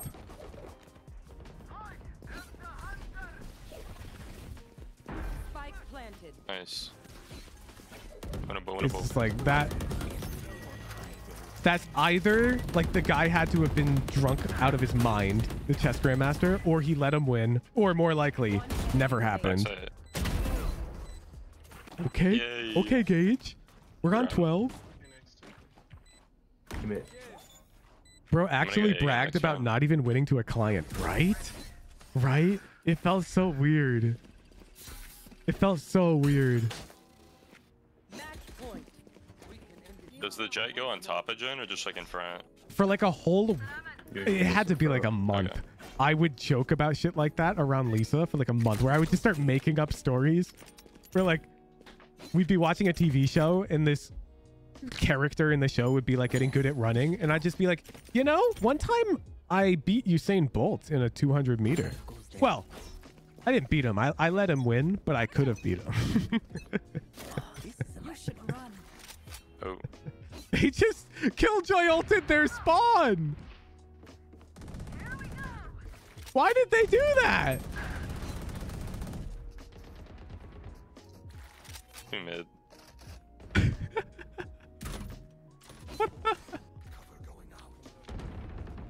No. Oh, shot. No shot. This is how it ends. It ends with a Killjoy ult in spawn. Cat, yeah, I think. Somebody cat. Whale Bale, thank you for the prime. One time I outswam Michael Phelps. Nice.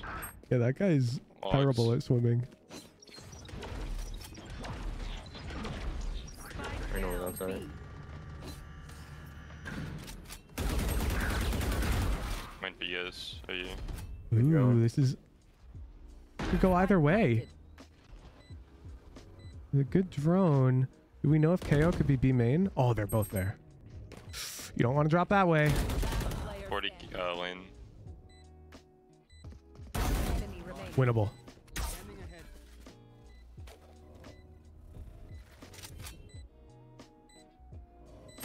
Oh, the box angle. We're going to OT. OT. Switching sides. Overtime. The Hooge angle? Please do not call anything the Hooge angle.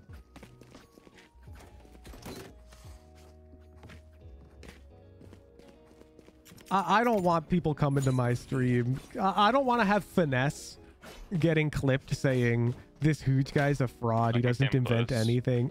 I'm openly stating I don't invent anything, and I copy the pros and I steal from them. Okay?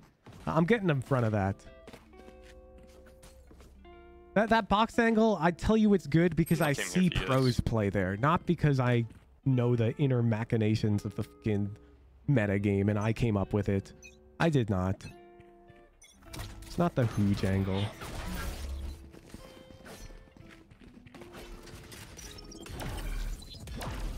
Whole fucking team's here. 13. Yeah. What about the breach ult lifting Yogur TP? I didn't invent that though, Zemi. We just happened to find that in a viewer's VOD. Like, even that I didn't invent. I just yoinked it from somebody's gameplay. We don't need to fight the out. One gen.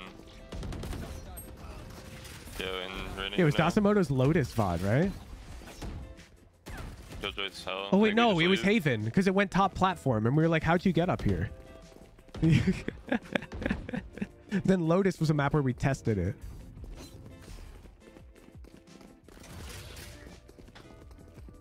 I can cam this close. Just mid, so. Finding tech that other people don't notice has to count for something. Well, it's tech that you may not notice, but it's not like unnoticed. It's not like I'm finding stuff that's groundbreaking in the tier 1 scene. I'm just sort of removing the mystery. Because I've experienced the mystery myself when I learned Valorant. It genuinely felt unlearnable for a while when I was first approaching Valorant. It seemed like it was CSGO hours gap when I first started playing. You got it. See, like everyone who was higher rated than me just had 1,000 CSGO hours, and they were just better because of that. Gave that to me. Almost. That's what it felt like. Like I literally have DMs with Brad where I was coping about that shit. I'm like, how am I supposed to compete with these guys?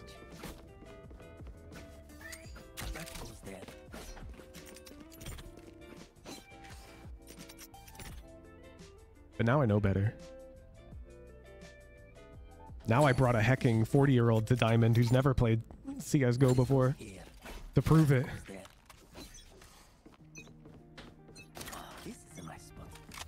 First year it felt like that pretty much. Yeah, but anything, that feeling should grow even more each year, Leaf. Because now when you start playing Valorant, not only do you have people who've played CSGO for 1,000 hours, but you have people who've played Valorant for 1,000 hours to compete with. And so it can feel even worse. But it's actually not. It's totally possible for you to go from silver today to immortal in honestly a year. Yeah. With the right direction. If you come scat. I have a cam and a trip to play off of.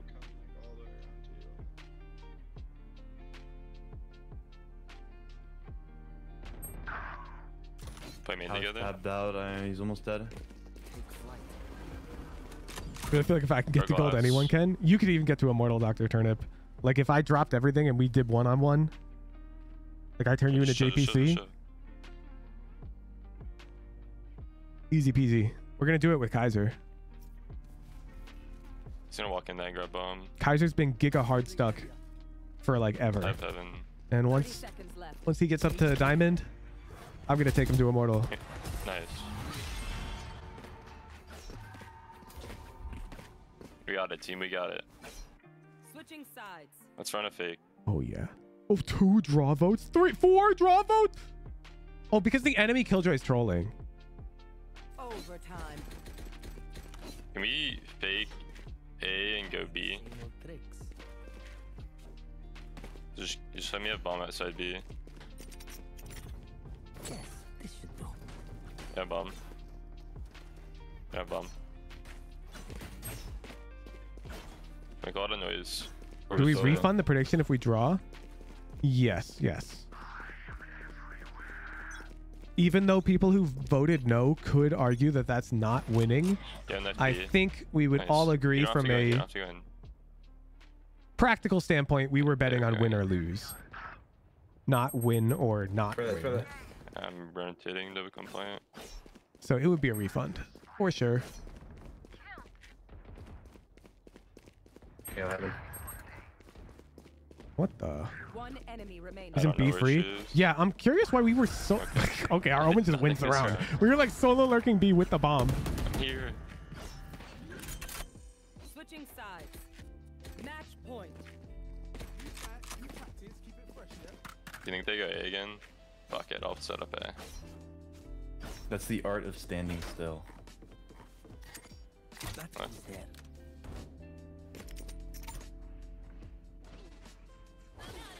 I was taught that by a Shaolin monk. What? This goes here. Yes, this is a nice. Okay, we're A. Okay. They're B?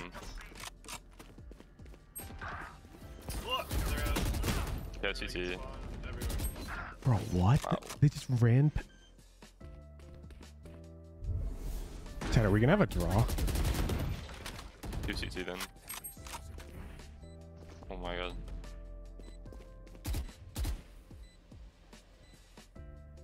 I have cage. I'll cage CT. Okay. Wait, Omen could be the hero. He got a 3K last round. Let's mark it. They're playing Giraffe. That's such a good spot. Nice try. I think it's a draw. Loss. I think it's a draw. Switching sides. See. Oh. All that time. Oh, that is tough. All that time for a draw, man. Refund the prediction.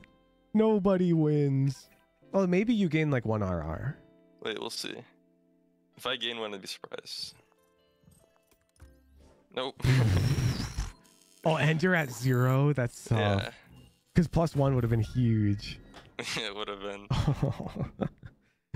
Damn. Well, thanks for playing, Gage. Good luck on the climb. Thanks, Catch you man. later. See.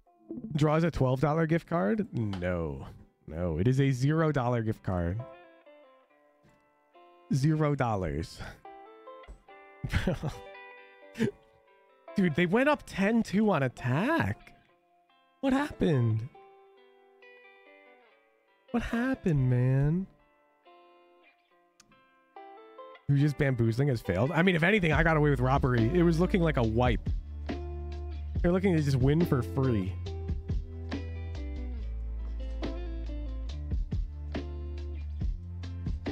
Dude. That hurts. That hurts. If you think you can do better, don't miss lunchtime rank tomorrow at this time. I have to go, chat. It's Valentine's Day. Let's see. Where should we go? Sean Garris is doing a watch party for challengers. We're going to go there because I want to watch the quals, but I can't today. Peace out, everybody. Thank you for tuning in. Hope you enjoyed the Low ELO coaching and the VOD reviews, or the lunch game, or nothing. Well, if you enjoyed nothing, what are you doing here? I'll catch you tomorrow for ranked, not VOD review. And then Friday for Tier 3 Fridays and VOD review and VCT. Peace out, everybody. Have a good one. Say hi to Sean Garris for me. Appreciate you guys.